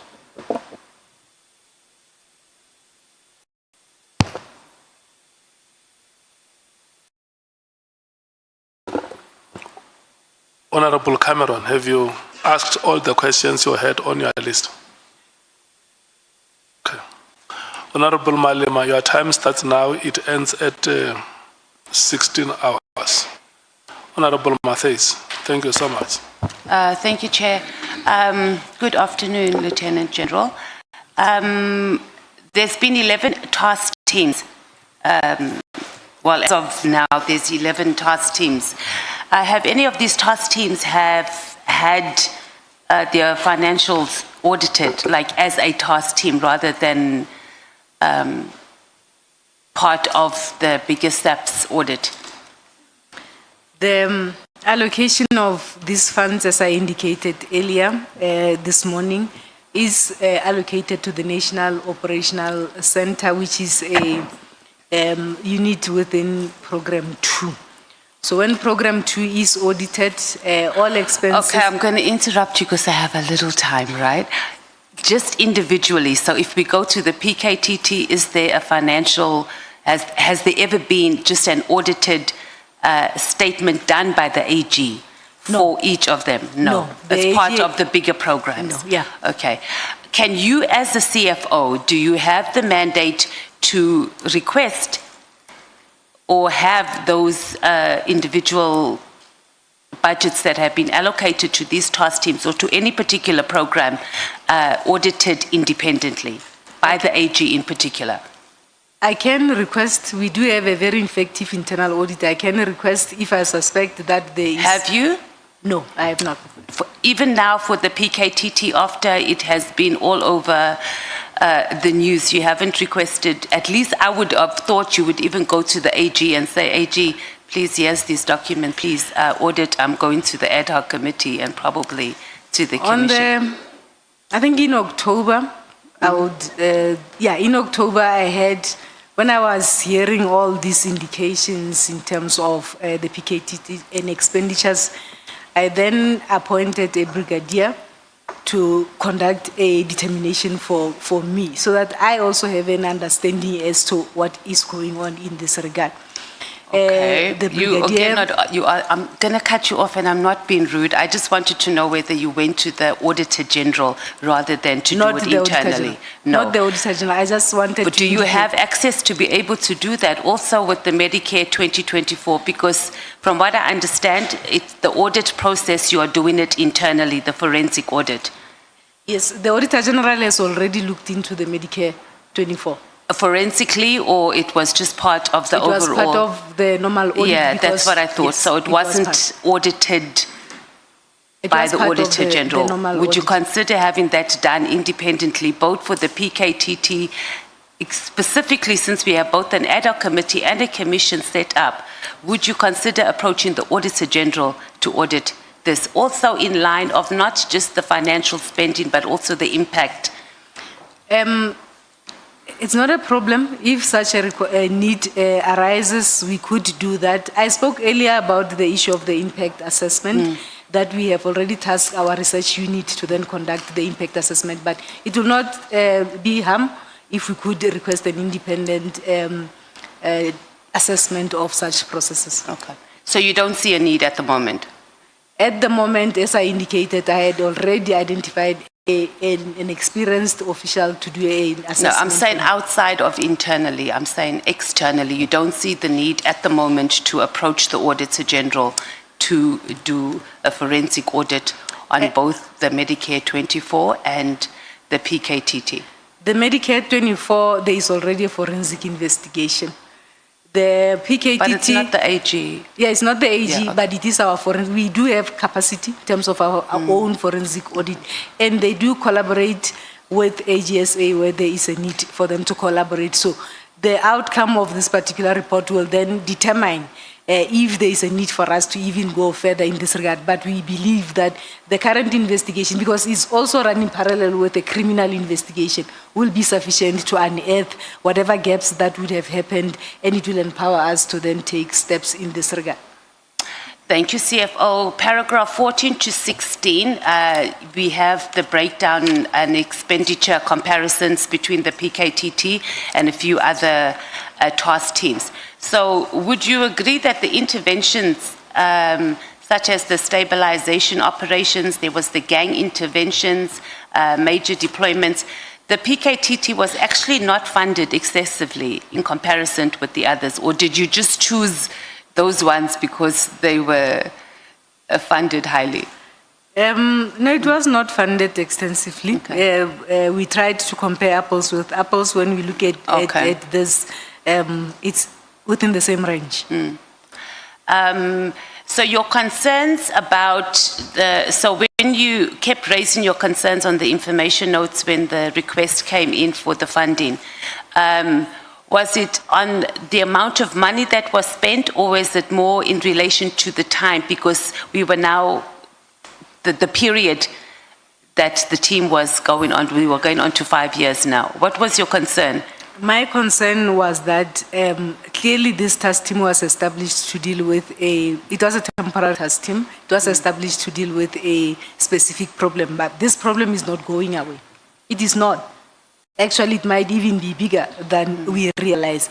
Now, for us to be able to can support this team, let's have a permanent team. And if you have it as a permanent standalone team, then you are able to resource it properly and you are able to budget for it properly, as opposed to not knowing whether it will exist in the next 3 months or not. So it was from a budget point of view in this regard. However, over the years, we have had fiscal challenges where we have seen our operational budget being reduced in this regard. So these are general concerns that one would raise in all areas of operations in the police, including these task teams, where you have cost containment measures or policies that are approved by the accounting officer, and everyone is expected to then comply to those cost containment policies to ensure that we prevent overspending or unauthorized expenditure to incur in the department. So these are not unusual. We always raise this to ensure that everyone accounts to the resources that are given to them, and we are able to account to taxpayers' monies. Why do you think after 5 years the team wasn't set up to be permanent? What, in your opinion, why do you think the National Commissioner didn't move in that direction? Perhaps the National Commissioner will be in a best position to respond to that. There is operational work and decisions that would have been taken as and when they evaluate from time to time, and they would have come to a conclusion to say this team must continue. So those perhaps in the operational space could shed more light in this particular regard. The concerns I raised was mainly from a budget point of view, because it then makes it a bit challenging if you operate a team in this particular model. But I believe there was work that was to be done, and decisions and evaluations and agreements would have been taken at operational level, having considered those issues, perhaps the intelligence issues from the project leader and so on and so on. So the National Commissioner, as well as the project leader and the head of operations, would perhaps be in a best position to can elaborate further in this regard. Okay. And then just quickly, you speak about a work study report that you would have liked to be done. Do you know that there was another work study report that the minister was influenced by, the 2019 work study report that he said he used as one of the reasons for disbanding the PKTT? Are you aware of that work study report? I'm aware of that work study report, and I believe I had signed or made comments within that work study report, and it was talking about enhancing capacity in terms of detective units and so on and so on. I'm aware of that report. So why did you want another one? Was that one not efficient? This one, for me, it was in particular on issues that are dealing with political killings in KwaZulu-Natal. Okay. So clearly there is a problem that is not going away.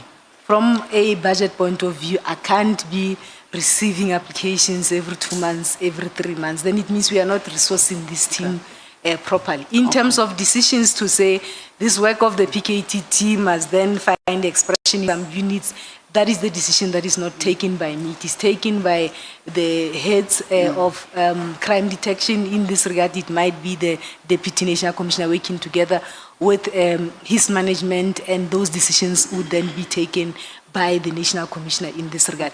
What I needed was stability for this team and to ensure that resources are given and there is accountability should those resources be not utilized effectively. So in your view, the 2019 work study report that the minister used as one of his reasons to disband was inefficient to deal with the issue of political killings task team in particular?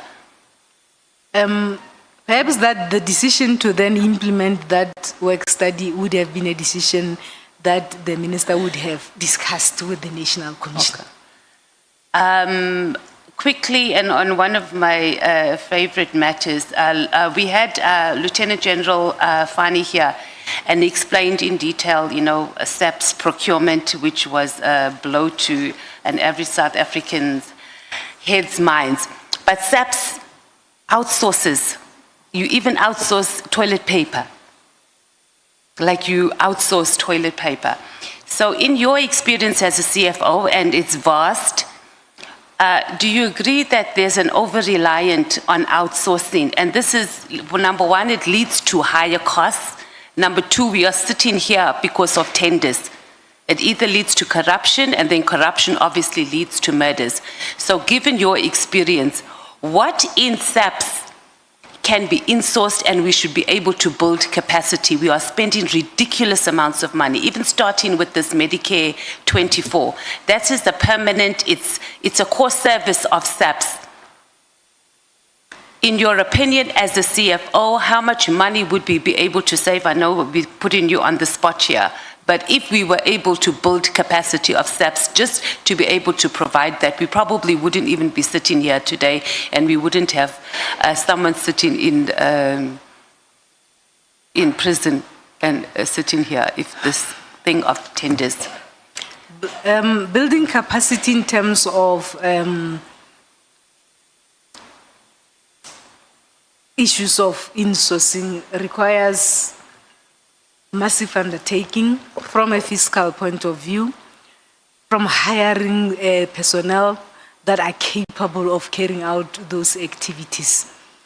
I believe strategies are there to be reviewed. If you have employed a specific strategy and it's not working out for you, as an accounting officer or executive management, there is nothing stopping you from time to time pausing and interrogating why is it that this particular model or strategy is not working for me, and taking different decisions. We have insourced before, our securities are insourced, our cleaners are insourced, and previously they were run in terms of contracts. So it is possible as organizations and institutions from time to sit and pause. And in particular, linking all this to risk management and efficiencies in the processes. But it requires the will, it requires resources in this particular area, and capabilities that will then be in a position to can run with that you want to insource. As I indicate, insourcing has taken place before. We are insourcing our securities as well as our cleaners. So all your security is insourced? Yes. Since when? Or has it always been that way? It was outsourced prior to my arrival. I can't exactly remember the date when this insourcing did take place, but they are insourced. So all the police stations, not just headquarters, all the police stations, Yes. it's all insourced. Cleaners? Yes. Oh, well done, SAPS. But can we also insource Medicare 2024? And toilet paper. It is a conversation that perhaps the organization must begin to sit around the table and engage in this particular conversation. I would certainly participate in such a conversation. Yeah, we need an EFF government for that. Thank you. Thank you, Chair.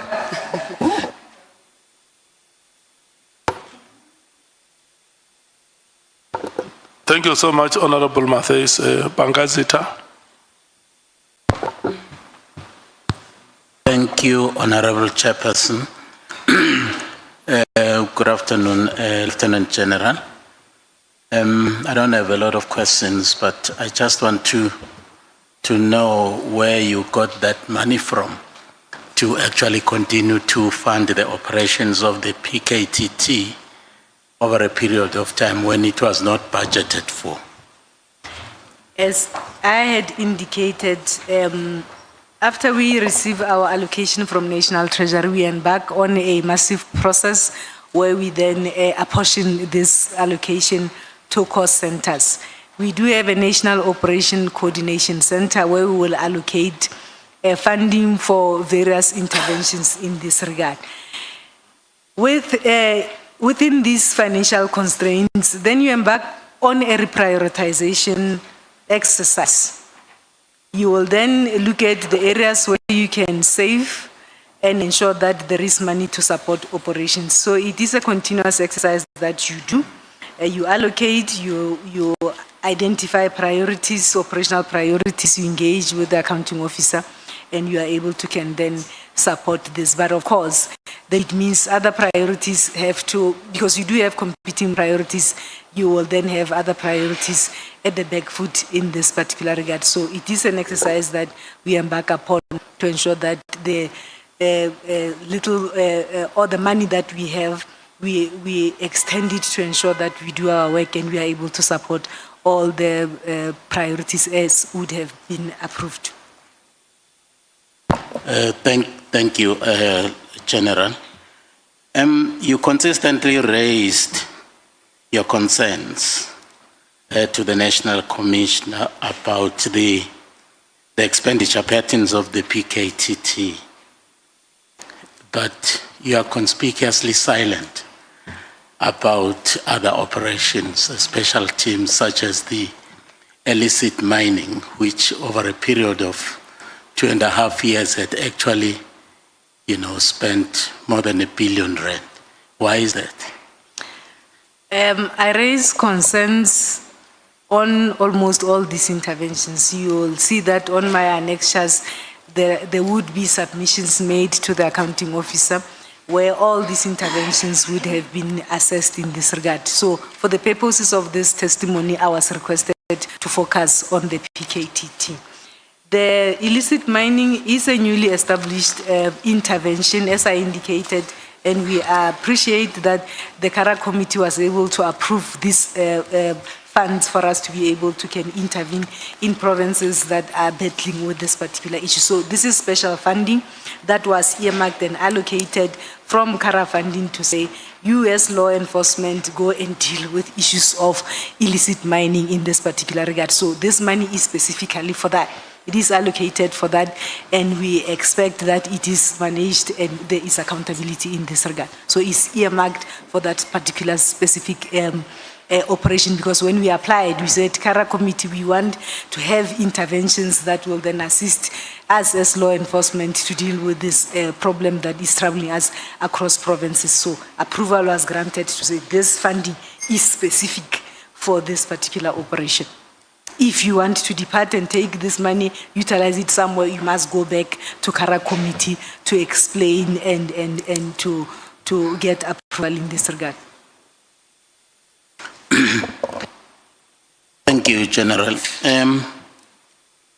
In your interaction with the National Commissioner over the budgetary issues as they affect the PKTT, you actually had always recommended that the PKTT should be deactivated. That's the word you used. Not always, Chair. But there are a number of times. It's only once, Chair. In your statement. It's only once. Okay, but you had actually called for the deactivation of the PKTT. And my concern is that somewhere in paragraph 13.14 of evidence, you are actually saying that when I made these comments, the comments that we have just been talking about, I was not briefed, nor was I aware of the work of the PKTT. How would you call for the deactivation of something whose work you are not familiar with? In other provinces, Chair. The context that I want to give is that my comments were saying deactivate a temporary structure, put together a permanent structure, give it to General Mokwanazi in KZN, because it was, my understanding was that it was established to deal with the problems in KZN. It has since emerged that it is then, the scope has been extended. In those operational decisions, I am normally not called. It will be operational decisions where the project leader briefs the National Commissioner and those that are supposed to be briefed. So decisions will be taken to say this particular work of the PKTT extends beyond KwaZulu-Natal. They are now in other provinces. So where we differed with the National Commissioner was saying, this team cannot be localized in KwaZulu-Natal. Clearly he knew. the decisions that they had taken. Clearly, he knew the operational work that this team is dealing with in terms of the expansion of the scope. Those are the discussions that normally I would not be invited to such operational meetings, but I take cue and guidance from the team office. I will make comments from a budget point of view and a planning point of view, but the operational decisions are the National Commissioner. I can't instruct the National Commissioner to say, close this team. It is not my decision. So clearly he knew that the work this team is doing well and the work goes beyond KwaZulu-Natal. This is why it cannot be localized in KwaZulu-Natal. So the ultimate decision maker is the National Commissioner. That is why when I raise concerns with the relevant managers, they will go back, they will convene themselves through the National Crime Combating Forum, evaluate this. They will sit and evaluate and take decisions and go and approach the National Commissioner to say, we have evaluated this. We believe that the crime threat still exists and this team must continue. And the National Commissioner will agree. They will put together a request for additional funding, which will come to me, and we will then interact with the National Commissioner and support the efforts in terms of crime fighting. General, one of the reasons advanced by the minister when he was here, or even in his directive to disband the PKTT, was that it was a financial drain, which has caused a lot of pressure on the budget. And a point which was supported by even Mary Haas, that this task team had actually outlived its usefulness, and therefore it must be disbanded. So I was just wondering that in the context of your continued, concern about its spending pattern, it was not what was your reaction when you heard on the 2nd of January that indeed it had actually been disbanded? I want to put it on record that that concern was not continued. The comment was made once, and I had reasons, and I've explained the reasons throughout this testimony in terms of what was my reasoning for that. It was once. In terms of the testimony of the minister, I can confirm that the minister has never asked me about the PKTT budget, nor have he ever requested that I provide reports and analysis in terms of the task teams. Those are the conversations that I have with the National Commissioner as I report to the National Commissioner.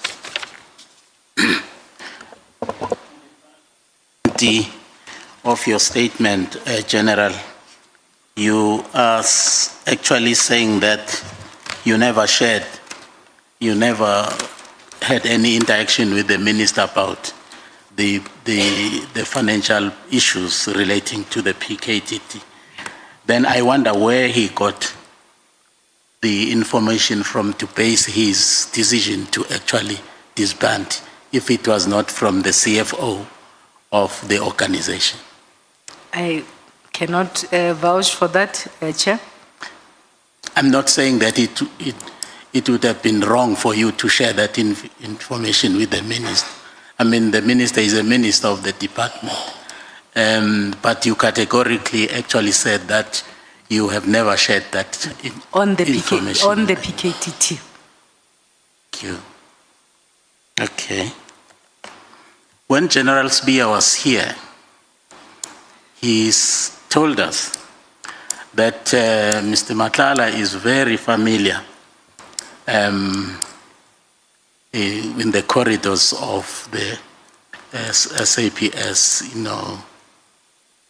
echelons there. Do you know, have you ever met Mr. Matlala? I have never met Mr. Matlala. I do not know Mr. Matlala. General Sbiya also went on to tell us that Mr. Matlala actually came to visit him in his office in the company of his lawyer to complain about the non-payment that was outstanding from SAPS. And I imagine that would actually be a matter that needed the attention of the CFO. Did you not meet Mr. Matlala on that particular day? No, Chair. Okay.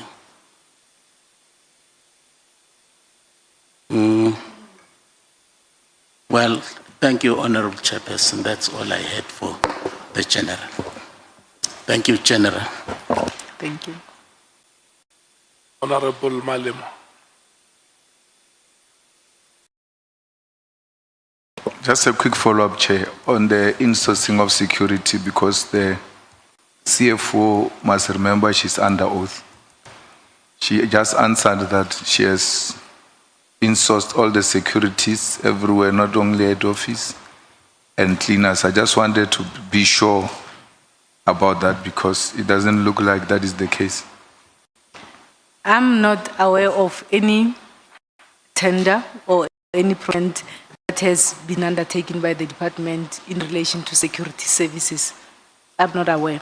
I'm aware that I do have securities that are on my payroll. But I'm told that the KZN building, provincial office, is looked after by private security. By? Private security. I'm not aware of that. Thank you, Chair. Okay. Honorable Sols.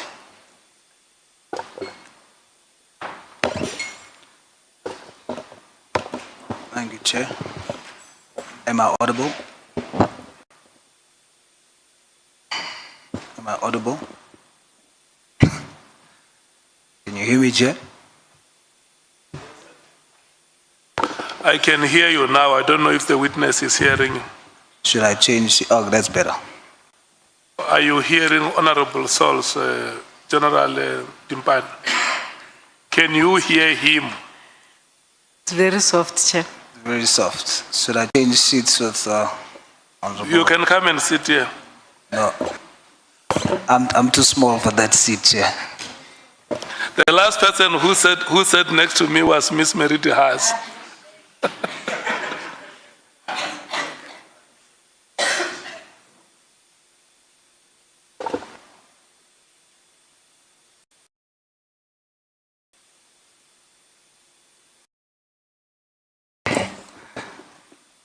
Is this better, General? It is better, Chair. Good afternoon to you. Afternoon. General, the testimony of Minister Mkunu, in his testimony he claimed that the PKTT has shown budget inefficiencies and rising costs. And for this reason, that was one of the reasons why he called for disbandment. Do you agree with him?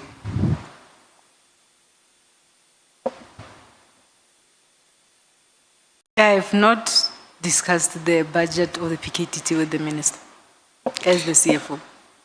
But based on your knowledge of the cost implications, do you agree with him? As we had indicated on Annexure B and a comparison that we had made, these are the normal operational costs that interventions as well as task teams will incur in this regard to deal with crime patterns as well as crime threats that would have been identified by the National Commissioner working together with his operational teams.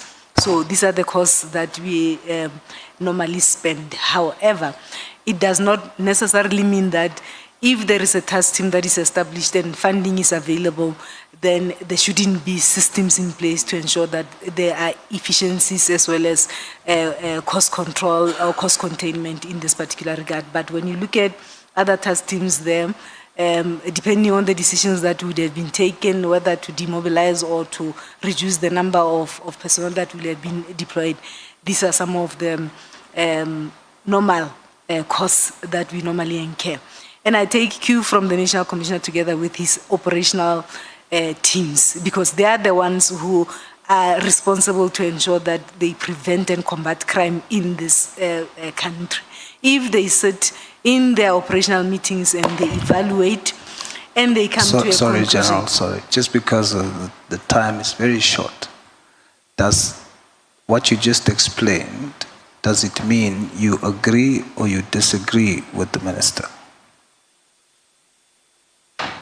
I would not know how the minister would have come to that conclusion without a report or an indication being made to him. Well, he's making an allegation, and that's what we are testing here.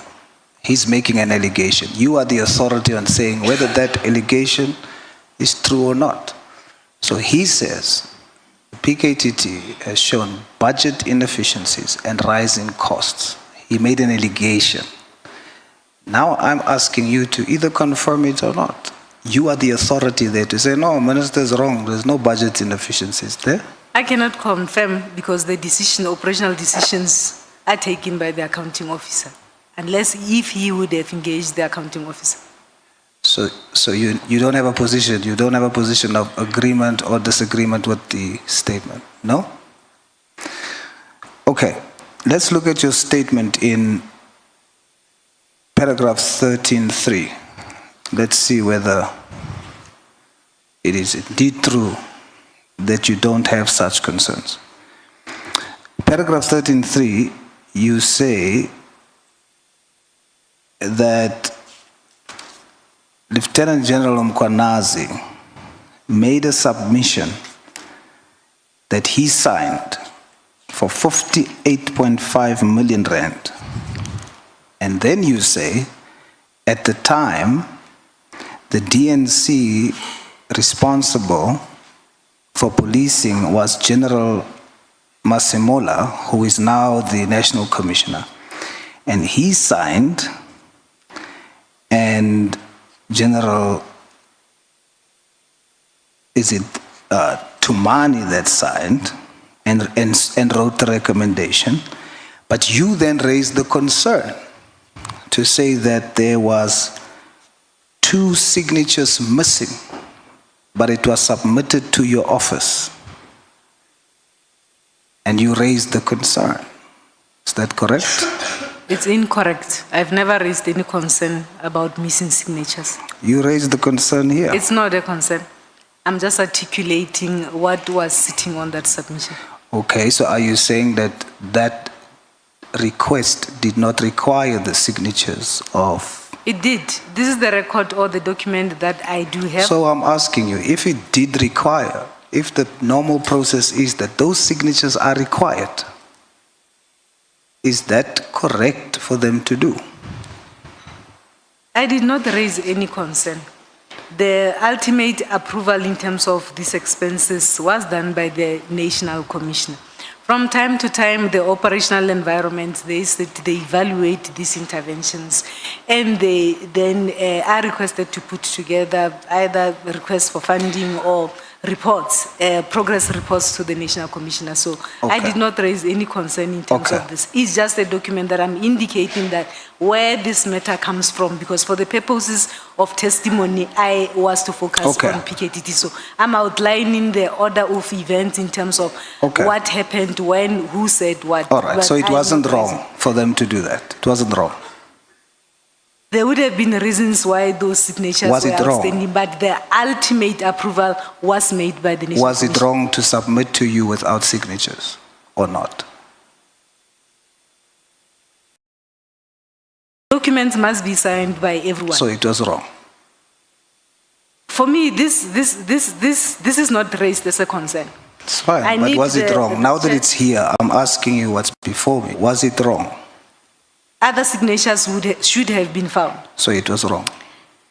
In terms of this document, if you put it that way, however, I want to emphasize that the allocation of funding to PKTT is approved by the accounting officer. Ultimately, the final allocation was approved by the accounting officer. Okay. So this is not raised as a concern. Okay. It is just explaining the order of events and where this PKTT comes from and the work that has been done and the discussions and the reports and a lot of documents that have gone Thank you, General. Let's- on in this regard. Let's move on to your letter dated the 29th of September, 2020. Page 73. Page 73. Yes. Paragraph 3, are you there? 13.7. Well, I'm looking at your annexure bundle page 73. 73. Hey, Chair, you must pause the clock. Next, Chair, 73, I'm there. Are you there? I am, Chair. Okay. As section 3.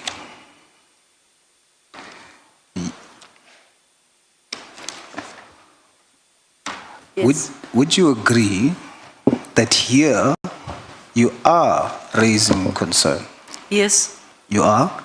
It was a letter that was addressed to the relevant line Okay, managers. but you are raising a Yes, concern. I am All right. raising concerns. I just wanted to confirm so that we don't dispute on that.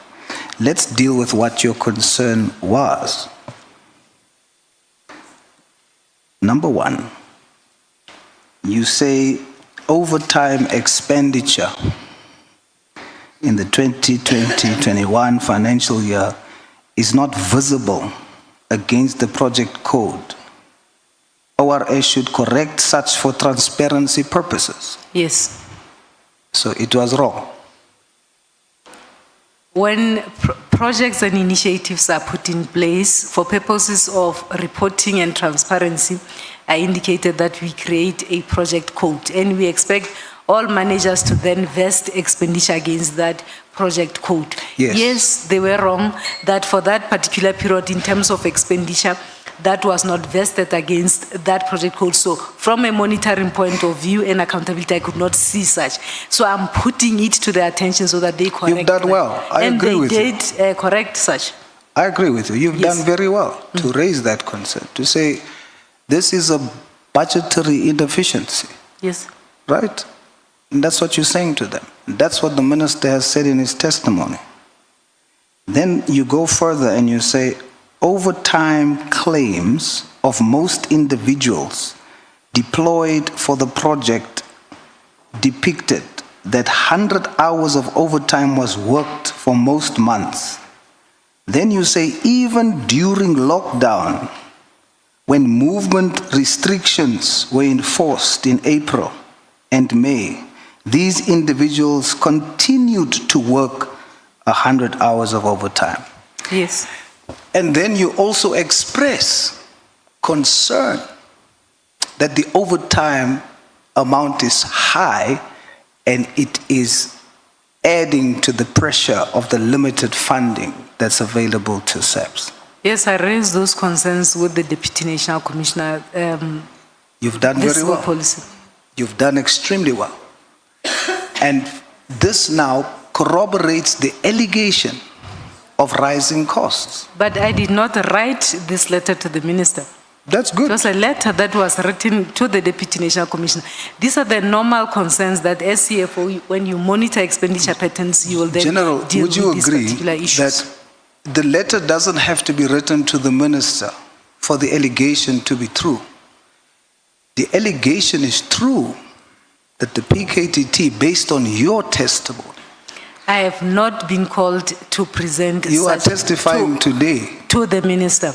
Well, you're testifying to us now, and your testimony is agreeing with the position of the minister. I have not been called by the minister to present this analysis. We're calling you, and in front of us, what you've given to us agrees with the minister.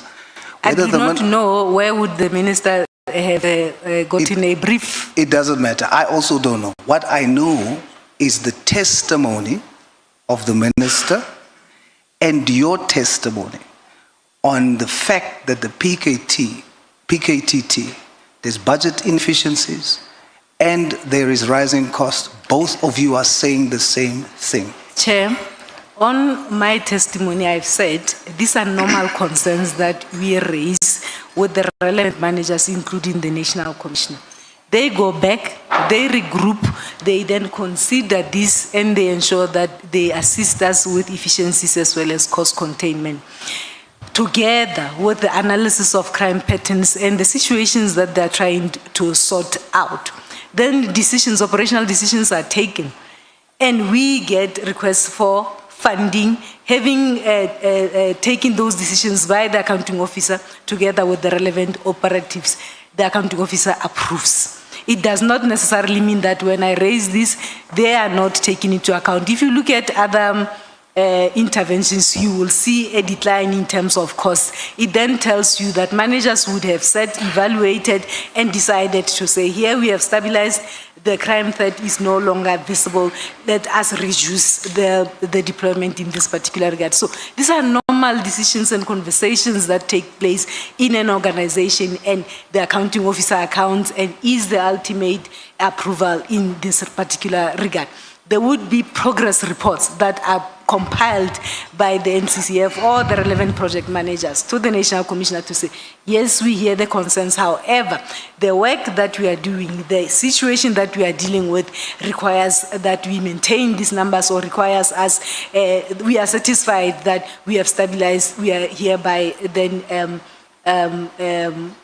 sort of reducing the number of deployments. So these are normal things that we do as the police as we continue to do our work. But as CFO, it is my responsibility to monitor and raise these particular issues. It doesn't mean that when I raise them, then task teams must be closed. Doesn't mean that. And the closure of the task teams is not my decision. As I indicated, it's a decision of the National Commissioner, having considered that we wanted to deal with has been dealt with. I raise concerns every day on everything, not only on operations. We have cost containment policies that we have approved, that we expect each and every manager to assist us, that the resources that we have, as limited as they are, we are able to utilize them to ensure that we combat crime in this country and ensure that the people of this country are safe. It is my job.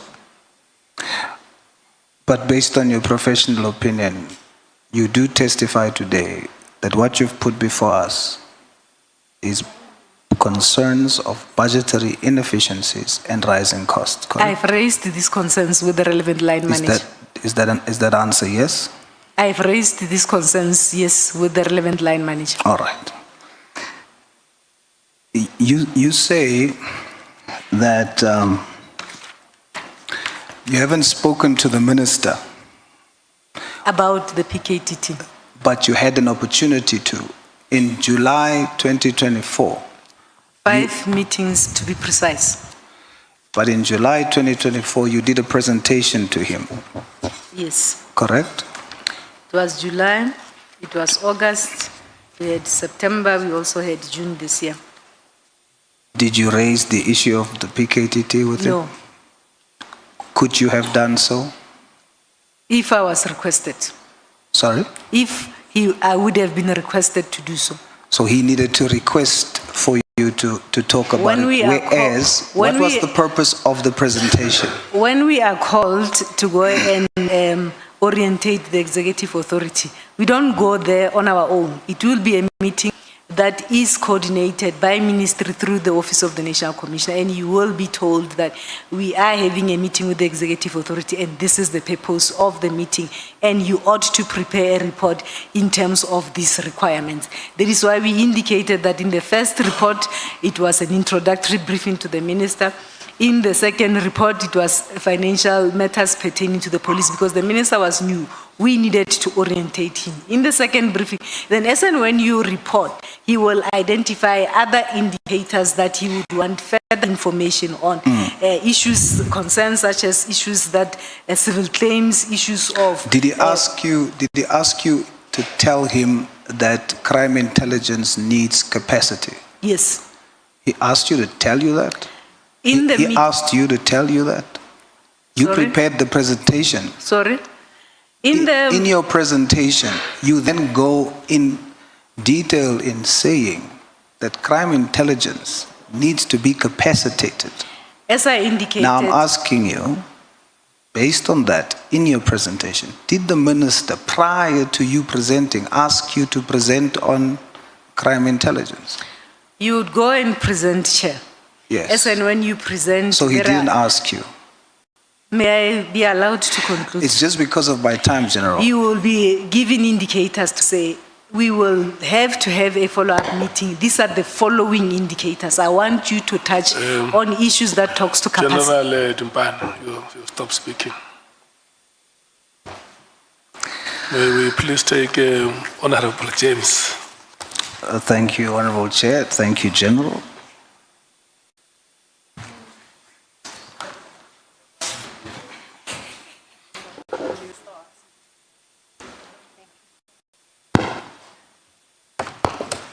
Chair, have you forgotten? Yeah, before Honorable James, I've noted Honorable Novalo for follow-up. Yes. No, a follow-up question on Honorable James's first question. Well, on Honorable Charles, my apologies. No, the response, the question was to the CFO was whether she agrees or not with the concern of the minister, the budgetary concern. And the response was that, she doesn't know where the minister took that from, and she can't say she agrees or she doesn't with the minister. Now the question is, CFO, are you in terms of the statutory obligation, you are the custodian of the financial affairs of SAPS, correct? I'm appointed to assist the accounting officer to execute his responsibilities. No, in relation to financial issues. Yes. You are the custodian. So if I can come and say SAPS in its account as 100 rand, you have a responsibility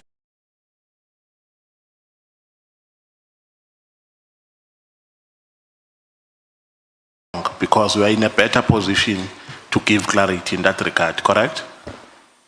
Yes. You can say Nomvalo is lying, we don't have 100 rand in our account, we have this amount, these are the records. Now also, it's peculiar for you. I find it peculiar and imprudent and evasive that you can, like you are just an ordinary person, say you are not in a position to either agree or disagree with the minister because you know better than all South Africans the financial positions, the financial position of SAPS. So for you to say you can't agree or disagree with the minister, I think that is being dismissive and evasive. Chair, it would have been easy if one would have been requested to make presentations and to engage in this particular regard. However, it is my view that between the minister and the national commissioner, there are continuous conversations. So one is not in a position to can talk on the issue of the PKTT to say what was in front of the minister at that point in time. Not the PKTT, but the budgetary concern. Honorable. I didn't know I'm allocated. Your time has expired. I didn't know, you didn't tell me there's allocation of time. It was it was not opportunistic. No, but I'm not being opportunistic. I'm being inquisitive. What do you mean now? You are ridiculing my follow-up question. I'm being inquisitive. I'm not opportunistic. Let's not debate it. Please don't label my follow-up question like that, please. I'm taking offense on what you are doing. The time to ask. But don't label my question like that and say I'm opportunistic. Yeah, no, listen to me, Honorable Nomvan. Your questions were follow-ups, yes. But once you go beyond the reasonable time, you are opportunistically using that moment to smuggle yourself into a time you do not have. But you should have told me how much time is allocated for follow-ups. That is not for debate, that is a convention in this. But I'm quoting your ruling is wrong. Look, your time has expired, honorable members. Let's not take it any further. Can we go to Honorable James? Thank you so much, Chair. Afternoon, General. On page 21 of your statement, just excuse my voice. Paragraph? 21. Paragraph 20. Page 21, paragraph 25. Yes, Chair. In relation to the work study report, you state there, I wish to state clearly that I have not given anyone permission to access the submission nor utilize it to their defense. I deem this as unauthorized and an abuse of a conversation that the CFO had with the accounting officer. What did you do about this? I have... because this is a very serious statement that you hear. I have not done anything about it. What I then tried to do was to say, perhaps we must, because this was also on the media, and you will see on the media that the entire comment is not there. It's only the comment that talks about deactivation. So I had requested communication that perhaps we need to correct this as advised to say, you know, let's allow the commission as well as the committee to do its work, because it will not be prudent that every time something is out there in the media, we issue a statement and so on and so on. But I have not done anything to say, let me report this. But for me, it would have been best that those that wanted to use this, at least they ask me, what did I mean in this regard? But I have not done anything. General, you spoke very passionately about this earlier on. Yes. In your statement, given anyone permission to access it. That, in my mind, tells me that people stole from your office, that people stole a document and used it without your permission. That means in your office there's a risk when it comes to accessing documents. No, Chair. And you have done nothing about it. No, Chair. This document is not sitting in my office. It is an application from the project leader. It goes through the stages, as I indicated earlier, up until the approving authority approves, which is the National Commission, and then it goes back to its origin or to the author. What I do have a copy. So there's a likelihood that it is at NOCC or it is where it originated. So I am not the custodian of this particular document. What was just strange for me was that the document is used, and the comments that I have made, that I had only the conversation with the accounting officer, that without understanding the context of where I came from, people decided to utilize it. But I'm not the custodian. It goes back to the author of that submission. I remain with a copy. Thank you. Are you saying that the minister came here and he misled this committee? I'm not saying that. I'm saying the document was utilized and I was not aware in terms of that, because if I was aware, I could have explained the context of this. I was not aware that it will be utilized by himself, including General Sibia. General, Minister Beki appeared before this parliament. He refuted the use of the word, the letter N for national, in reference to the national PKTT, which Minister Nkunu repeatedly emphasized. More importantly, to your knowledge, was the PKTT, the establishment, national or provincial? Because which one of the two ministers were lying? Was it Minister Beki or Minister Nkunu? I've always known this team to be called PKTT. Though I had not participated in IMC meetings, but I've known it to be called PKTT. All right, so you are saying that Minister Nkunu again misled this House? I am not certain in terms of the NPKTT. General, you said earlier on that people don't take accountability for their actions, and we need you to speak truth here today. I'm asking, did you think that the minister misled this House? I do not participate in the IMC structures. General, can you conclude that part which you wanted to say before you answer the next question? I have always known this team to be called the PKTT.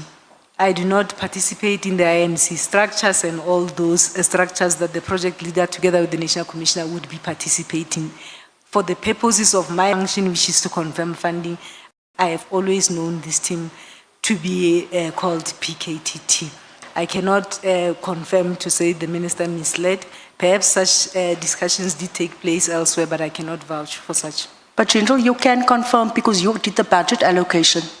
To the PKTT? Yes. So you can confirm whether it was provincial or national, because you did the budget allocation, and when I look at your budget allocation, it speaks to all the areas within KZN only. So why are you saying you cannot confirm? What I indicated is that all operations are run from the National Operations Center. When interventions and task teams are put in place, that decision is taken by the National Commissioner to go and support a province. For the purposes of a PKTT, it was established to deal with the situation in KwaZulu-Natal. The issue to say it had then expanded its scope, that particular operational decision, I was not aware of. I do not participate in the IMC structures and all that, and these decisions are taken by the project leaders working together with the National Commissioner in this regard. The reason why I had said put together a permanent structure in KwaZulu-Natal, I was of the view that this team is supporting KwaZulu-Natal, but the money that is utilized is not the baseline of KwaZulu-Natal. It is money that would have been put together from national in addition to supporting the work that is taking place in KwaZulu-Natal. So whether the end then came into being, those would be best explained between the minister as well as the National Commission. I have always known it as General, I put it to you that only in the end, the National Commissioner had then said that the scope of the PKTT needs to extend to national. Am I correct? Yes. So in meaning initially that the work was not for national, it was for provincial, and you allocated that budget for provincial operations. The PKTT, which yes, was for the established PKT, you allocated, you signed off the budget. Yes. So why are you saying that you're not sure if it was national or if it was provincial? The Chair, the NPKTT, I'm saying I've known this team to be called PKTT. General, I want to move to another area of concern relating to budget. The money set aside for informants is astronomical. And with my understanding of how the system works, I want to raise a few questions about the expenditure on informants, right? How was 3 million monitored in relation to cash disbursements to informants? May I ask, Chair, which page is the member on? Somewhere, and I didn't allocate that page. Never mind the amount for the sake of time. How do you monitor the cash payments of informants? There are policies that exist in terms of within crime detections and those that utilizes this in terms of ensuring that these monies are accounted for. We do have policies in place.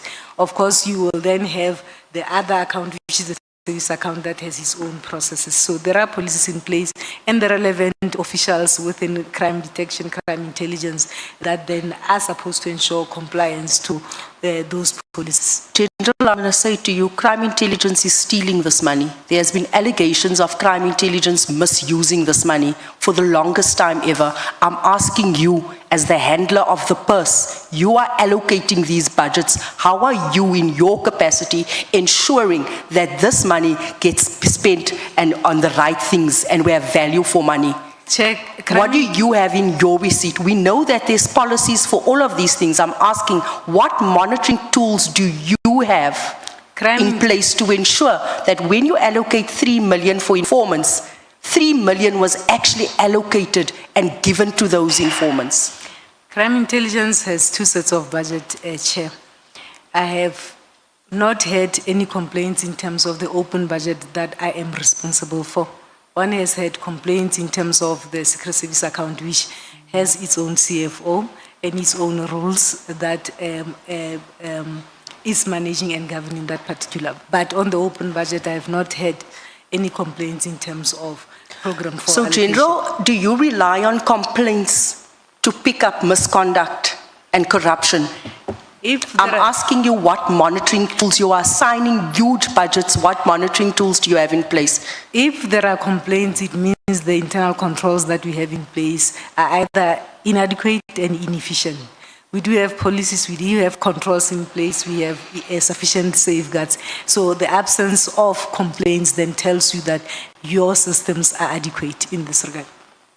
Let me ask it like this. What system exists to manage and track how much money is paid to whom and for what information? In terms of crime intelligence secret service account, that I will not be in a position to respond. It has its own CFO and they account to different levels of structures in this particular. So you are passing this one on to the crime intelligence CFO. You are saying this is not under your mandate. I'm not responsible for the secret service account. You're not responsible for the secret service, even though you the. I'm not. It has its own CFO. Okay. General, task teams are generally immediate stabilization interventions, correct? Yes. You explained it nicely earlier on. Yes, Chair. Okay. What sort of justifies having a task team for 5 years?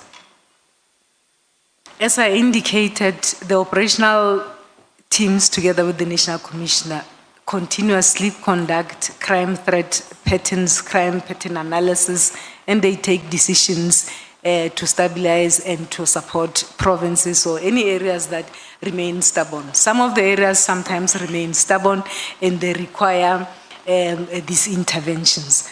For me, as I indicated, my knowledge of a task team is that it is established for a specific purpose, for a specific period. If it becomes a little bit longer, then it means it is dealing with a permanent problem. That is why then, from a resource point of view, one would have advised to say, why is it that we are not putting this as a permanent structure so that we can resource it properly? Obviously, the operatives would have then done their crime patterns and analysis and taken decisions in terms of what is prevailing on the ground and those challenges that they are dealing with. My understanding is that investigations do take time.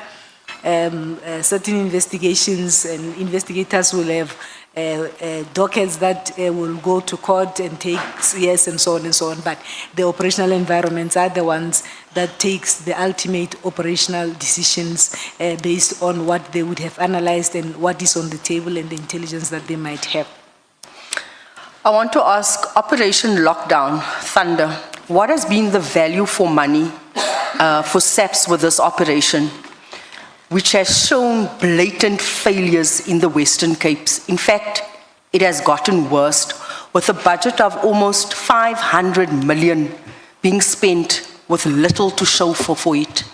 Earlier, during the day on my testimony, I indicated that is a question that I'm interested in. In SAPS, we do not have a model that assesses the value for money in terms of operations. Sorry, General, you said that is a question you are interested in, meaning that you will continue to sign off on budgets without having a clear indication of whether the STARS team is being effective and whether there's value for money. No, Chair. That is why we have tasked our research environment to, one, conduct an impact study on all these operations. And my understanding is that they are done with Valamgodi intervention as well as the lockdown. But that impact assessment report has not been presented to anyone. Over and above that, then they are developing a value for money model for us. And that is as a result of a task that came directly from myself and my team, because we want to ensure that the investment that we make in terms of these interventions yield the necessary results. So we are in the process of finalizing this. There is a commitment that before the end of March, the value for money model would have been given to us, because we need support from that. But indication is that it's not easy. A lot of variables have to be taken into account. A lot of stakeholders have to be consulted in this particular regard. So it is an area that we are working on. One is interested to ensure that then the SAPS has a model that we can utilize to assess all these interventions and ultimately be able to give comfort that these interventions are value for money. General, 5 years of spending millions on various STARS teams. Had it not been for General Mokonazi's press state conference, would you have embarked on developing a practice that will be able to determine the impact of these STARS teams? We requested it in 2024 in October. In 2024, so prior to that, so every year for 5 years, you've been funding over 11 task teams. I have written to the relevant managers. You will see in some of the attachments that I've made as part and parcel of the concerns to say they must determine whether the threats still exist, what is the impact, what is the value for money in this particular regard. As I indicated, they will convene the operatives and do evaluations and take operational decisions approved by the accounting officer. I have raised these particular issues. Now, we need a model, Chair, that we can utilize. We don't have that model. That is why we took the initiative in 2024 in October, prior to the press conference of July 6. We have already taken initiatives and we look forward to that particular model that we can implement across the country to ensure that we are in a position to can assess and monitor this. Of course, the work of the police overall is measured in terms of the decline in crime trends. You will see the release of crime statistics, the work that the police continued to do, and the inroads that they continue to make in this regard. But that model, we're looking forward to it. It will assist the department to ensure that all these investments that we have made, we are able to give comfort that it is yielding the desired results. General, how far is that model and when is its due date to be rolled out? The head research has given a commitment that before the end of this financial year, that model will be ready. Thank you, Chair. Have you stopped speaking, General Dimpane? This was our last speaker during this session. It's me, Chair. I'm not the last, I'm the second last. I'm saying during this session. This was our last speaker. Yeah. So we're going to take a break now and come back after 15 minutes. Yes. We normally sit with a witness for a maximum of 3 hours, unless if there are time pressure. So it is 3 hours now. Let's give the witness time for a stretch break. We will come back at 15 minutes past, at 5 minutes past 5. But Chair, are we going to make follow-up after the break? Thank you. There is nobody who will be denied time to speak in this committee. You know, it's an established practice.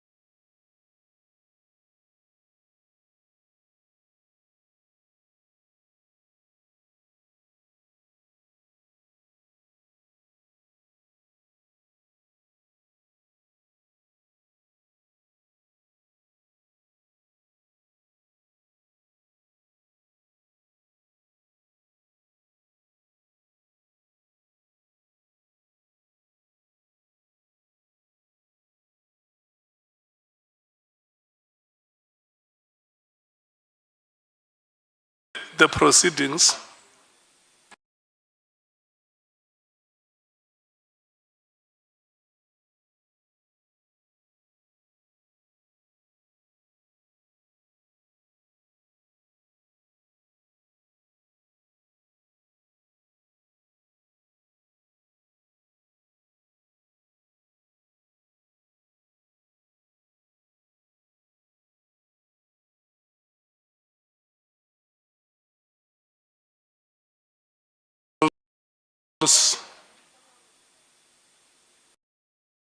Honorable Skosana, Honorable Shongwe, Honorable Sols, Honorable Mwango. Each one of you will not go beyond 3 minutes. That is inclusive of questions and answers. These are follow-up questions. Honorable Skosana, after 3 minutes, you stop answering.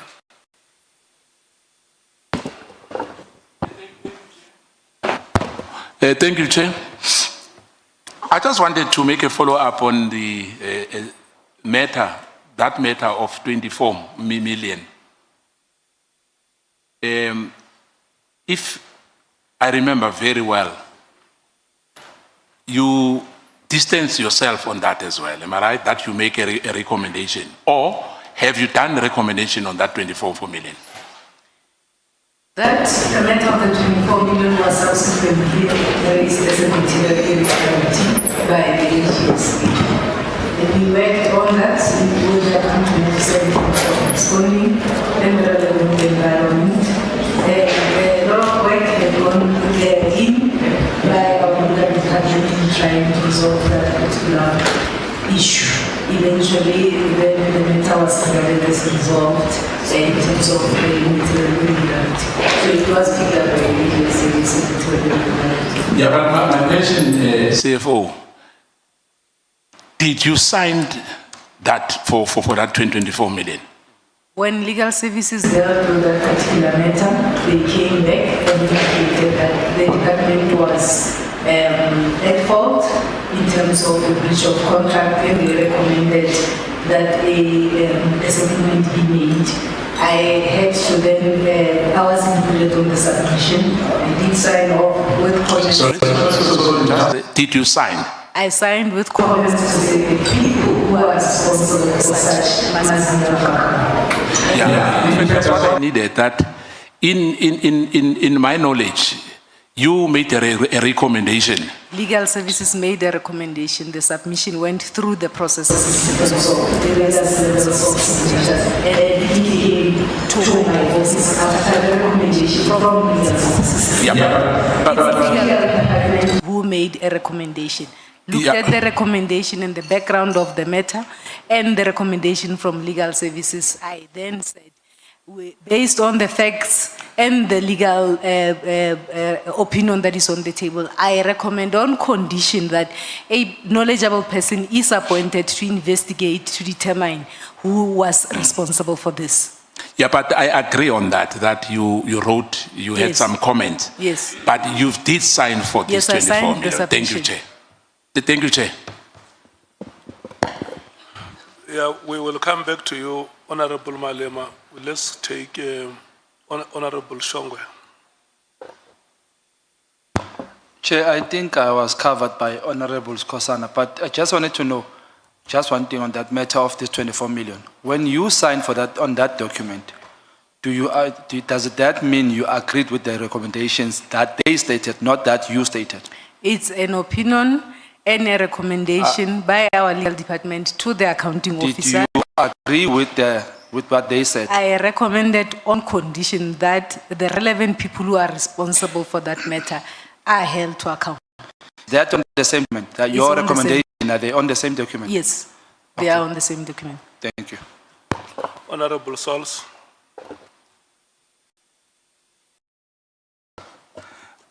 General, what is the highest and the lowest overtime paid? Are you able to tell us? Paid to? Well, you can tell us if you want to individualize it. Chair, we have 5 programs where we allocate funding for overtime. The work of those 5 programs or the work that is conducted by the people who are linked to those programs differ. So you will not have the level of overtime paid to those that are doing administration as compared to those that are doing the actual policing. So I don't have an amount, however, it depends on the work that those members are doing. So in the case of the PKTT,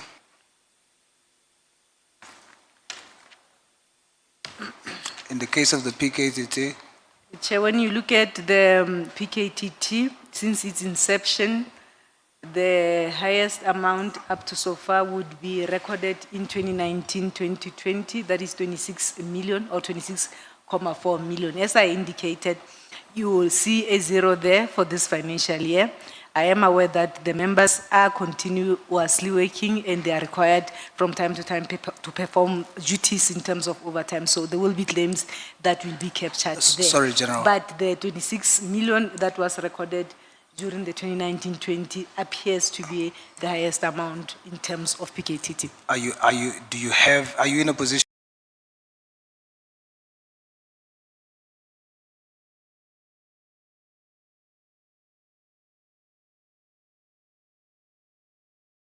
to say the individual who had the highest overtime and the individual that had the lowest time? I do not have those Overtime. records. Don't have those. Thank you. Honorable Mwango. Thank you, Honorable Chairperson. Mine is on actually page 21. I think it's paragraph 25, where you actually have expressed that you agree with the National Commissioner on the PKTT being actually transformed into a permanent, structure. But where you disagree is that the National Commissioner feels that the PKTT should be a national structure, not a provincial structure in KwaZulu-Natal. Should not be confined to KwaZulu-Natal only. My interest is, where are you now with this discussion?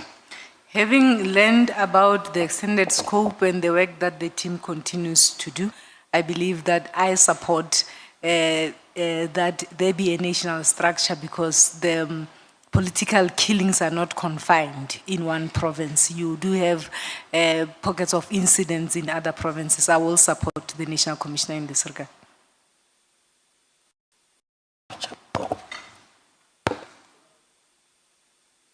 Honorable Malema. Thank you, Chair. I just want to add this March 2023 shutdown, which cost 368 million. Which one is that one? CFO. 368,000. Which one is that one? 300 million. 368 million. There was a match somewhere in March that was called a shutdown. Our duty as the police is to ensure that we protect the citizens. No, as I well hear as that. You are doing so their- well in the their morning. Don't do that their to us. I'm property. asking which shutdown is this one, which a costed March- us 368. So let's say to July 23. We know it was a protest about President Zuma. Which one is this one? Of 368 million. You wrote it here, we didn't write it here. Yes, there was a national shutdown.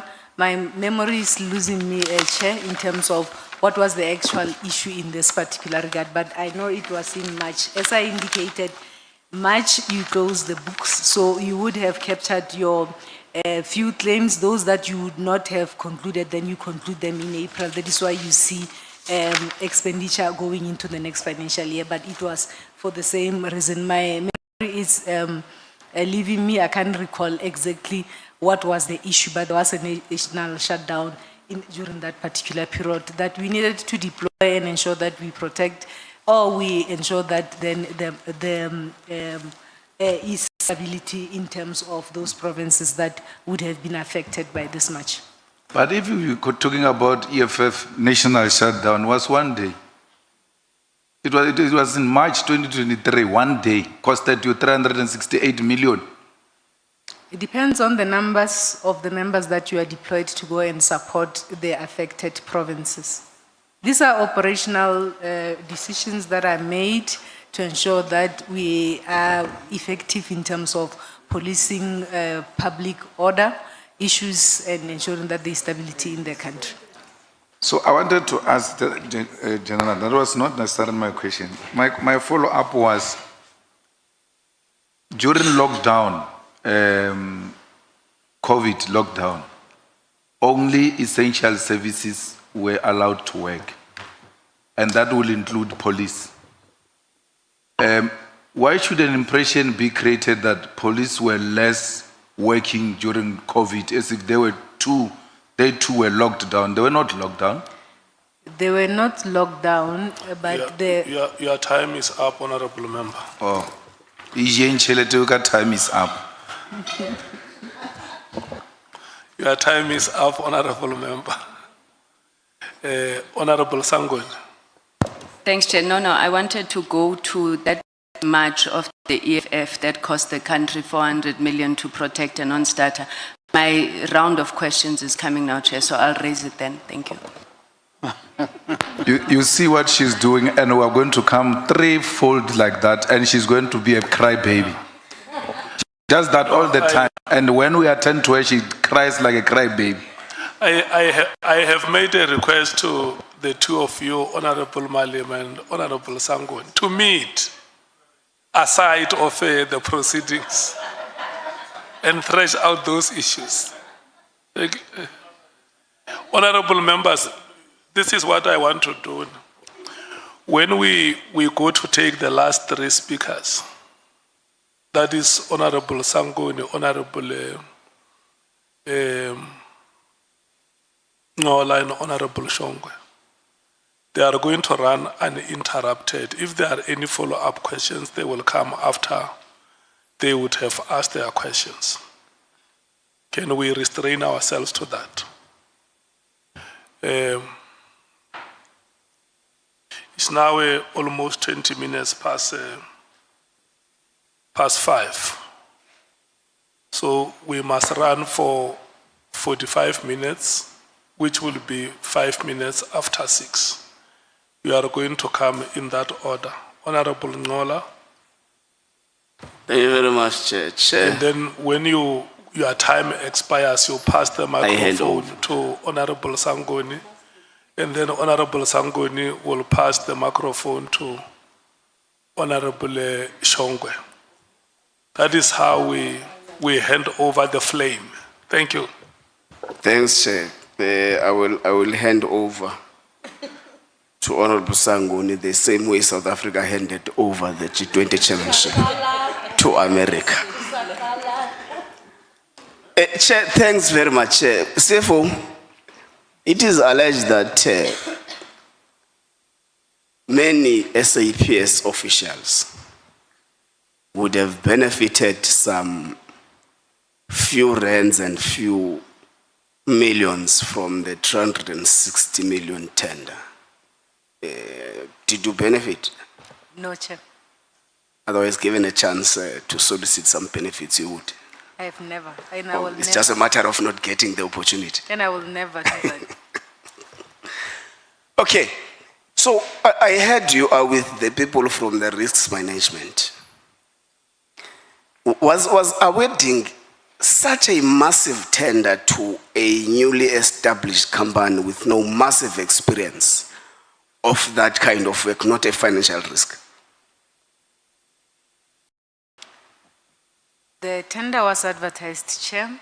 Companies competed, and the committee said to award this in terms of the rules of tender awards in this particular regard. There would have been requirements that those that would have tendered would have had to meet So if the BEC and the BAC would have gone through that process and agreed that the tender... CFO, pause there. The due process you are telling us, we know. And that due process does not mean that the department did all it can to ensure that a credible company is appointed. Hence, the internal audit arrangement has dismissed what you are telling us now, that there's been irregularities. The point I'm making was awarding such huge work to a company or a service provider that barely has experience into that work, not a financial risk. It was. It was. Thank you. Is it the reason the company was terminated for poor performance? The company was terminated upon conclusion of the investigation that was sanctioned between the executive authority and the accounting officer and the irregularities that were picked up. No. The minister in 2024 made an instruction that there must be a termination of that company based on poor performance. The program following that was a process program done by the National Commissioner, but a decision was there. So the question is, was it based on the basis of the capacity and the lack of experience that the company was unable to perform up to the expected standards? I'm not aware that those were the reasons. Okay. So you continued budgeting for the PKTT beyond 2022? Beyond? 2022. Yes. We have evidence with us that the PKTT's existence beyond 2022 was irregular. What's your view on that? So did you budget for an irregular structure? I'm not aware of any determination that has been put before us that post 2022 the PKTT was irregular. When such indications was made and I followed the evidence, I indicated that I immediately appointed a experienced person to conduct this assessment for me. I'm not aware. I have received indication from the accounting officer together with the operational environments that work is continuing on the PKTT and it requires to be supported. So I have sanctioned for such an assessment. Such assessment will then tell us whether indeed this is irregular. However, the person that I had appointed seem to have consulted the legal environment, and it is being recommended that let's allow the work of this committee together with the commission to conclude, then we embark on this particular process. I'm not aware, no structure has raised this. So as irregular. you admit here in front of us that you led a process of budgeting for a structure in SAPS whose standing, whose credibility is not known. You are not aware whether it's regular or irregular. Nobody but has, you continue budgeted it for has it. not been raised or flagged by any assurance provider as irregular. And But there the is minister said that there with is no us. determination that has been conducted that I'm aware of that has declared the structure irregular. But the minister said that to us. I would not be in a position to then comment on that. We need to then have a thorough assessment that will give us an indication in this regard. Okay. So, are you aware whether or not the term or the existence of the PKTT was actually extended beyond 2023? As I indicated, Chair, I do not participate in the IMC structures. The National Commissioner together with the project team leader are in a best position to answer that. What comes to me is a process that would have been sanctioned by the accounting officer to say work is continuing and it needs to be supported. Okay, I see that the budget patterns of the PKTT change from one year to the other and all that. There is no stable budget or there is no stable tariff in terms of how you budget for the PKTT. What factors influence that? It will be, the main factors would be the cost estimates that are submitted by the project leader. Obviously, they would have taken into account the work that needs to be done, that still needs to be done, the investigations and so on and so on. And they do estimates in terms of the numbers, if they need to increase the numbers or reduce the numbers. So we receive the cost estimates from the project team leader, having analyzed and assessed and took decisions in this regard. You hold strong views that the PKTT must be deactivated. Why? As a temporary structure, so that a permanent structure could be put in place. And from a budgeting point of view, it will make it easier for me to project, to budget, as well as to allocate resources that will support this team and to ensure accountability, so that there's a permanent head. Should there be a misuse of resources, I know, then there's a permanent head who must account for this. So it was purely from a budget as well as a resource management point of view. Was the PKTT the most expensive task team within the SAPS? Not necessarily. It was not. It was not. Okay. Do you bill other arms of state when you have deployed officers to help in the work they are doing? For example, if Parliament is holding SONA, you deploy high-ranking officials of SAPS. Do you bill Parliament for that work? There are events that would have been arranged by other environments, other departments, where a commitment letter, I will demand a commitment letter working together with the head of VIP protection or protection services, and those departments will then commit, and we then do an interdepartmental claims. There is work that the VIP protection unit as well as the protection services is their mandate to then do. Events, policing in terms of issues of SONA and all those, this is the mandate of that particular program 5. But there are instances where other events where we do not have money, then there will be an agreement with the organizing department that there is a commitment letter. Post that event, then we then submit and facilitate an interdepartmental claim. Okay, thank you, Chair. Honorable Sangoni, the baton is yours. Thank you very much, Chairperson. Good afternoon once again, General. General, tell me how many women serve in the executive management? Well, not SMS. You know, the lieutenant generals. How many women are there? It's a bit in the afternoon. I cannot recall from the top of my mind. But one thing I know is that in terms of the PCs, we have succeeded to have more than 50% of women.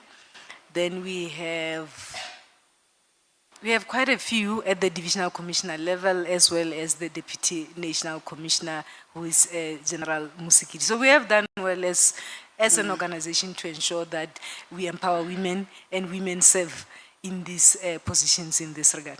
Okay. Now, I was asking you just to give you, a break, chill from these hard questions, but also to congratulate you. I think some members have said during the course of the day that you clearly know your work. I think, you've given us confidence in you and the work that you're doing. Thank you, Chair. But what I wanted to check with you, General, you said you heard about this decision to disband the PKTT from the media on the 2nd of January. What was your reaction when you heard that? What did you think of the decision? I was on leave, as I indicated, which had commenced on the 17th of December. I had gone away, and on the 2nd, then I watched TV, and I saw this reporting was still continuing. What I then did, I sent a message to the acting CFO, just wanting to find out whether perhaps my office was included in terms of the discussions, and of which she confirmed no. And then I left it at that. I believed that perhaps a decision would have been, or discussion would have ensued between the National Commissioner and the Minister, because it is a decision that must be taken at that level.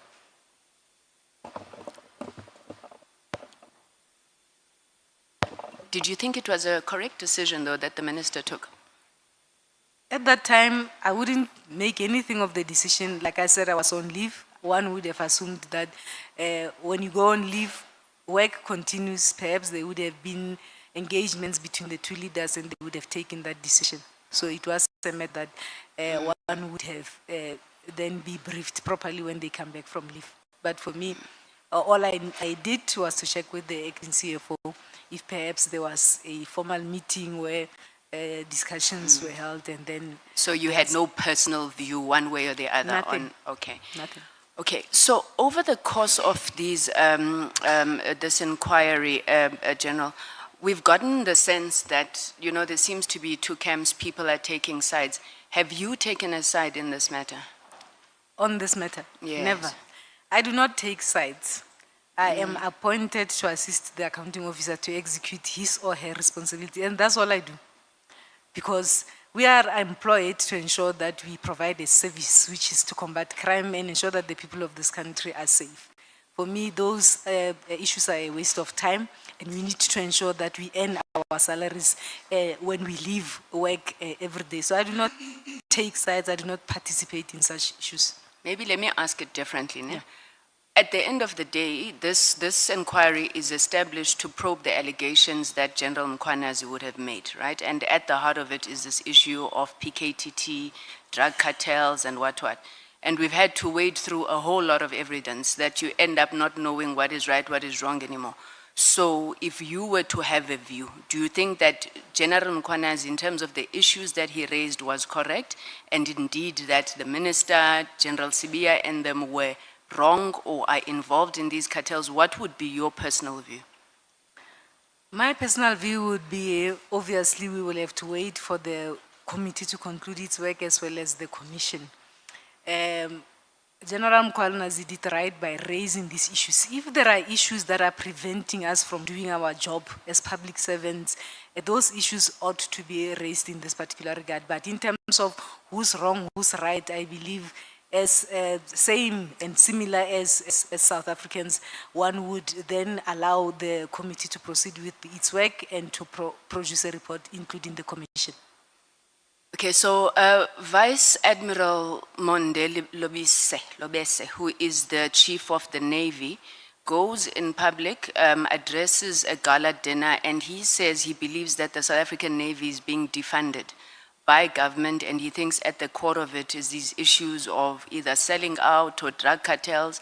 You've given quite a bit of testimony or evidence that speaks to the fiscal constraints that SAPS is facing and the difficulties.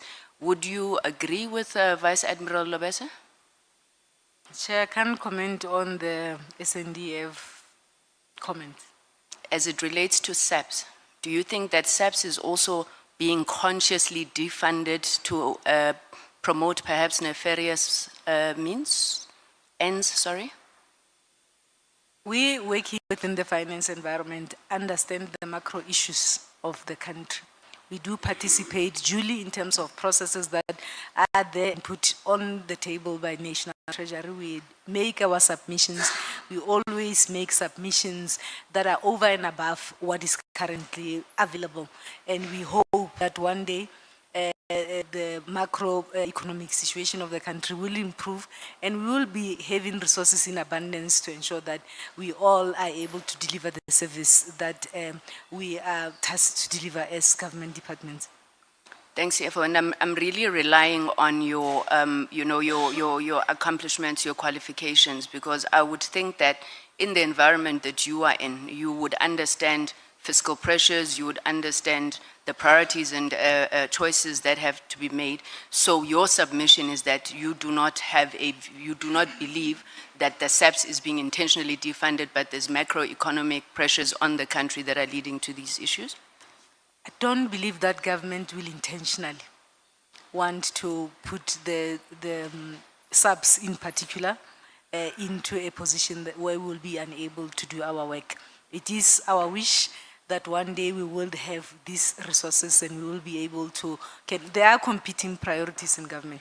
We'll be able to have adequate resources to be able to service this country as expected. Thank you, ma'am. Okay, so now speaking about these priorities and choices that you have had to make, I know Honorable Angwa did ask you this, but I want you to be specific.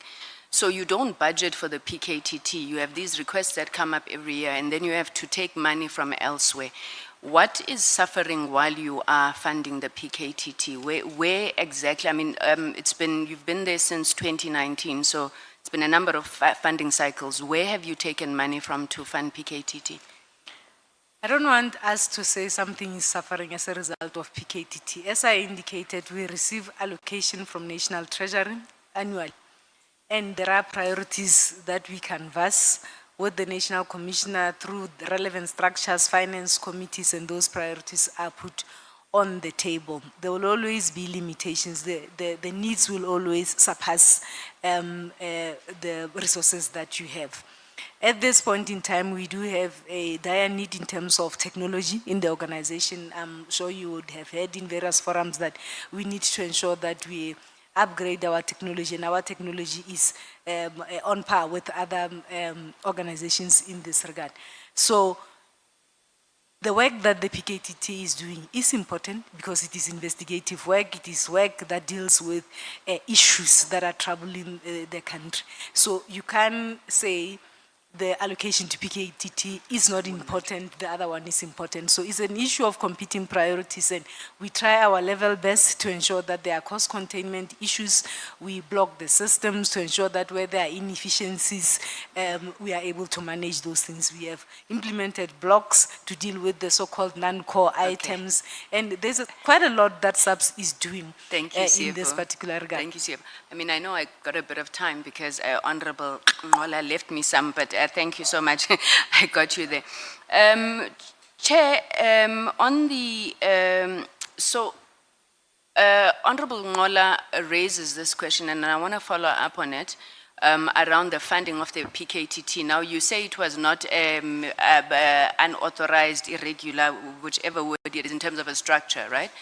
But the minister on the 31st of December says, shut down this thing immediately.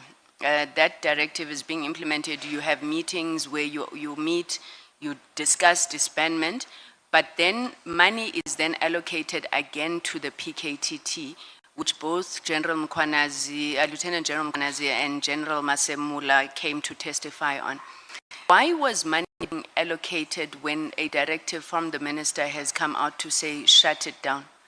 Okay, I want to put it on record that I have not been part of any meeting that has discussed Oh, this my directive. apologies. It was Lieutenant General Mosiliki. But in your knowledge, why would you, I'm assuming you would have played a part in approving something So- the minister said must be disbanded? So in April, when you then are confronted with a situation where you have to advise the organization and assist the organization to distribute funding to cost centers, I approached the National Commissioner that I'm aware of this directive, I'm aware of these issues. As the finance office, when am I going to get an indication to say, do I fund, do I not fund? The accounting officer then says, reserve funding, we will come to you.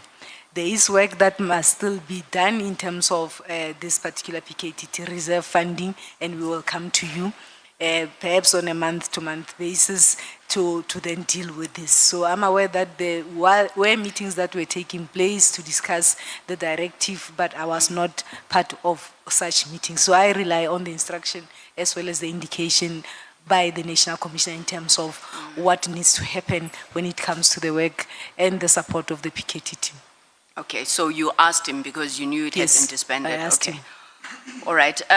Now, you approved, I'm assuming, because I can't find the documents, or maybe let me ask it like this. What is the delegation, what is the amount, the delegation that you have for approvals of payments? Who would have paid the money that was paid to Mr. Matlala's company? Who would have approved that? As I indicated, we have a national policy that regulates the payment of suppliers in the CFO. department. Were you the one who approved it? No. Who would have approved it? The end user? No, the payment. The end user gives you the certificates and says this issue is ready. As I indicated, the system and the policy indicates which process starts where. my office's process is the final leg where we release money into the bank account. There are officials that are delegated to do that. It is not done by the CFO, but it is officials within my office. So who would have released this particular payment? I mean, I'm sure you would have found out by now.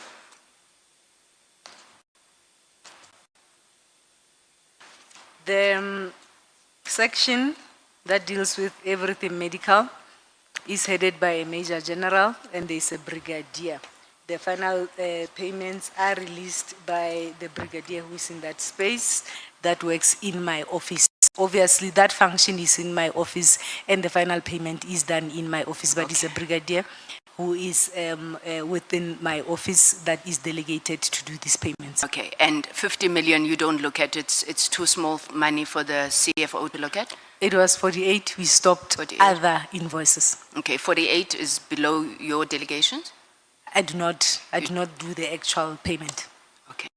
Now, when this Brigadier and the General received this request for a payment of 48 million, outside of the fact that the end user would have certified that they've received the service, and I'm asking you this, CFO, please don't think we're here to get you. We're not trying to get anybody.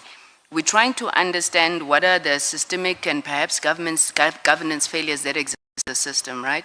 So when they get this certification from the user, are there any probity checks? Is there any due diligence that's done in your office now, or do they just press the button and the money goes? Are you our last line of defense or a post box? There would be those that will verify, will then, the segregation of duties will capture and then finally approve in this particular regard. As I indicated, Chair, there are sufficient safeguards within the system, within the policy. You would understand that procurement takes place across the country. So there are sufficient safeguards. And when you look at this graph on the determination test report, the investigator even went into that particular field and interviewed those brigadiers, and he came to a conclusion that in terms of the financial space, there are sufficient safeguards. This particular issue was an issue of an irregular contract that was issued in contravention with supply chain processes. Okay. Let me ask you my last two questions. I'll ask them as one question. So it's on this issue that Honorable, wait, I cannot ask the national shutdown. You see, Honorable Malema is right. I also looked at that amount of the national shutdown, 348 million for a one-day event, which was the March. When you approve the allocation of such funding, 1 billion rand, more or less, for the July 21 unrest, when you approve such amounts, can you give us a sense of what goes into 350 million rand to safeguard, protect, serve the country on a one-day event? And can we take it that every time there's a march in this country, you are spending amounts of that nature? Our role as the police is to ensure that we safeguard the citizens of this country, including their properties. One of our core responsibilities is to ensure that there is public order. So if there is a march, we have a responsibility as the police to ensure that we indeed execute our mandate, which is to ensure that the citizens are safe and we protect their properties. There would be marches and there would be provinces that are affected. CFO, sorry, Plans you're not are made. answering me, and my time is running out. You're not answering me because I want to know, from your experience as a CFO, what could possibly cost 350 million to safeguard, serve, protect the country on a march that is one day? So maybe just paint us a picture and then link to that. I said, is this the quantum of money that's spent when there is a march? Security plans are not done in one day. If there is something planned, security plans kickstart days before. And on the day of the event, it is execution. So the work of the police is very wide. Okay, so 350 million is justifiable in your view? There would be General, overtime. can you please stop speaking? Can we take Honorable Shongwe? But my time hasn't finished. Ola gave me time.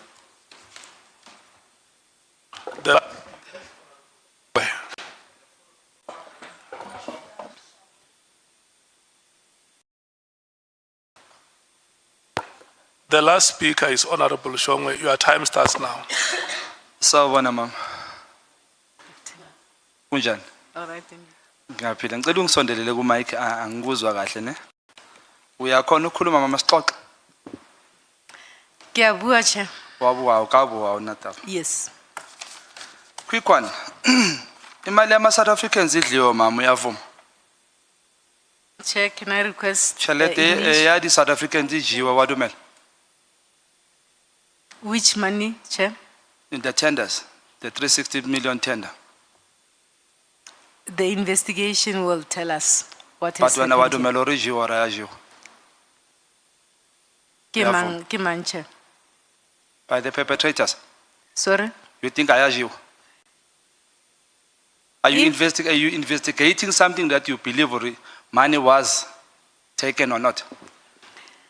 Money were paid to this tender that has come out as a tender that it was allocated irregularly. That is why we are investigating to ensure that that monies that were paid, if then there is possible recovery, we recover from those that would have been responsible. So wadumela or there might be a possibility to reach. There could be a possibility. All right. And this thing happened when I only CFO. Wadumela. Yes. Okay. Matlala ufile tender. This new tender at 360 million while you were CFO. We have There was a tender committee, bid adjudication committee that looked into that and allocated. I do not participate in those committees. But you were CFO. Yes, I'm CFO. We have Yes. Thank you. Asiqhubeke ma'am. One thing I'm seeing here, General, ukugula okufanayo between you and General Fanny. There is no way you guys want to take responsibility through your officers. And we understand that your officers are the last line of defense. I want us to deal with that right now so that we understand whether you know which you are the last line of defense or you don't know. Are we clear on that, ma'am? Can we go through that line? It's fine, Chair. Thank you very much. General Fanny is having a position where you said you have been in the supply chain. Can you hear me? You said you were once in the supply chain, right? And now you are a CFO, which means it's easy for you to pick up if the General Fanny did something wrong, right? Or maybe missed something. Did he miss anything in this thing, early tender? General Fanny reports to the National Commissioner. Okay, ma'am. In terms of the where work does General Fanny report? to the National Commissioner. Sengukubuzele lowo mbuzo ungasawuphendula. Asiye ngapha. Do you think General Fanny missed something? As he was working on the issue of the tender, Regarding this tender, yes. the investigation has revealed such. Has revealed such. Yes. Do you suspect bekahlanganisela uMatlala something or what? I cannot comment on that. The investigation must reveal Okay. such. So, Kasipedi wadumela or there's something wrong that happened in that tender. The investigation has revealed that this tender was awarded irregularly. So should we blame General Fanny? He should take responsibility, the accounting officer must take responsibility in terms of having delegated this work to the BAC to deal with on his behalf. So both of them must take responsibility. Okay, let's park that and we'll come back. Nasisi akirati muthu o mogolo o bolela maka, especially when my name is used in a space where maka a tlo bolela with using my name. I want us to establish ukuthi the minister is therefore in your own, okay, let me say in my words, but taking from you, the minister has lied about you and said you knew about the budget. He came to you or spoke to you about the budget of the PKTT. Minister did not say that. When I followed the proceedings, when he was asked if he had discussed with the CFO, the minister said no. Didn't the minister say he had consulted your office? No. His response was no. I did not consult the CFO. And he took his decision on his own? He took the decision on his own. Okay. Do you think that was correct? One would have thought such a decision would have been canvassed with the accounting officer. Come again? one would have thought that that decision would have been discussed or taken through consultation with the accounting officer. All right, let's go back to that one now. When Matlala was given this tender through a new company, what did your office do? Or what did you do? Since you've picked up thing, you are the one who picked up this irregularities, right? I indicated that a report was given to me to say this is possible irregular expenditure. My responsibilities will then unfold as follows. I recorded this and reported it accordingly in terms of the books of subs, and it was duly audited by the external auditors. After cancellation, we then also instructed my office to stop payments in this regard. Okay. Please recommend to us, what should the Parliament recommend when it comes to general fund? What should we do, Ngofan? Those that would have been responsible for these lapses must be held to account. Must be held to account? Yes. What would you recommend to us? Angene venini noma simlethele eKhoshi Mampuru, simshiye la or It will depend on the outcome of the investigations and its recommendations.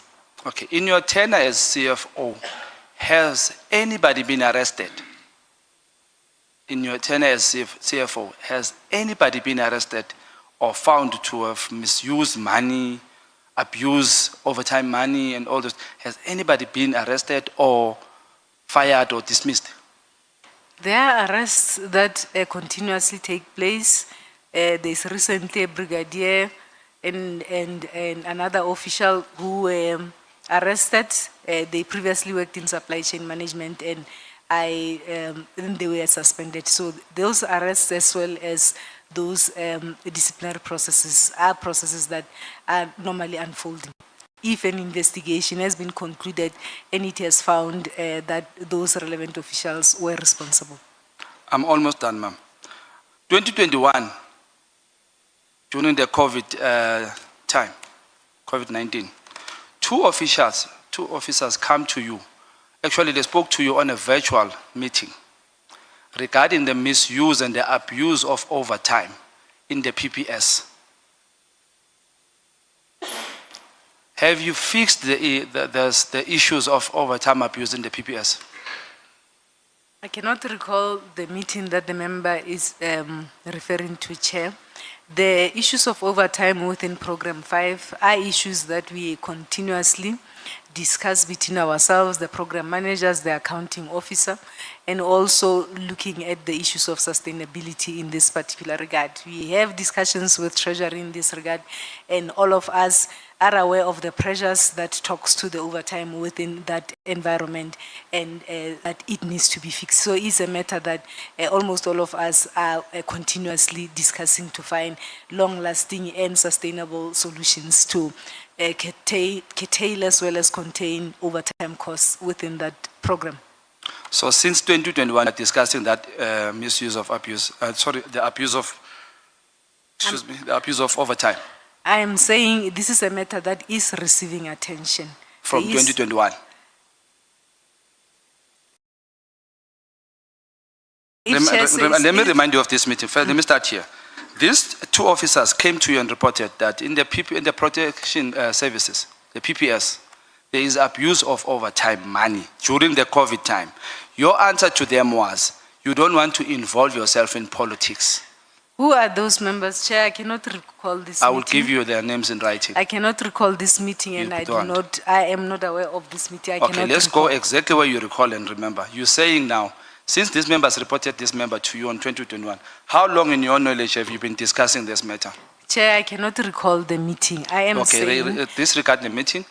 How long in your knowledge have you been discussing indaba ye abuse ye overtime lapha ya ku PPS? Chair, we know that overtime is a cost driver within Program 5.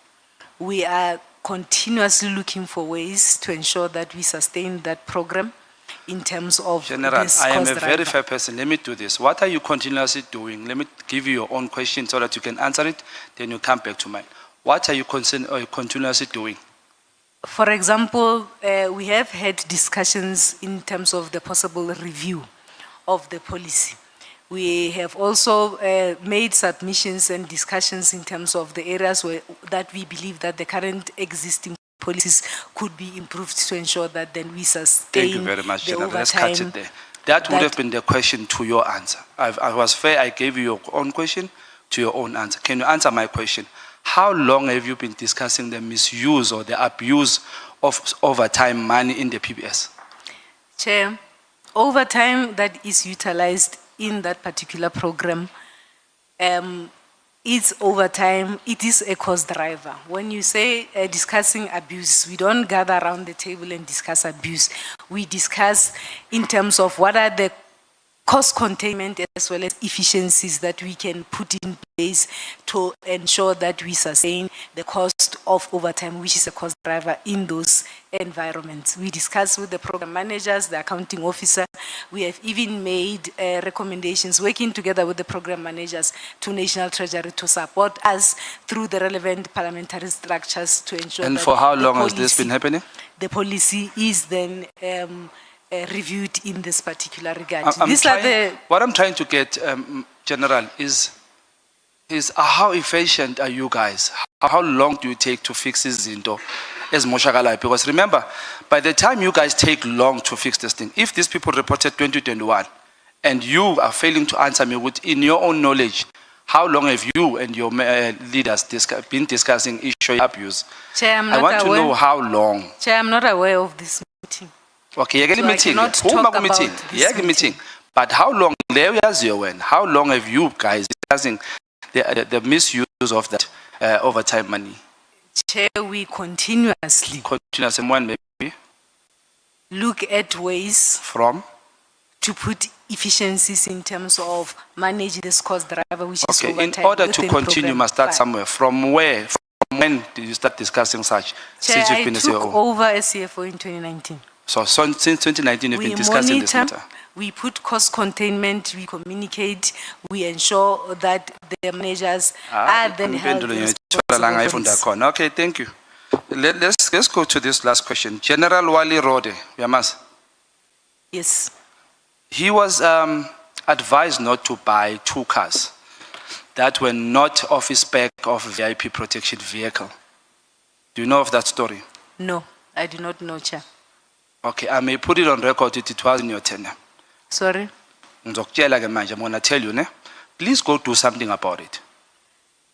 What I'm going to tell you. Please go The do something voice about is it. a bit soft. I struggle to hear. Okay. This is information I'm giving you, and I want you to come back to me in writing. What are you going to do or zoyenzan, right?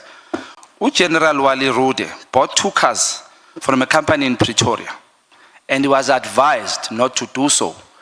These 2 cars didn't meet the spec of VIP protection vehicles, but he continued to do so. Since I've told you now, on the top of your head, what are you going to do about it, or should I wait for the letter? I'm not certain who would have advised. It is a matter that I'm not aware of, Chair. Okay. It is a matter that one could follow up.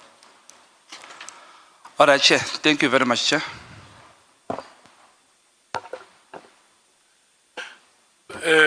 Thank you so much, Honorable Shongwe.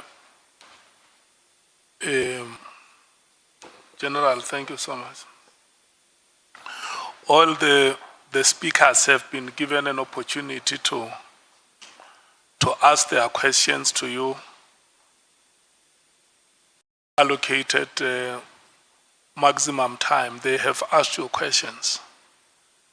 The very last session of this proceedings today is for me sitting here as the chair to check with honorable members, those who want to ask you follow-up questions, to raise their hands now.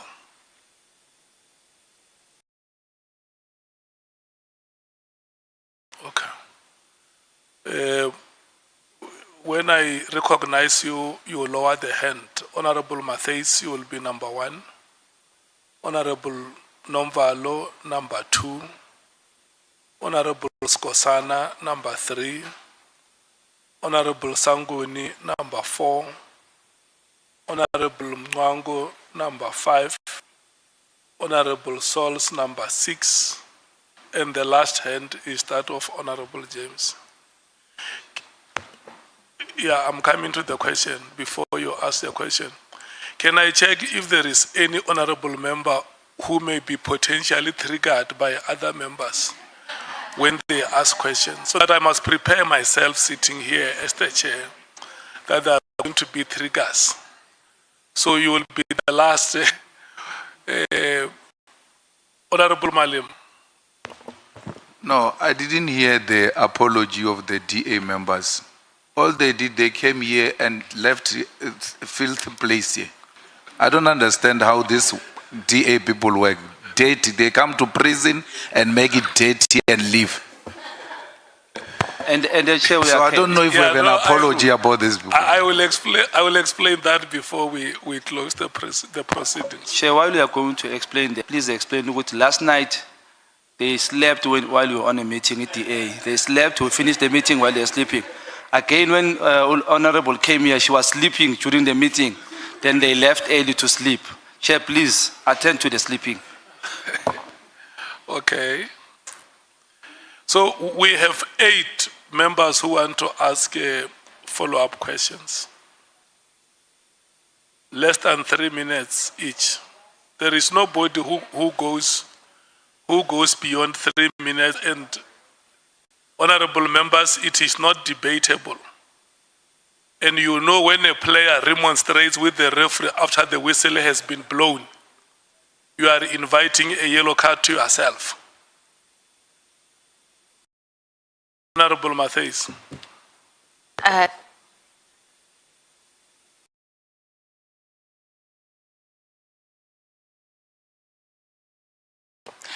Start again, Chair. Thank you. Are we starting again? Thank you. Lieutenant General, what informs the security threat? And you know we were not going to let this go about the EFF, the amount of money that was allocated to a protest, which is covered in the Constitution. Every citizen, any political party, any movement has a right to protest. So for you to agree to this amount of money to be allocated, what was the security threat and what was it based on? Because EFF, we've been in existence since 2013. Never ever has there been any criminality, and we are an organization in the streets all the time. So it can't be that so much money can be allocated to a peaceful organization that has been in the streets protesting against an ANC government who kills workers for protesting for a living wage, against the ANC government who kills children because they cannot even provide pit toilets, or they cannot provide proper toilets, and our children are being killed in school. So please talk to us about that. Chair, on paragraph 8 of my statement, I indicated that while I oversee financial operations, it is crucial to understand that my role does not extend to operational decisions. There are those that are responsible for operations in the organization. Okay. There are those that are responsible.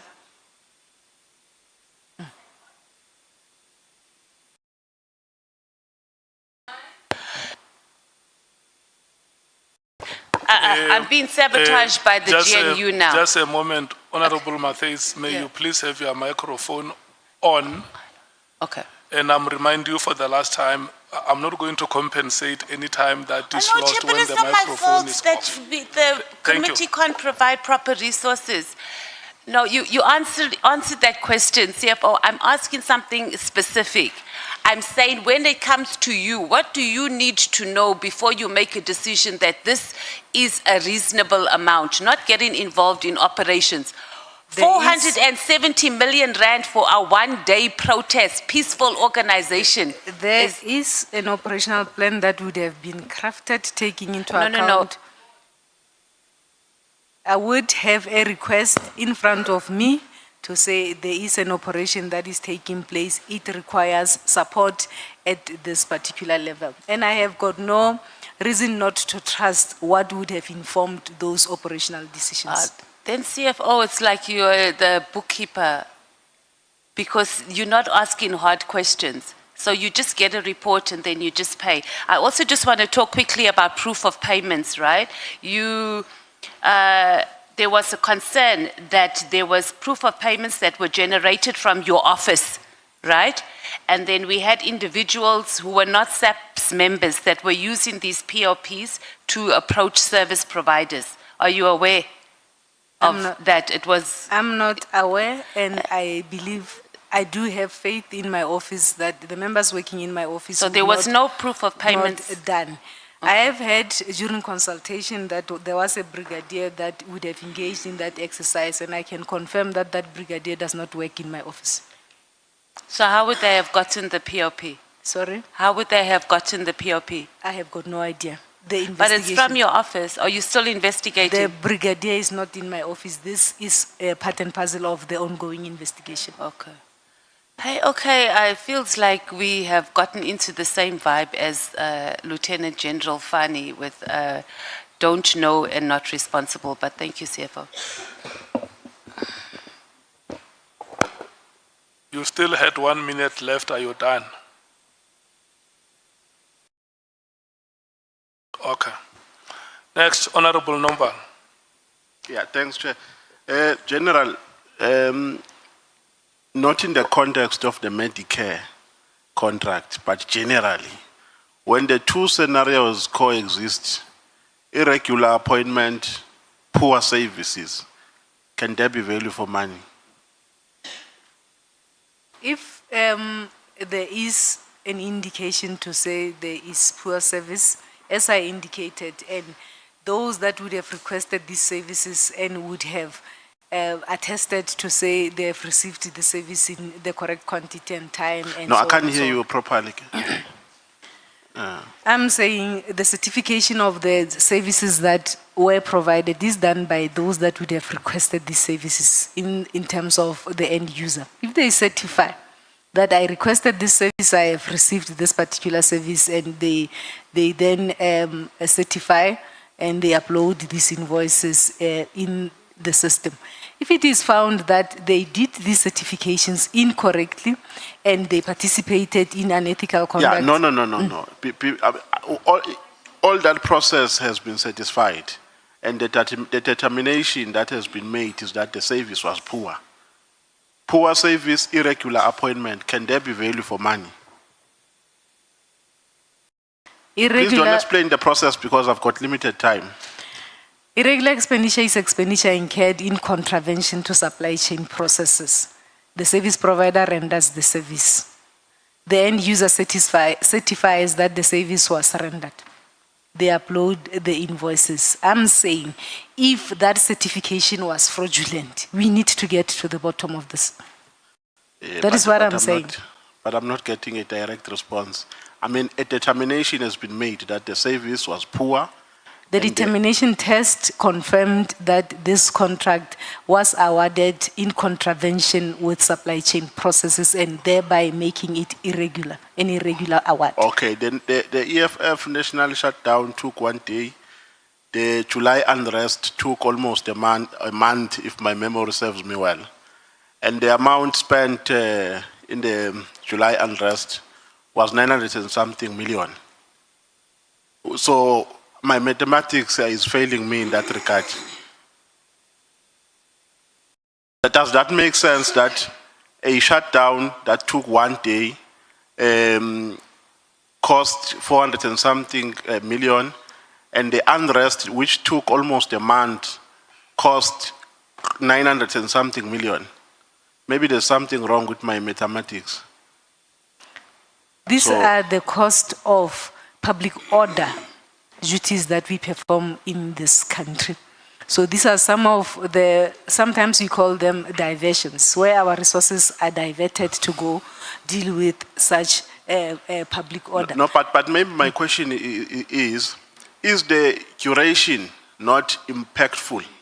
The curation of the service, or the curation of the, in this context, of the national shutdown, does it not have an impact that this one was 1 day and therefore the cost can't reach a certain amount?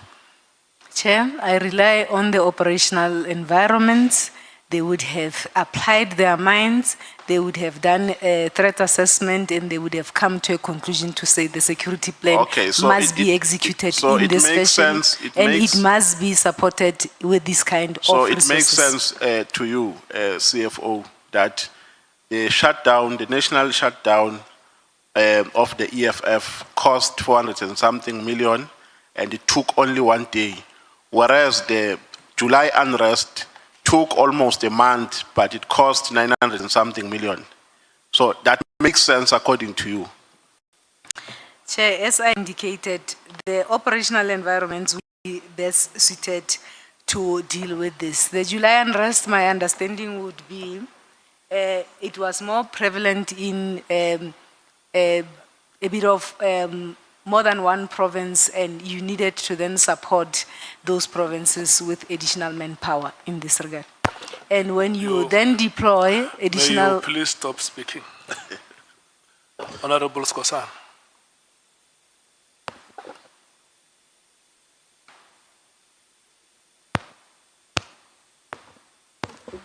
Thank you, Chair. CFO, do you still remember, you know why we are so inquisitive about this matter? Do you still remember that we had an issue with PPEs? Do you still remember that? Yes. We had an irregular expenditure of 1.6 billion at SARS. Do you remember that?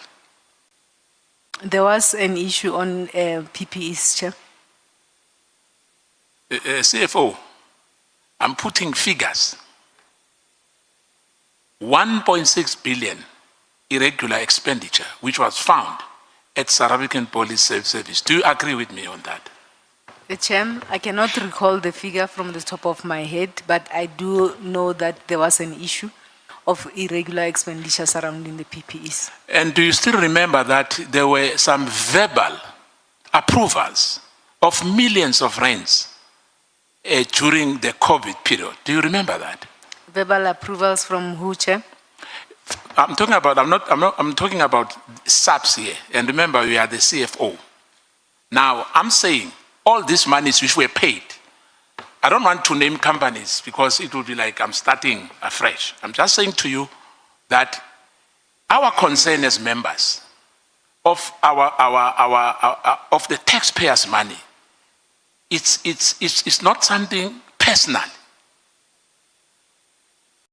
Hence, I'm reminding you that that is not the first time. It's not only about this Kate Matlala's tender, which invokes all what I'm talking about now, to say, under your watch, there was this issue of PPEs, which it was found by the AG, no, not me, that it was irregular.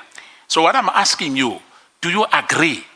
And I said to you that the issue as well was that some of these tenders, there was verbal agreement. Chair, at the time Verbal of procurement surrounding the PPEs, I did not participate in those committees, as I have indicated, Chair. I have indicated that there is a culture in the organization that we must deal with to ensure that there's real consequences so that it serves as a deterrent. But during the era where procurement was made in terms of PPEs, I did not serve in any of the structure that No, I understand anyone that. verbal authorization and so I on and so understand on. that, CFO. My understanding, Chair, is that investigations have been made and there have been relevant reportings. I did not participate and I did not give Yeah, but CFO. anyone verbal authorization in this. But CFO, have you paid for all those invoices? Who paid the invoices? The invoices, as I indicated, there's a policy that governs the payment of service providers. At the end, if the end user has certified that I've received services and they load those invoices, we then, at the end of the value chain, it is my office that will then release those CFO, payments. With due respect, at the end of the day, if you are not concerned about what I'm talking about, you are going to pay invoices which people did not even work for. Ghost, what they call them, ghost invoices, because of what they send to you. If you don't satisfy yourself that those invoices are proper. Chair, SAPS is a national department. It has a policy, and that policy provides for necessary safeguards. Yeah, but And we have the necessary wait, safeguard CFO, in let me end by saying to you. All of you is now me speaking now. You stop speaking. Next, Honorable Sangon. The benevolent is gone. The benevolent is gone. Thank you. Thank you very much, Chair. CFO, you know, you've really spent a lot of time explaining to us the reporting lines, explaining to us the policies. We get it. We honestly get it. And I want to repeat what I said to you, that we're not trying to get you. Ne? But why is it that when it comes to areas that you should be accountable for, and I was looking at your statement where you list your responsibilities, and this is what I'm following up on the national shutdown, you don't know, it's operational decisions. What role do you play except for just signing off the money? On the issue of procurement, you don't know, it's somebody else. So what you do is sign off the money. Is the money safe then, CFO, if you don't apply? It is very safe, Can I finish, Chair. CFO, if you don't mind? Sorry. So that's the question, and I don't want to come back again. I want for you to just clarify on the issue that Honorable Shongwe was raising on overtime. You approved 1st of April to July 2025, 13.2 million rand for overtime for a period of 3 months, right? For this year. For the PKTT for 3 months. Where is through the thinking on that? Those are my only 2 questions. Thank you, Chair. Chair, I do not approve. I am requested to Sorry, confirm. you recommended. Can I you am tell us why you requested- recommended? I don't want us to quibble on words. Please, CFO, thanks.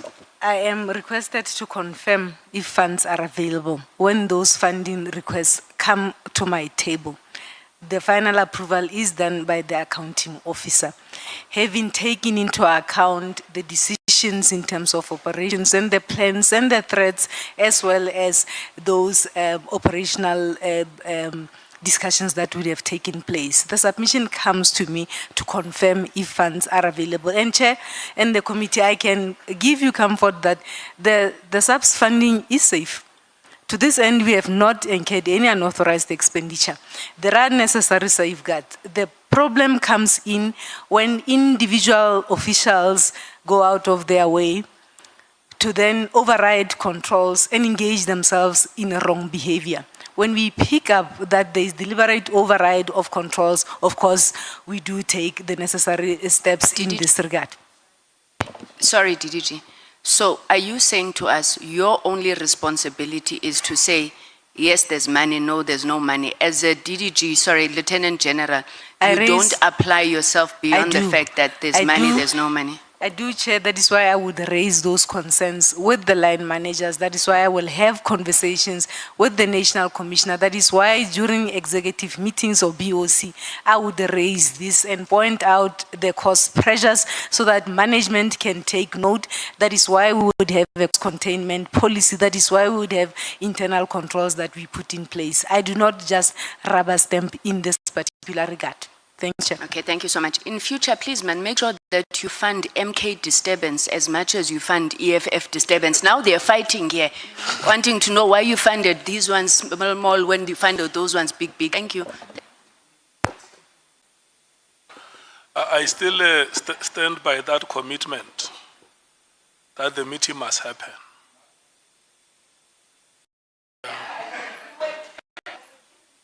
Yeah. Yeah. Okay, honorable members, we have the last 4 speakers. Honorable Mwango.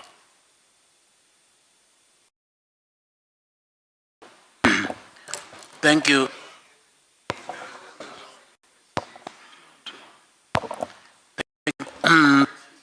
Chairperson.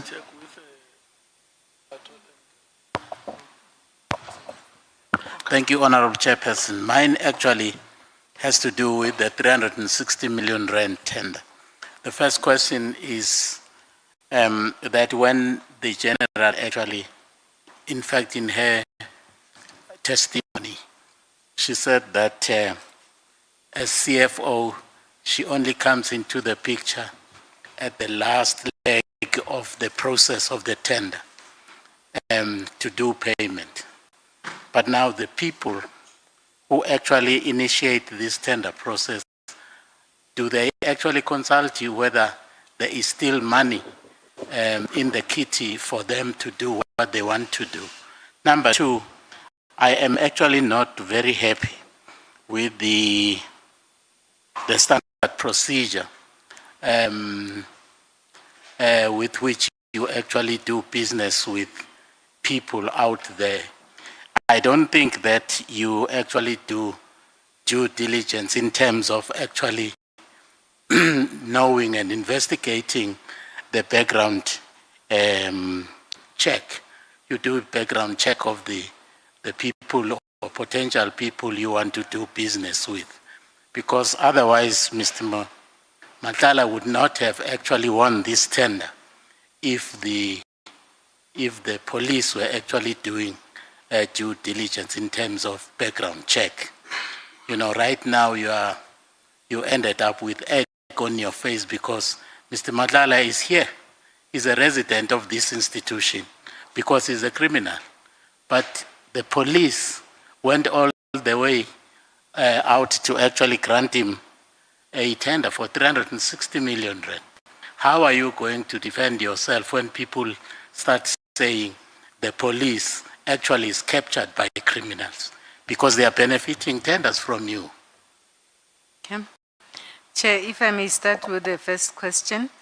Annually, after we receive our annual allocation from National Treasury, we then embark on a process where we will then do what we call an internal apportioning, where we'll distribute through an approved methodology allocation of budgets to processes, to divisions in this particular regard. And the health risk manager is a service that is there in subsidies budgeted for. I think annually the budget is around 120 million in this particular regard. When it comes to the issues of checking background, I heard from the evidence that was led by General Fani to say the process needs improvement. In terms of this particular contract, the background check was not done, and it's something that should be a lesson that should be incorporated and improved in our processes to say this must be a must, it must not be optional. Thanks, Chair. I still have time. Because if I still had time... That is the last question you are asking. Well, my last question would actually be to actually understand what actually prompted the National Commissioner to investigate this particular tender to a point where he deployed your internal audit, a structure within your department to investigate this. What prompted him to actually do so? Other evidence that have been led is that time during December, the executive authority called the National Commissioner together with supply chain management and others, I believe legal services was there due to the negative media coverage that the department was receiving in terms of this tender, and instructed that this must be investigated. The National Commissioner subsequently appointed a team of internal auditors together with the risk management to then conduct that investigation. The report came out, the preliminary report that indicated possible irregularities, and a final report was issued with recommendations that the accounting officer must consider cancelling this court. Mr. Chair. Honorable Solis. General, the fact that this contract was awarded to Mr. Matla, is this proof that SEPS has been infiltrated by criminals? Chair, I can't comment on that. General Funny led evidence to indicate that at the time when they conducted the award, background was not done and there was nothing in front of the BAC to determine that indeed the owner of the contract was a criminal. So, Chair, I can't vouch to say SAPS is captured. I'm saying those that are responsible for wrongdoing in SAPS must be held to account at any level, without any fear or favor. If anyone engages themselves with criminals and capture SAPS and corruption, the law must take its course without any fear or favor. Thanks, Chair. I agree. You testified earlier that the minister had to speak to you directly and he didn't speak to you. You were not called by the minister. That's the words that you used. In terms of protocol and the chain of command, must the minister call you or your accounting officer, which is the national commissioner? Chair, I report directly to the accounting officer. There is nothing that prevents the minister can speak to all of us as executives, as long as the decisions and instructions would be known and such meetings would have been authorized by the accounting officer. But in terms of protocol, most of us report to the accounting officer. Sometimes if we are then called, we will alert the accounting officer to say, there is this briefing, am I allowed to then attend this briefing, and it will be given. But there's nothing stopping the minister from engaging with officials in the department. Sorry, General. So your answer is he's not required to call you, he must call the national commissioner. There is nothing stopping the minister from engaging with officers in the department. But he wasn't wrong in not calling you. Sorry? He was not wrong in not calling you, but he called the national commissioner. When, Chair?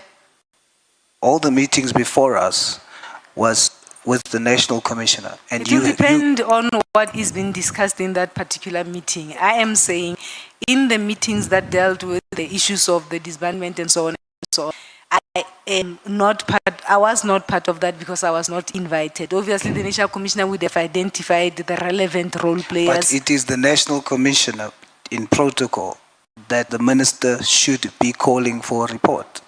There is nothing that prevents the Okay, minister. just on that, before we go to there's nothing that prevents him, but what's the answer in what protocol? Must he call you or must he call the national commissioner? The minister can call any official. But who, in terms of protocol, who must he call? The minister normally engages at the level of the accounting officer. Which is? The National Commission. Honorable James. Thank you, Chair. Am I audible? General, 368 million spent on a one-day shutdown. Do you realize how many vehicles and printers and cell phones that money could have bought for police stations in vulnerable communities? How do you justify 368 million? What was the risk grading of the shutdown? And how long did it take you to approve this? That's my one question. My second question, you also have the January 8th state that was held earlier this year in Western Cape. General Sibia came here and he told us that the entire SAPS top brass descended on the Western Cape. And he told this committee is normal practice. It happens every year. Now I want to ask you, how much did it cost SAPS to have the entire top brass here for the ANC January 8th statement? Because that involves accommodation, that involves flights, and how do you justify? Please don't tell me you don't have an amount for January 8th, because that was yesterday. Thank you. Chair, in terms of the evidence from General Sibia, Chair, I cannot vouch for that because I did not go to January 8th. So it might be incorrect that the entire executive management or management of SAPS went to the January 8th. I did not attend the January 8th in this particular regard. In terms of the risks, as I indicated, Chair, one of our responsibilities is to ensure that there is public order. We protect the safety of the inhabitants of this country as well as their properties.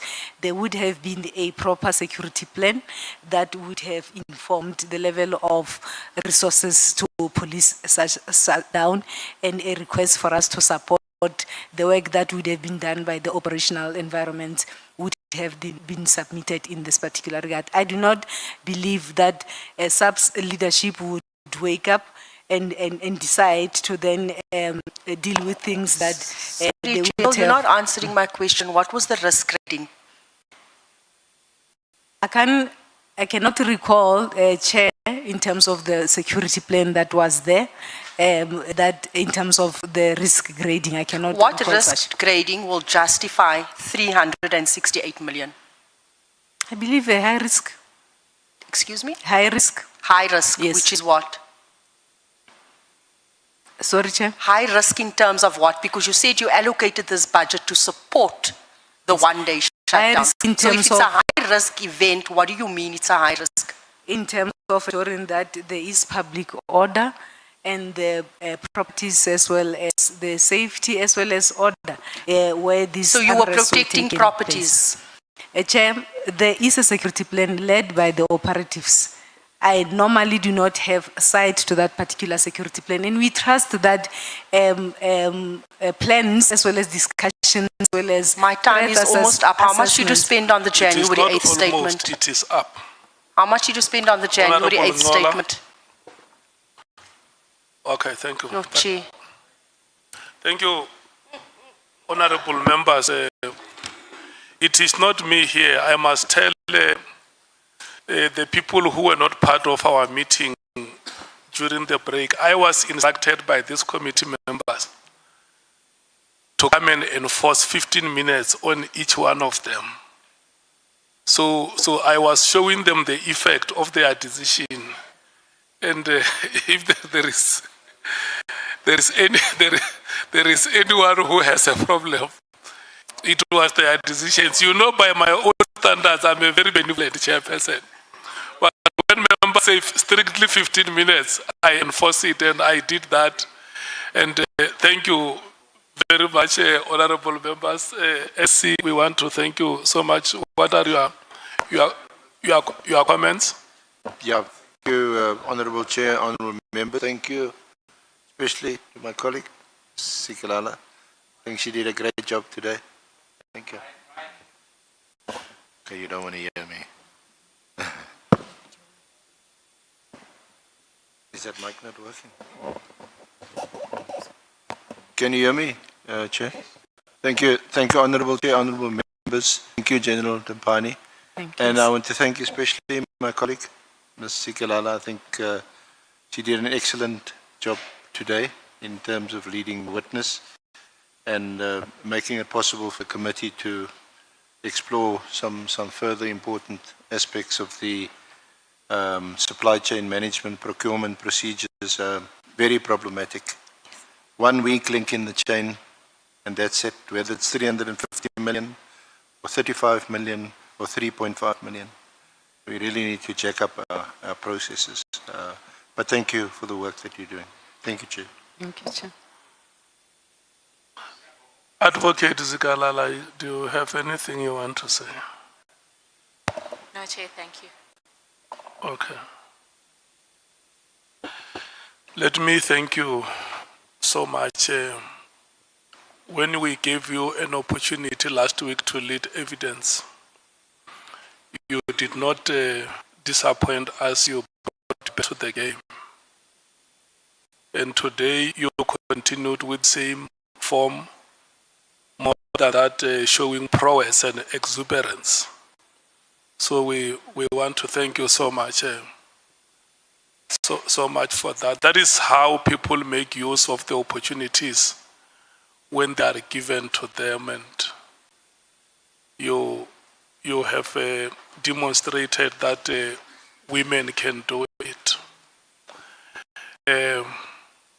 Lieutenant General Dimpane, kwa Limpopo ba re ngwana o sa rate pa ka bogaleng. Do you understand what that means? Yes, Chair. Yeah, you must put the palm of your hand on the edge, the sharp edge of the knife. I don't have any question that I must ask you. I think the questions that the honorable members have asked you are adequate. You have been the CFO of this department. You know the period that you have been appointed up to now. I can only advise you to go back and look at the things that could have been done differently during your tenure as the CFO, so that when you move forward or in your upward mobility, they must not disable your movement. That is the only advice I can give. The rest is for you to decide what you do. When you are appointed to a position of leadership, there is only one choice that you must make. The choice to lead, because appointment itself is not sufficient. You must make the choice to lead. The women of this country and other women who may be occupying similar positions at senior management of the SAPS, you must be exemplary to many other women of this country that you are not appointed to this position simply because you are women. You have been appointed to these positions because you qualify those appointments. And if you can't perform in an appointment that has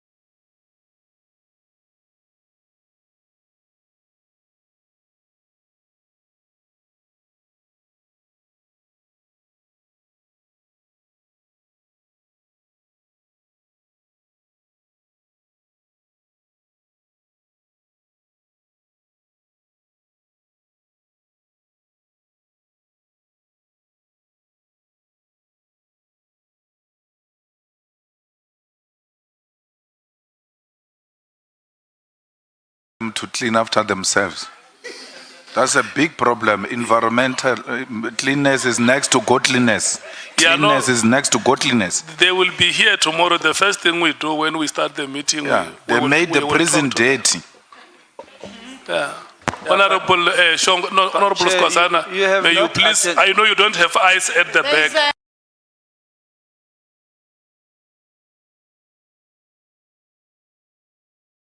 Attend the complaint we have on DA sleeping at work last night, Chair. We finished the meeting at 11, they were sleeping. Please attend to it, Chair. Yeah, no, I agree that the meeting finished at ungodly hours. Honorable members, the staff of Parliament, General Dimpane, members of the media and the South African public, we have unfortunately come to the end of today's proceedings.